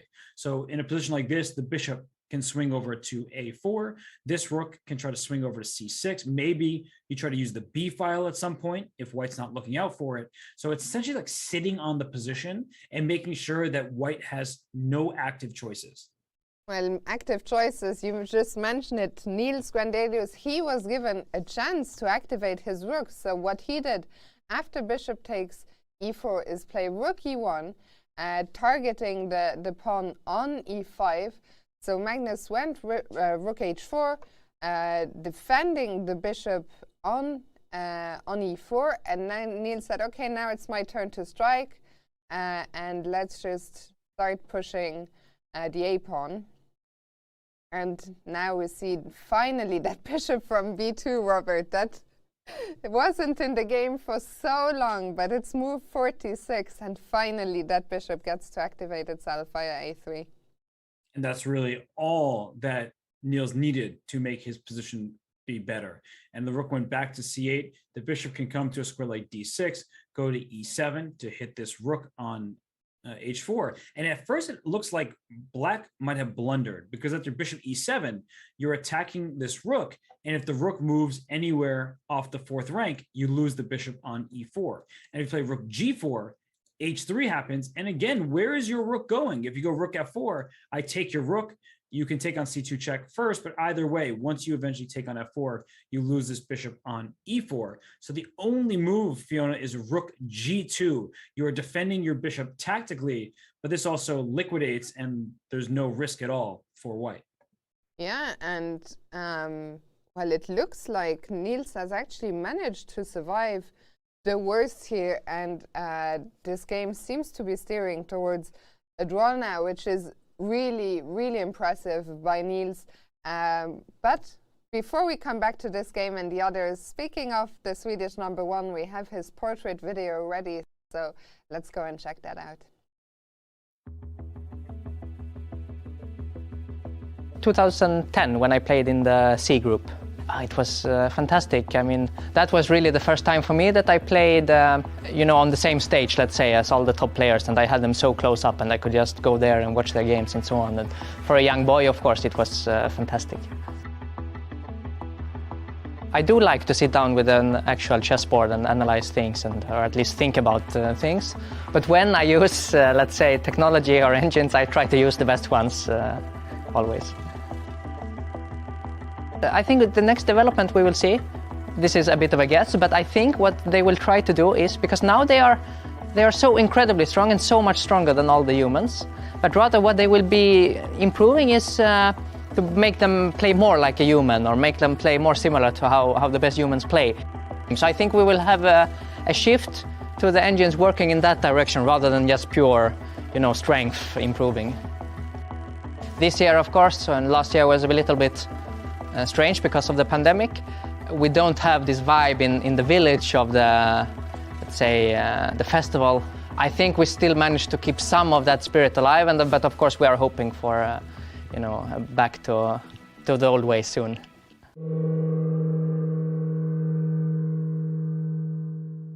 Great to hear from Niels Gwendelus, who made his debut here in Wijk aan Zee back in 2010.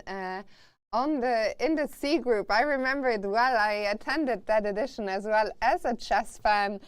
Drove here from France, where I was at university for the weekend.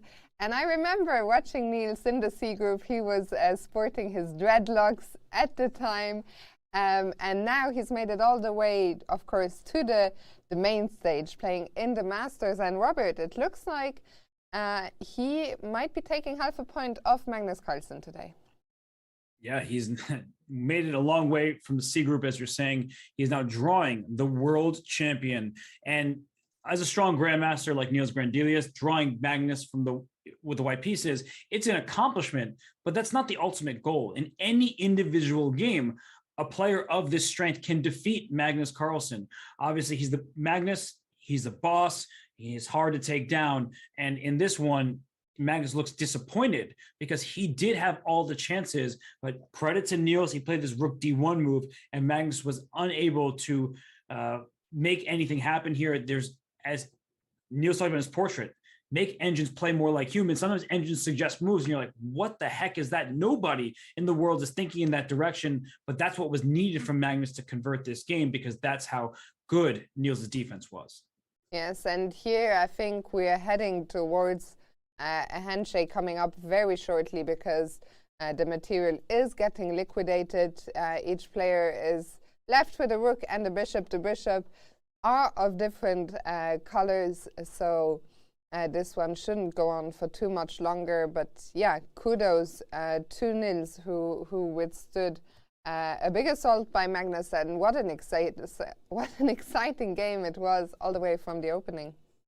And both players can have the same expression. It's they're both sort of back in their chairs, looking like with their chin protruding. And here we see the last touches on this game, which should end in a draw very shortly, because it's rook, bishop, and pawn for each side, opposite colored bishops. It's not like there's a passed pawn. Neither pawn is advanced. So Niels, after a really rough start, he's able to draw Magnus Carlsen. And maybe this is just the jolt he needs to get back in this tournament and score some wins. And Robert, sorry, I'm laughing, but it's funny how the players, and there is the draw offer and the smiles from the world champion, because for the last two moves, every time Niels made a move, we saw him on camera after the move look at Magnus like, okay, is that it? Can we make, are we making a draw now? Should I offer? Are you gonna offer? What's the deal? And it's funny that Magnus took matters in his own hand, and although it was him to move, he just looked at Niels and he said, okay, shall we call it a day? And the draw was agreed. And immediately, as true chess players do, they go start talking about variations. And this game was so sharp. There was so much to consider that the players are asking each other, what would you have done in this situation? I was thinking about this, but I wasn't sure. And yeah, you can see by Magnus's, both his, what he's saying, where he's pointing, and his hand gesticulations. He's like, I don't know. It's unclear. Yeah, I think a lot to be discussed here after this game. Magnus certainly is going to feel like maybe he missed some small chances, but the two of them, it's so nice to see them there at the board. They are great friends. They are from rival Scandinavian countries, of course. I think a bitter sports rivalry between Sweden and Norway, but these two, they are great friends. Niels was part of Team Magnus for a number of years. And it's also good to see Niels get the draw here. He's had a tough start to the event, but hopefully this draw against Magnus will set him back on a new path here with still 8 rounds to go. For sure. And we see that now 5 games are in the books. The game between Grandilius and Carlson, I'm sure that will, it'll turn to a dark screen with the half-half on it. That leaves 2 games left. And Fiona Yesipenko, he's defending against Caruana there. Still looks level, although Black has made a bit of progress, but it's the game between Report and Pragnanda, because Report just sacrificed a piece with his last move and with that king march all the way into the queen side. Yeah, so let's go there first. Because it looks like Yesipenko, his defensive setup looks quite solid. And yeah, let's have a look at what is going on here with Pragg throwing in the knight to f4.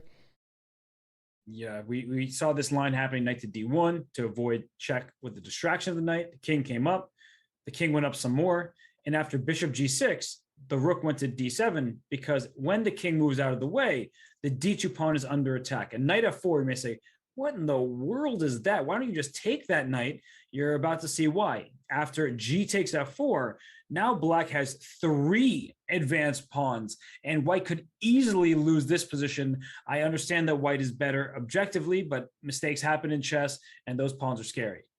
They look very scary indeed. So Richard has no interest in capturing on f4, but after king c7, the question is suddenly, well, now your own bishop is hanging on g2. Yes, have that bishop, enjoy it. Hopefully it's good for you, because after king takes b7, it's even better for White. This pawn is rushing up the board. d2 is going to fall, and Black can bring the bishop to, say, f5 and try to stop the pawns, but there are so many of them here. There are just too many. If we put bishop f5 on the board, I guess Richard will simply take the pawn, because why not?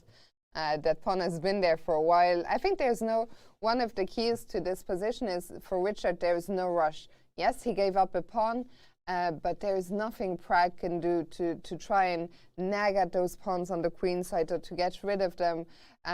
So they are going to roll up the board. It's just a matter of time here. I guess Pragg can try and take on h3, eliminating another pawn and defending the knight at the same time. But how do we start? Probably doesn't matter. b6, c6.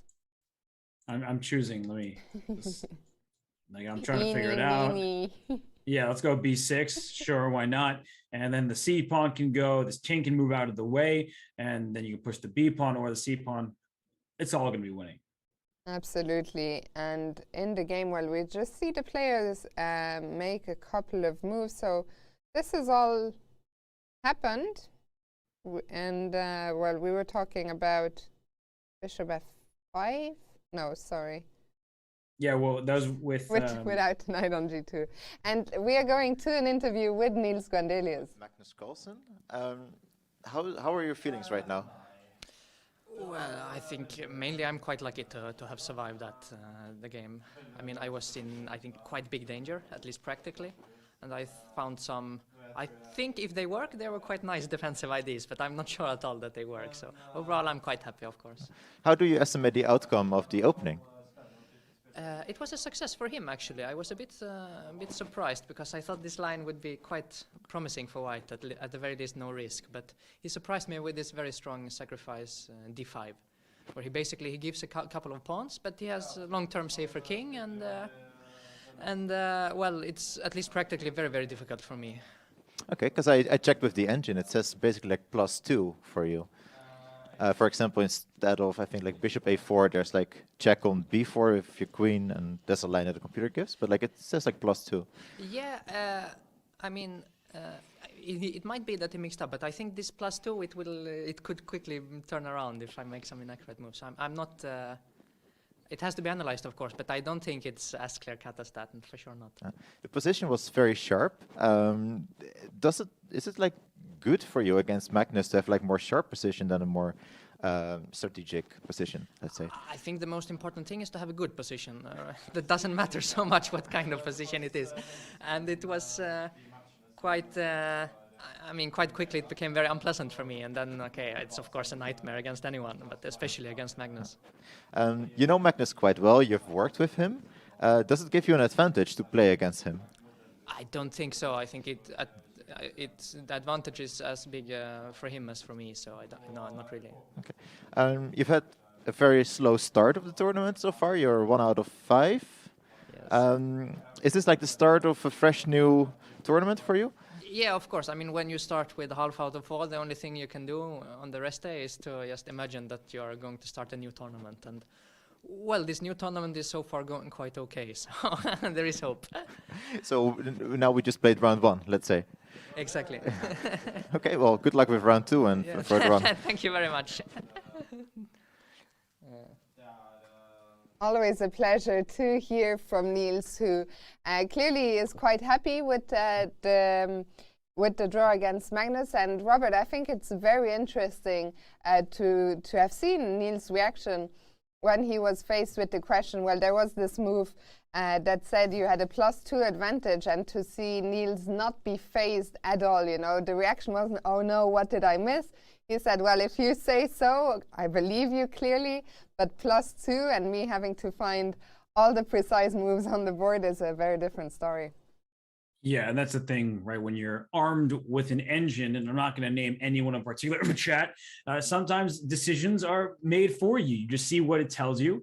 But it's often that even in positions where a move will give you a huge plus, you need to find like 6 moves down the line, an only move, and that's where it gets very complicated. So Niels with a great interview there. Of course, he and Leonard are friends, so they shared a moment with the joke about round 2. They both seem to enjoy that. But it's true. For Niels, he needs to get into the mindset of 1 game at a time. The first 4 rounds, they're in the books. It's already over with. You just have to keep going forward from here. By the way, it's I see Robert, Mr. Jingles in the chat was making a joke comment, like a joke question. Do you sleep with 1 pillow or 2?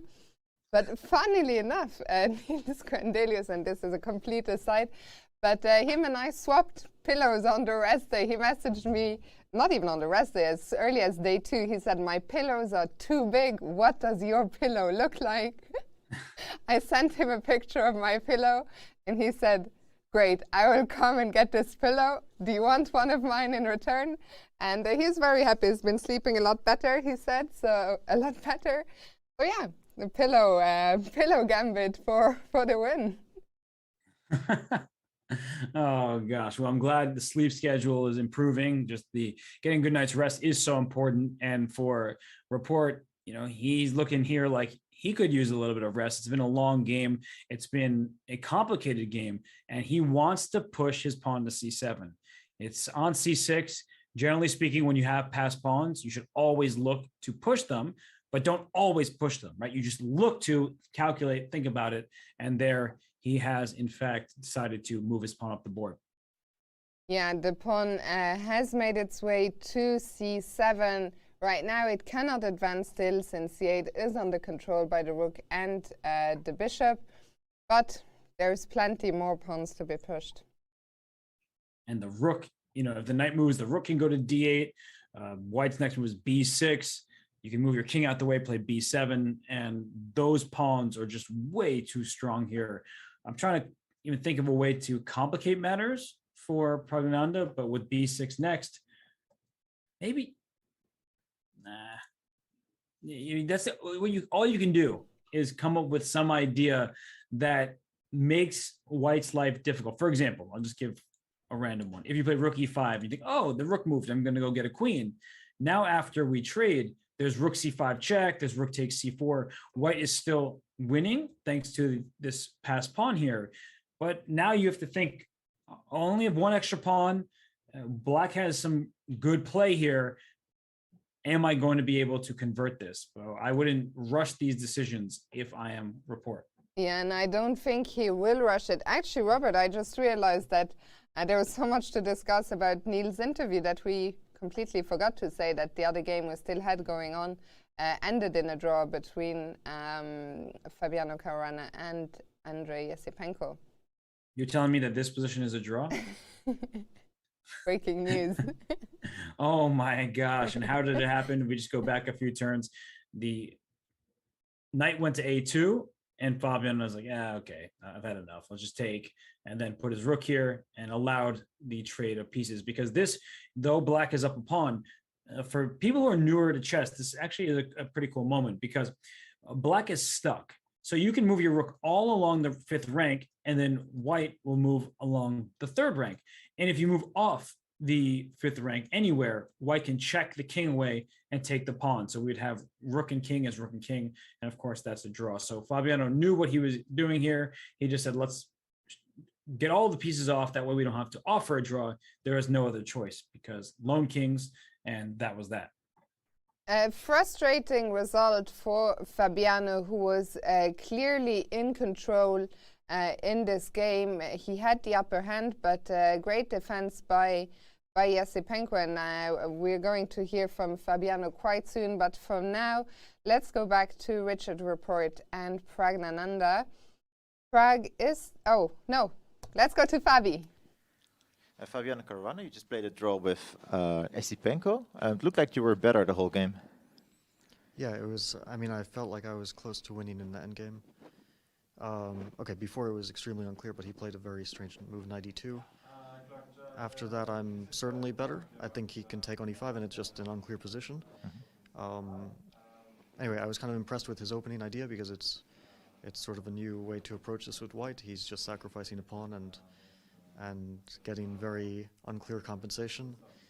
And okay, I was kind of happy with how I played the opening, because it looked like I got a decent position. But yeah, knight e2 and c5, I suddenly started to feel like I'm significantly better. And then it got unclear again, because I missed this b4 stuff. But then queen a5 was very important. After that, I thought I'm again better. Although maybe I had something a bit stronger earlier on. But after queen a5, queen a2, I thought the endgame is much better for black. But somewhere he got a huge amount of counterplay, and yeah, maybe knight c6, e5 wasn't the right way. Or I was counting on a tactic which it turns out didn't work, which was to play bishop f5, bishop takes e4, and I'm winning a second pawn, but he has bishop takes e4, rook h4, and f3, rook takes f4, bishop e1. Anyway, it started to feel like he had more than enough compensation to make a draw. So it doesn't seem like it's your tournament yet. Yeah, I mean, all draws isn't very good. Yeah, there's not much I can say about that. You know, it's certainly not a great start, and I didn't really get so many chances, but today was probably quite a decent chance to move into, well, not the leaders group, but close to it. Okay, thank you. Thanks. Magnus, I'm ready. We heard from Fabiano there, who, well, clearly he didn't know exactly Robert. He felt he was better, but he didn't know exactly where he missed his chance. And even to us watching with the evaluation bar, it wasn't entirely clear. We knew he was better, but there was never a clear-cut way. No, there wasn't. There was no missed win. It was just a better position that Andre, he was able to find enough counterplay to end up holding that game. So Fabi, you know, he looks fresh. His play leaves a bit to be desired. And I know he must be disappointed because he's had plenty of good positions in this tournament. And I'm trying to think, like, he had a really nice position against Karyakin earlier, against Shanklin. You know, he never really got too much going on for him. So against Vidit, he neutralized easily with black. So there were a couple missed opportunities today included. So it feels like he has left points on the table. For sure. But, well, we've all been here, or some of you might have been watching this tournament when a couple of years back, Magnus had a similarly slow start with 5 or 6 draws to begin with. And suddenly he just went on a tear, won 3 or 4 games in a row. And Fabi, well, he's capable of that just happening any day. So 5 draws to begin with, certainly not the result he was hoping for, but also nothing dramatic has happened. Yeah, and sometimes all you need is that first win, and it's easier said than done to score that victory, but he'll continue playing. His play has been good. It's been quite high level throughout this tournament. Sometimes you see a player just really struggle. Even though his results have been all draws, we feel like he's been playing well, even if the results don't show up as a win here or there. Yeah, absolutely. And well, speaking of wins, today it really looked, Robert, like we were going to get plenty of decisive results. Somehow here we are, and Shahriar Mamediyarov, the only one who managed to decide an advantageous position in his favor. Richard Rapport, I think, is very close to doing the same, but where do you feel the missed chances lay, or what is your recap of the day? It's a great question. I would say that Dubov-Shanklin, the draw seemed like a fair result. Shanklin held well. The Duda-Karyakin game could have gone in any direction. They both could have lost at the same time. Like, who knows? Then in Report, he's about to win, it seems. Mamediyarov won his game. That seems right.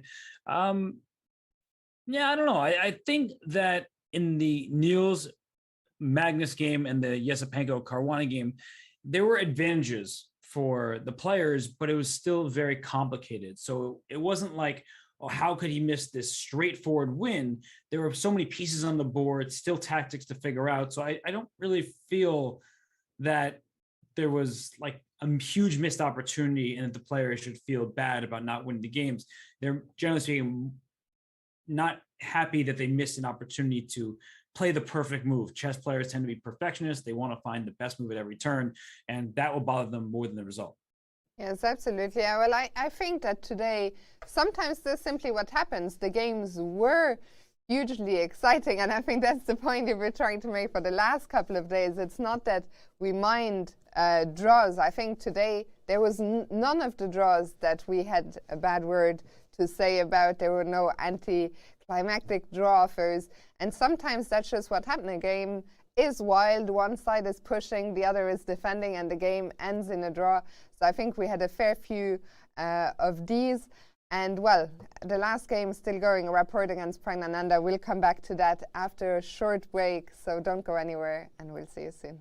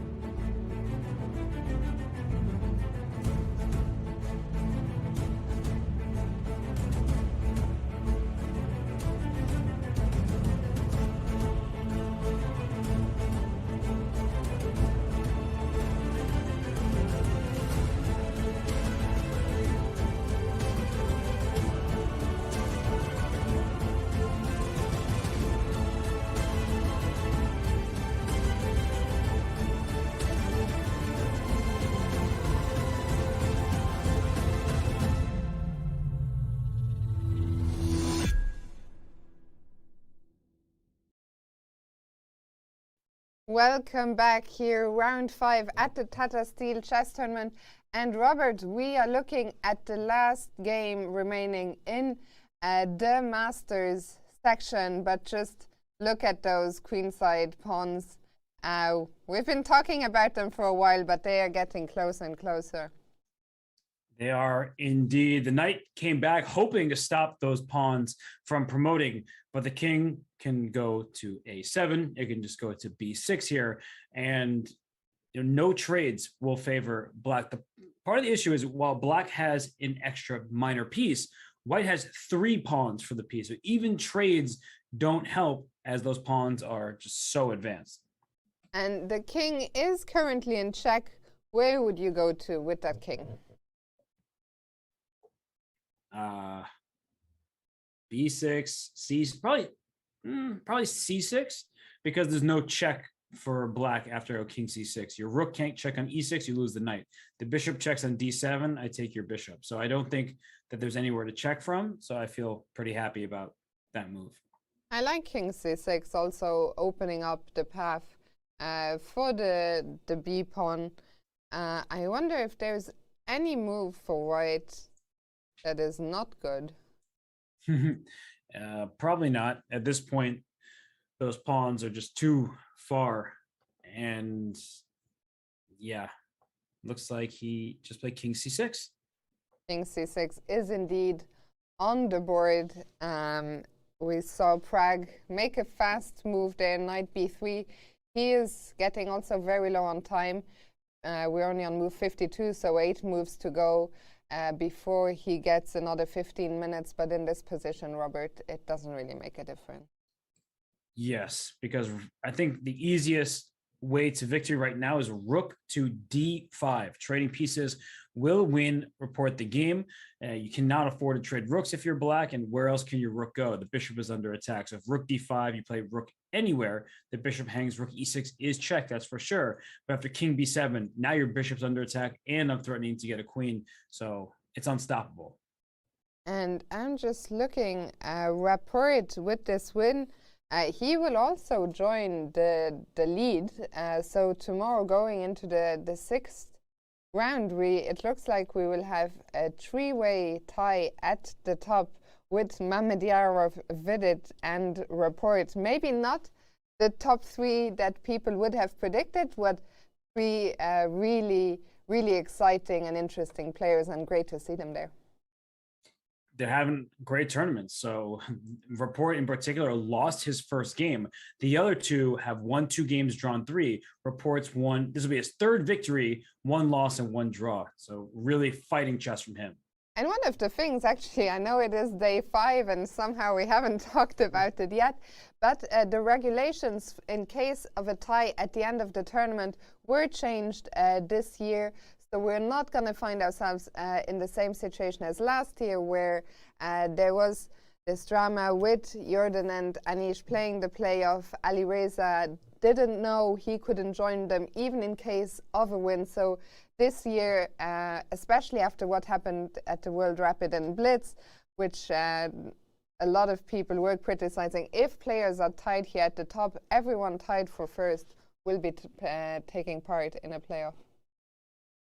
And that's good to see, because in many events in the past, instead of having a playoff where all players get to take part, it's usually 2 players, maybe 3 max. But if 10 players happen to tie for first, they should all have a chance to face up, especially in a round robin tournament where you play the same opponents. In a Swiss, let's say somebody loses the first 2 games, then their average opponent is going to be lower in rating than somebody who wins their first 2 games and keeps going from there. So I do think in a round robin, it's great that if there's a tie, the players will play for first. Absolutely. And well, we're still a very long way from a big tie in the end. 5 rounds down, but 8 still to come. Meanwhile, Richard, report, I liked your suggestion of rook d5, but rook d8 also looks very convincing with the rook now coming to support the pawns. That's right. Rook c5 is a check. It gets behind that pass pawn, but after rook c5, you can't even take c4 because the knight on b2, the knight that was sitting on d1 before, has joined the party. It protects this pawn on c4, and that means once the king moves out the way, b6, b7 is unstoppable. Yeah, and we see the clock ticking down there for Pragg, who is about to drop under a minute, but there is simply no stopping these pawns.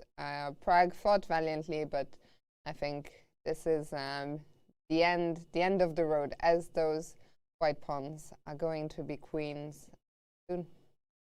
Yes, and he's down under a minute on the clock. So if he is going to play on, he needs to do so quickly. He is given the check on c5. And Rapport can just play king d6. Stay away from your passed b pawn, and the rook on c5 is trapped. So it's not like there's a next move that looks particularly nice. The rook can't move.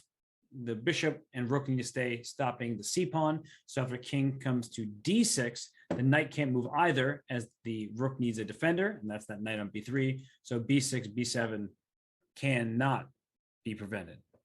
Yeah, so king d6, the move we're expecting, and the move which will signal the end of the game. Is there also something to be said? No. King d6 has appeared. I think that's convincing enough. And, well, I think as you showed, there's just literally no moves here for black. No, and we might see him resign right here. He's just out of moves. I mean, bishop takes h3, there's rook h8 check. You can win the bishop that way. So there's just not even a single move that I see that makes particular sense. Yeah, and well, 40 seconds on the clock for Pragg. We'll see what he decides. I think we might just see a resignation here, because yeah, the pawns are rolling. Maybe we'll see a move like g4, bishop h3, but it will just be delaying the inevitable. Yeah, I do give Pragnanda a lot of credit for his fighting spirit. I often say there's no point of resigning, because you get a 0 if you resign on move 30 or if you resign on move 60. And so he's trying to find any last bit of play. And he goes g4, you can just swap pawns, play b6 after that, and there's going to be 2 pawns on the 7th rank over here, and that's too much. But like I said, the fact that Pragnanda, he fights until the very end, I think that's good, because Magnus Carlsen has shown that if you just say, let's say you're on the better side of things, and you just agree to a draw rather than playing it out, you're not going to score those full points, and Magnus does that better than anyone. And on the other side of things, if you resign, you're getting the same 0 as if you play on, and sometimes you may in fact survive a game that looks like you have no hope in. And I mean, I agree with you. I think Magnus in general, in that respect, has been such a positive influence and such a breath of fresh air to keep fighting, and he never wants to draw unless he has to. And I think the new generation, it shows. I feel that in general we see a lot more fighting chess. We see games end less soon. I think there was a time when very often the players felt like, okay, this position is equal, let's just call it a day. And I think that Magnus really has been a great influence in that respect. I'm with you there.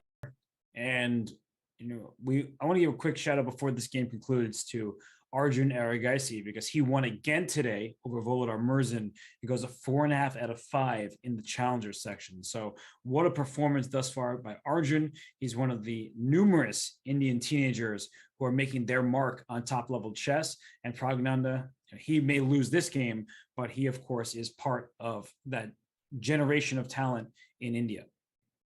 Indeed, and what a debut by Arjun in the Challengers. Let's remind everyone that the Challengers, there's a lot at stake. Winner takes it all, as the winner from the Challengers qualifies to play in the Masters group of the following year. And I think that's what all the players in the Challengers group, of course there are some prizes as well, but I think the big prize is to qualify to the Masters group and square off against the very best in the world next year. That's right. And we see moves are being played here, trading on G4, and now Report can play B6. And Prognanda in round 4 against Niels Grandilius, he spent a lot of time just verifying whether his decisions were going to be the right ones, and Report is doing the same thing. It is a winning position. Both players know that. You can see the look on Prognanda's face. He's like reflecting on a move 30 turns ago of where could he have improved. But right now, B6 has been played, and it's a matter of time before Prognanda resigns for sure. But I do like the fighting spirit that he is showing. He's such a young player. He's hungry. He wants to get better at chess, and he's getting experience. And there is an argument to be made, Fiona, that when you play these long games, you get more tired. But he's 16 years old. Yeah. So if there's any time to play long chess games, it's when you're that young. I think so. And especially with, well, it's not just for Prague, but for all the young players, not just the young players, young and old, of course. Well, there's been a pandemic for the last couple of years, in case you hadn't heard. So it's been very difficult for them. You know, they were at 14-year-old 2 years ago. He had roughly the same rating, but then just hasn't had the opportunity. And we see him resign here in this position after B6. So just he hasn't had the opportunity to play as much as he would have liked, and I'm so glad he gets the opportunity here. Today, a tough game. 2 days ago, we saw him get his first win against Niels, and I'm fairly confident that's not going to be his only win of this event. Yes, but today is Report's day. Richard with a nice victory. I mean, he was struggling out of the gates, but he found a way to get his pieces out in that king march from E1 over there to the queen side and then up into the center. That's in fact what won him the game. But really, that was at the start. It looked like Prognanda had the edge, and then Richard found some good moves, and he now is tied in the lead with Vidit and Mamedyarov. Absolutely. What an incredible comeback from Richard after losing his first round game to fight back in this fashion. And we're going to take a look at the results from today. So we had 2 decisive results. Mamedyarov beating Jorden van Foreest and Richard Report beating Prognanda, thus both joining Vidit in the lead, who drew his game against Anish Giri from a position of power towards the end. That's right. Vidit had some chances, some small chances to potentially play for more, but I think at that point, most of the action had dried up, so a draw felt like the right result. And Vidit, he's still in the lead. Mamedyarov there with him, and once this result gets updated, Report, who was a 2.5 out of 4, he'll jump forward to 3.5 out of 5, and he is in a 3-way tie for first with Magnus Carlsen and Andrei Yesipenko just a half step behind. Wow, and Robert, I mean, I'm lost for words. Today has been such an exciting day, but we aren't done just yet. We are going to go on a quick break, and then we will be back with our rapid recap of the day. It's not going to be an easy task which game to choose, but stay tuned. You don't want to miss it. We'll be right back.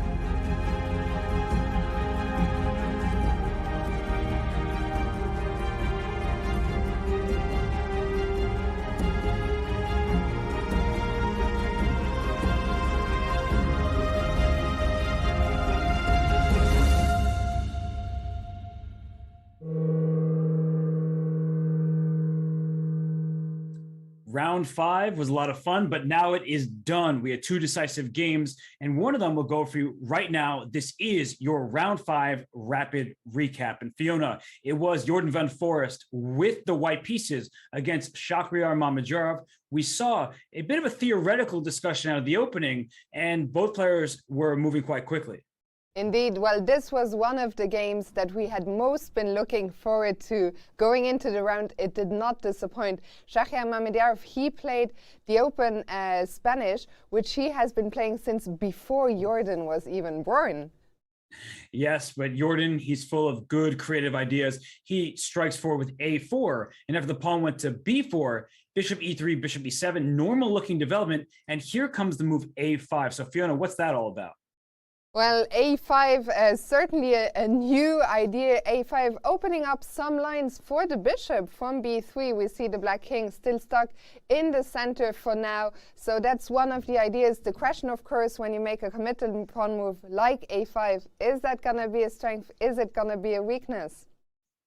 That's really a good point, because the pawn on a6 stuck in place, but that pawn on a5, we can't forget about that. If you're not looking, that pawn can be gathered. So the king castled, got out of the way of that bishop a4 pin. We saw queen d3. The knight came to c5. The bishop took. It was a trade over here. And things started to get spicy at this moment, where after c3, knight e7, knight 2, we saw it takes, and then bishop a7. So Fiona, an imbalance. It's a knight against a bishop. White has that knight, and he tried to use it right now.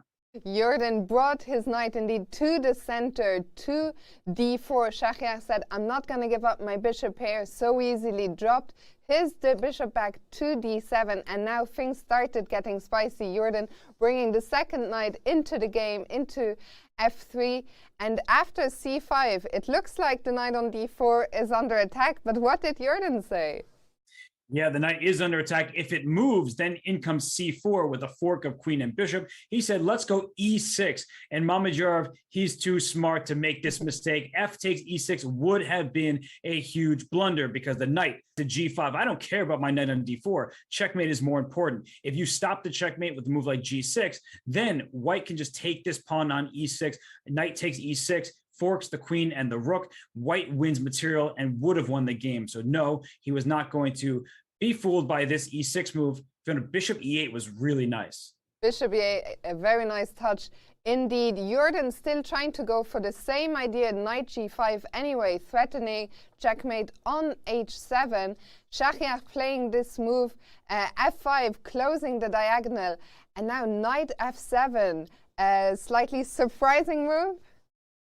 It was very surprising, and Black's response was both brilliant and surprising as well, because bishop takes f7, that's the move you want to play. Let's trade 3 points for 3 points, and then I win your pawn. But we were talking about how the knight is under attack, and c4 is also a threat. Knight e6 takes care of both at the same time. The queen's under attack. That means white has enough time to avoid this pawn push to c4, and as you see, white is actually doing quite decently. So instead of this, rook takes f7, a temporary sacrifice, because after pawn takes, bishop takes, no longer do you have the e6 square.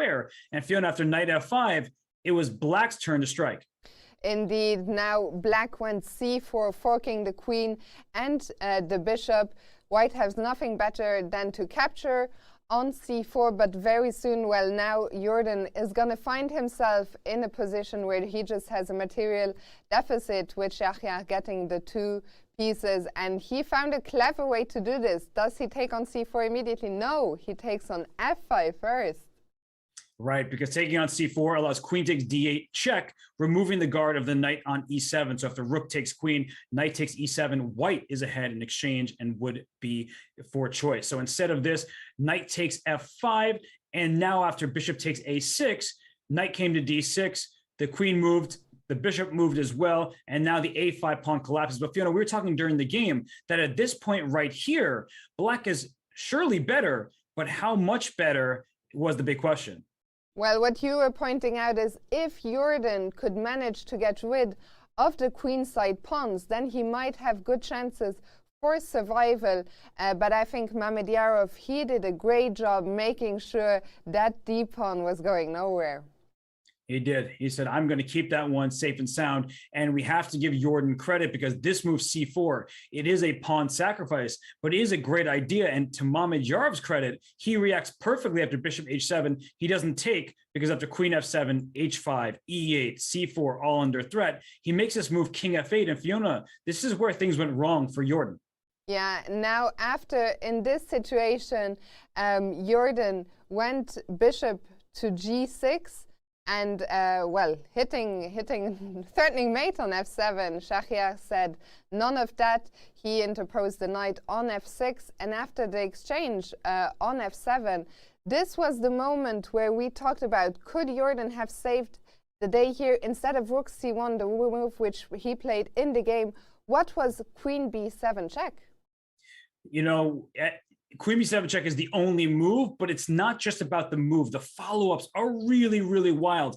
Black's best try is to retreat this bishop to e7, I think, because after the bishop comes to e7 here, it looks like rook c1 gets this pawn, but there's a tricky move, knight d5, where white has to be very careful. Free pawns are not always free. Rook takes e4 would have been a blunder because queen e1 check, the king needs to stay attached to this pawn f2, but after king g2, there's this brilliant shot, knight e3 check, forking the king and the rook.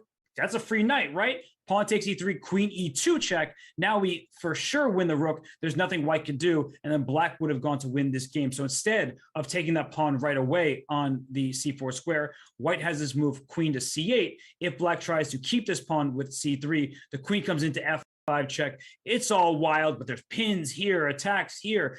The h5 pawn is threatened as well. So it's a dynamically level position, but still extremely complicated. Yeah, and during the game, while we were live, we were wondering, why didn't Jorden go for this check? But after looking through these lines in more detail, I think it is an understandable decision. He went for rook c1, but now Shahriar Mamedyarov found a series of very nice moves, starting with queen c7, defending the pawn on c4 indirectly because white cannot capture it. There is a discovery tactic. If rook c4, bishop takes f2 check, would end the game as the rook on c4 isn't defended. So here things got difficult for Jorden. They did. He went king g2, renewing the threat of rook takes c4, but it's too late. Bishop comes to d4, and after the queen ventures into enemy territory, c3. It's on a protected square. Now the bishop on d4 both protects c3 and attacks f2. And after a few more moves here, it was clear that Mamedyarov would not have enough, so the queen went around queen b7 check. f3 was played. That's not a good thing for this white king. And after a few more moves, Fiona, the queen went to the first rank, and the queen can't take on d4 because the rook on c2 was hanging. Yeah, Jorden all tied up here. A few more moves were played, but it was soon the end. Queen f5, bishop e3. The king tried to hide on h3, but after queen d1, Jorden threw in the towel here. There's just nothing he can do. The king is safe on h6. That pawn on c3 is going to decide the game, and the king on h3 is hopeless. So, Robert, what a game by Shahriar Mamedyarov. It really was an amazing game. And I normally don't do this, but I just want to rewind 1 second because I'm still going through various possibilities in my head at that moment when queen b7 was possible, right? That's where, according to the eval bar, things went away from white. And as you see, it's creeping back up. It's creeping back up. It's giving white these chances. And just one more variation that came to mind here is, let's say bishop e7, rook c1, pawn c3, queen b3 check. We're getting that pawn. Knight d5 protects the pawn. Rook d1 looks really scary. But then after king e6, somehow this position remains pretty good for black. And I understand why Jorden did not play queen to b7. All of these lines give black good chances. The pawn on c3 is scary. So with all that in mind, the game did conclude in Mamedyarov's favor at the end. Let's get to the very end of the game here with the queen on d1. That was a win for Mamedyarov. He's in the tie for first, and that was your round 5 rapid recap. Robert, what a day it has been here. The updated standings are ready. So there's our three-way tie at the top with Shahriar Mamedyarov. You've just seen the rapid recap of the day, propulsing him to the top, where he is joining Vidit Gujarati and Richard Rapport, and behind them 2 players on 3 out of 5, Magnus Carlsen and Andrei Yesipenko. Yeah, it's a tight race at the top. 3 players in first, and then, as you mentioned, those 2 players just a half point behind. So in a single game, there could be new leaders if the current ones lose and the people chasing win. So Fiona, we look at round 6. Of round course, 6, Magnus Robert, Carlsen. it's gonna be your last day. I'm already sad. Well, I honestly forgot about that. So you reminded me that tomorrow is my 6th and final day of commentary. Daniel Naroditsky will replace me. But as we look at these pairings, Magnus Carlsen against Richard Rapport, we have Fabiano Caruana against Anish Giri. I mean, just all the way down through and through, these pairings are awesome. Yeah, I think we're absolutely in for a treat here. Fabiano against Anish, as you mentioned. Also Mamedov against Gwendelus. The Russian clash, Dubov against Yesipenko. Vidit, he will be playing against Jan-Krzysztof Duda, who's looking to come back to the top. So much action to look forward to tomorrow. I'm really looking forward to it. Here's the schedule. So we'll be back same place, same time, 2 p.m. Central European time. That's 5 a.m. Pacific. And yeah, Robert, what a day. And I'll leave you final words. I'm lost for words.